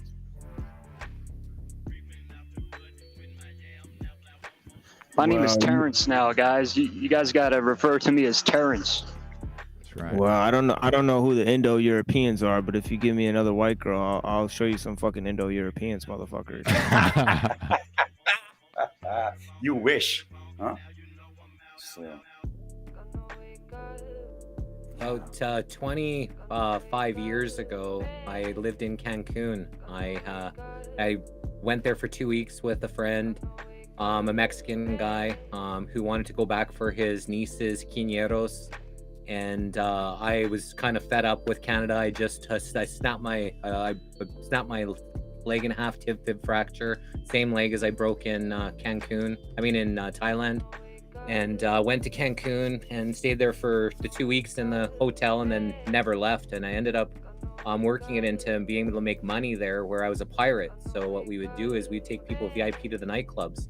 we get paid $4 US for every person that we brought.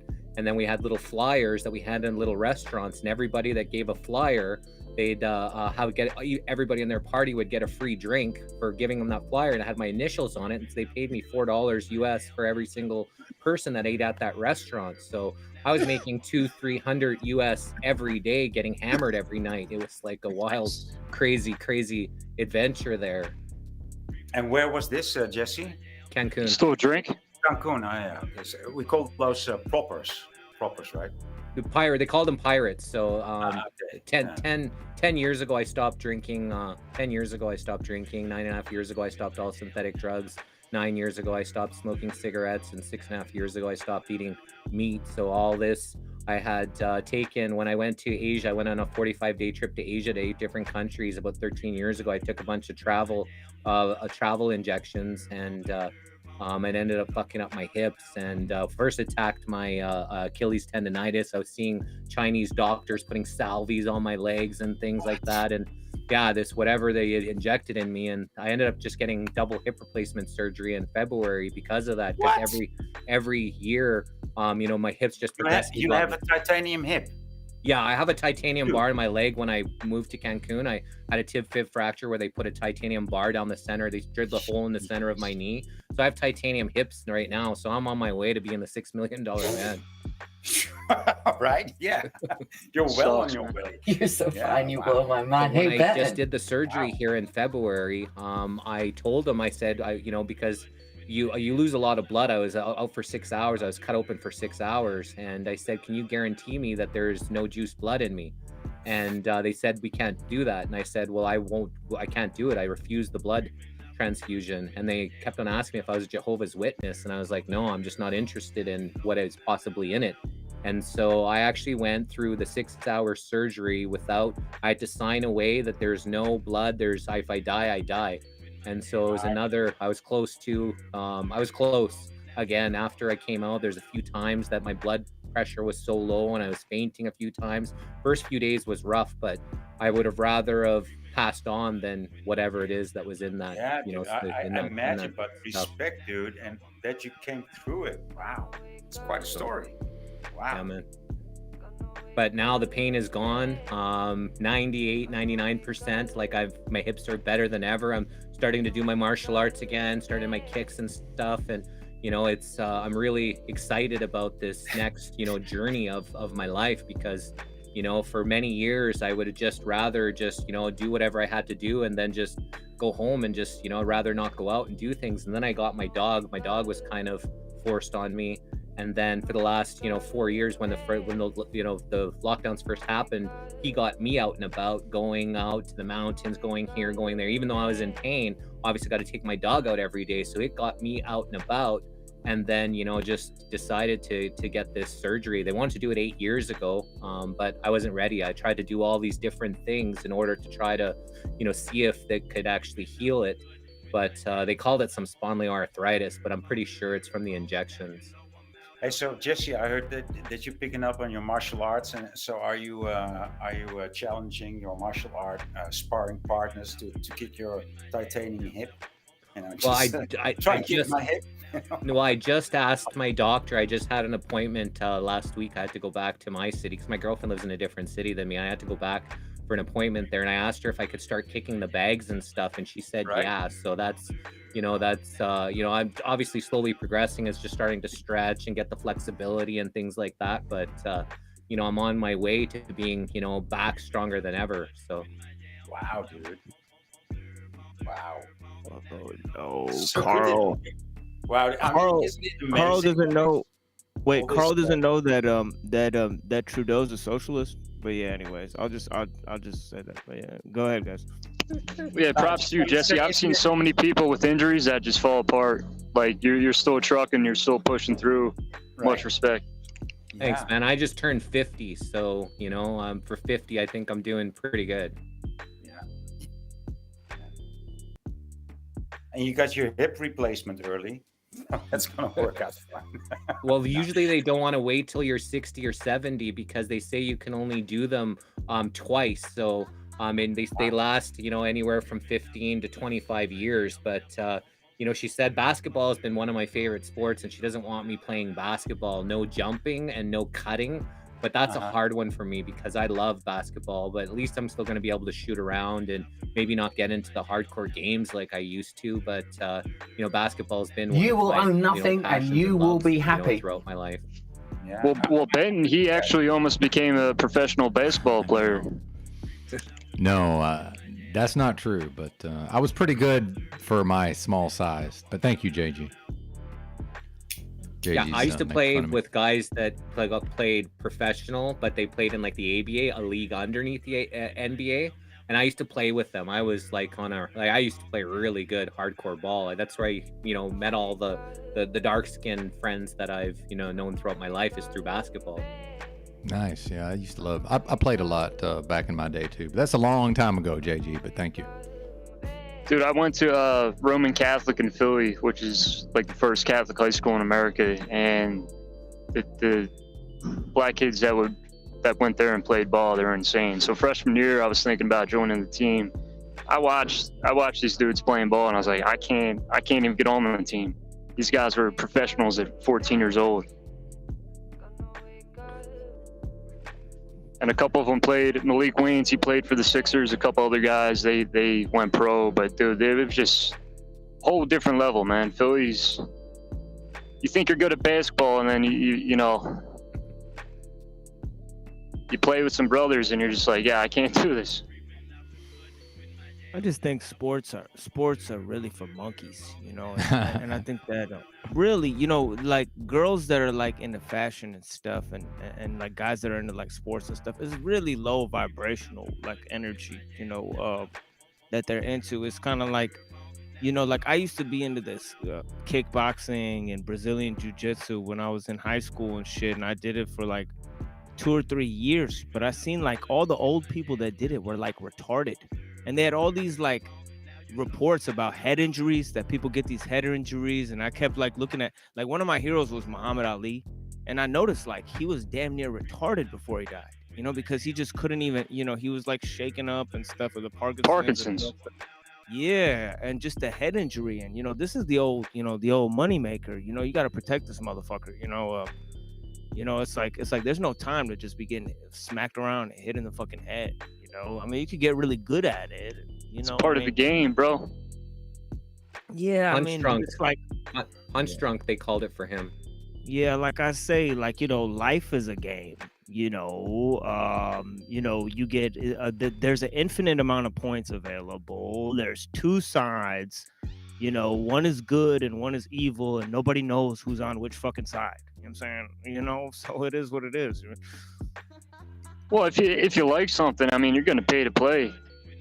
If you're a BMXer, you're gonna get fucked up, man. Like, look at Matt Hoffman. The dude killed himself because of his head injuries. Oh yeah, like I didn't know he passed. I totally get like getting really good at some shit. You talking about the and, BMX like, guy, the freestyle, the ramp guy? He killed himself? Yeah, Matt Hoffman. Yeah, I didn't He know. had I didn't head realize injuries. He was dealing with suicidal thoughts. He killed himself. Shit, I didn't know he passed. Damn, that's fucked up. Yeah, I used to watch a lot of his videos back in the VHS days. We used to watch him on VHS. Fuck, dude, that sucks. Hold on, was it Dave Mira or Matt Hoffman? See, I don't Matt know Hoffman's if BMXers that old. well. He's like my age. He's old and shit.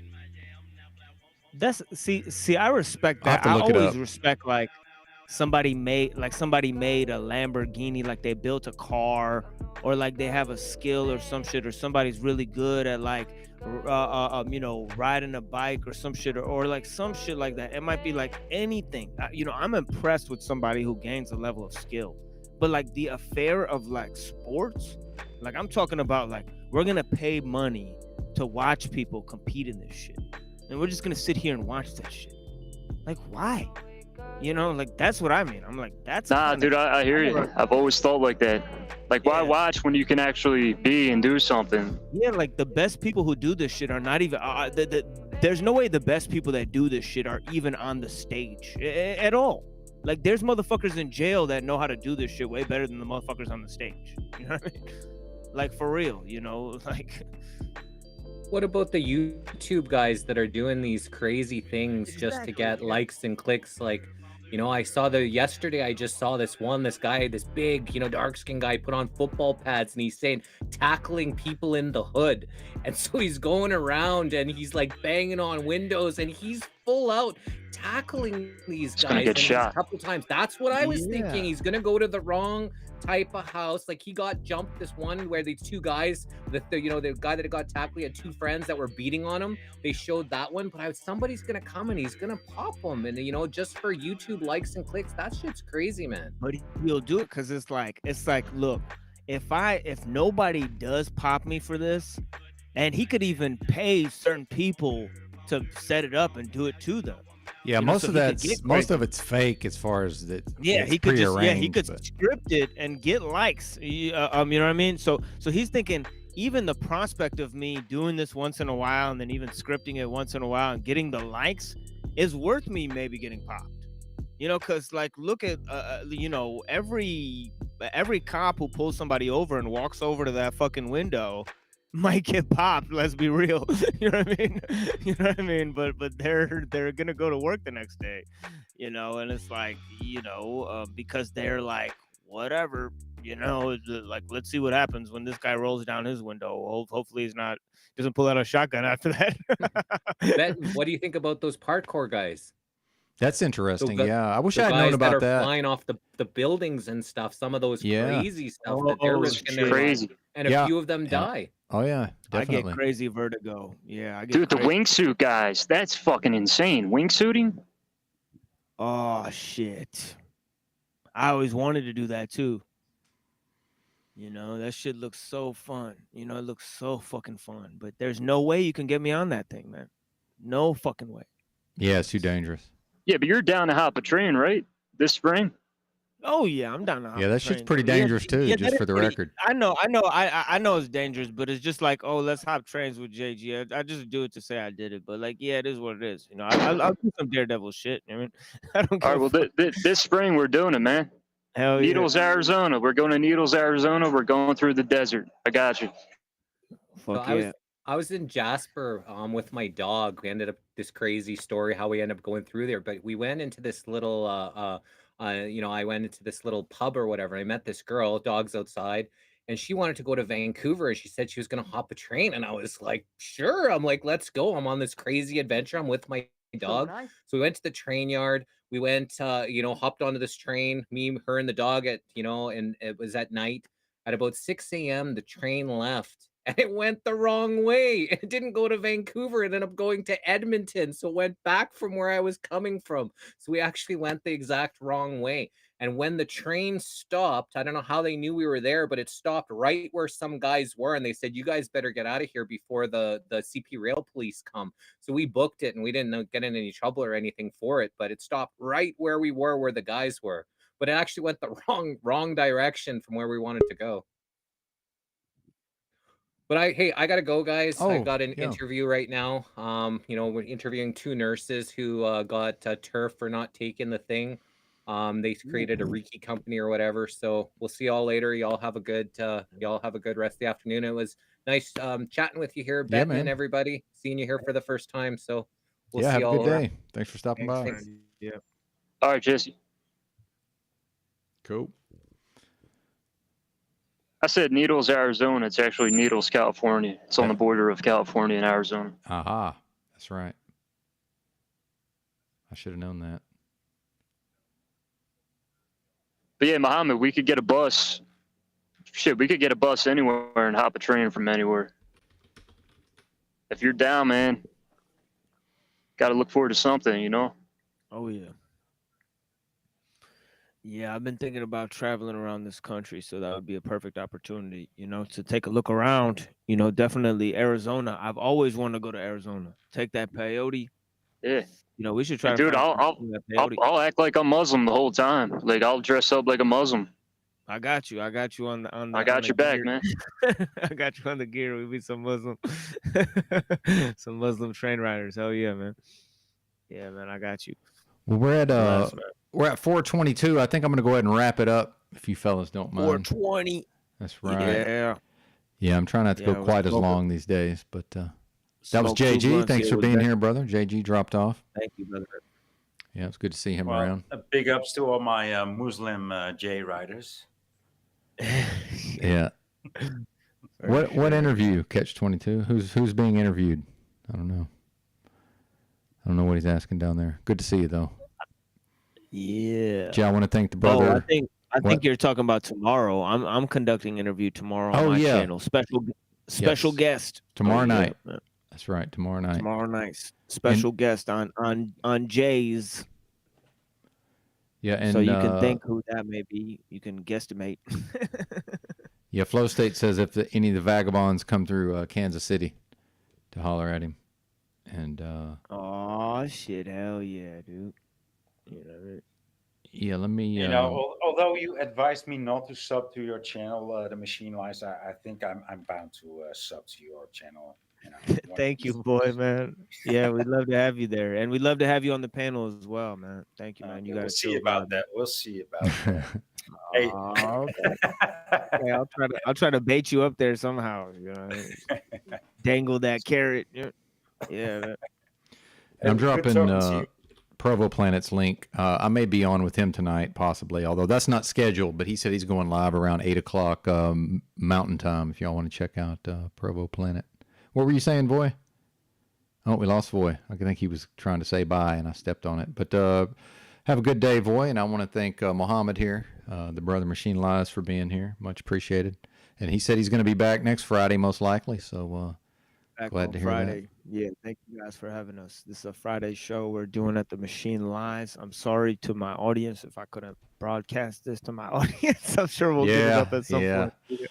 Yeah, man. Bless you guys, man. And thank you for having me, Benton. And it's been a pleasure working with you as well, my brother. And you know, thank you so much, old man. You know, you and Talcott, you know, you guys really held me down out here, you know, and I appreciate you guys, your experiences, especially you know, sharing your experience and especially your knowledge. You know, Thank you, sir. Deep mind.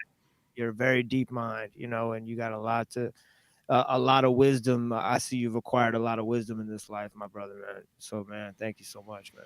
Yeah, Well, thank you, Pistolero, man. Thank you, that's Sunshine, a lot. man. That's a lot to live up to. So hopefully, I will be able to do that. Oh, you got this. You got this, dude. You know, you don't got to do much. You just got to show up. Yeah. Bless, brother. All right, man. I'm gonna let you get out of here, and I'm gonna take a couple minutes and wrap up, and then we're gonna get out of here. Yep. Check him out tomorrow night over on his channel. I missed the start of the show because I'm, you know, I go to sleep so insanely early. Oh yeah, random fan with the buttons. Yeah, if you could hit my email, I'd appreciate it, sir. If you don't mind, just shoot me an email. It's in the description of this stream. And just say, hey, this is Sean, random fan, if you would. That way I'll have your email. The painter, I believe, was that Voy or Jesse? I'm not sure. Apparently, a lot of folks work for themselves in the trades or whatever. I'm the bozo truck driver. Thank you, Just Out. Appreciate that. Yeah, I had fun. It was a good stream, great stream, if I dare say so myself. I guess go check out OTW. I don't know how much hating of me is going on over there. I'm sure some, but that's okay. We will weather those storms, most definitely. So probably be back in the morning. Who knows? Hard to say. I do like to, as you folks may know, there's not that many folks going live on Saturdays. So I may be here tomorrow. We'll see. But thanks for watching and listening. Bye.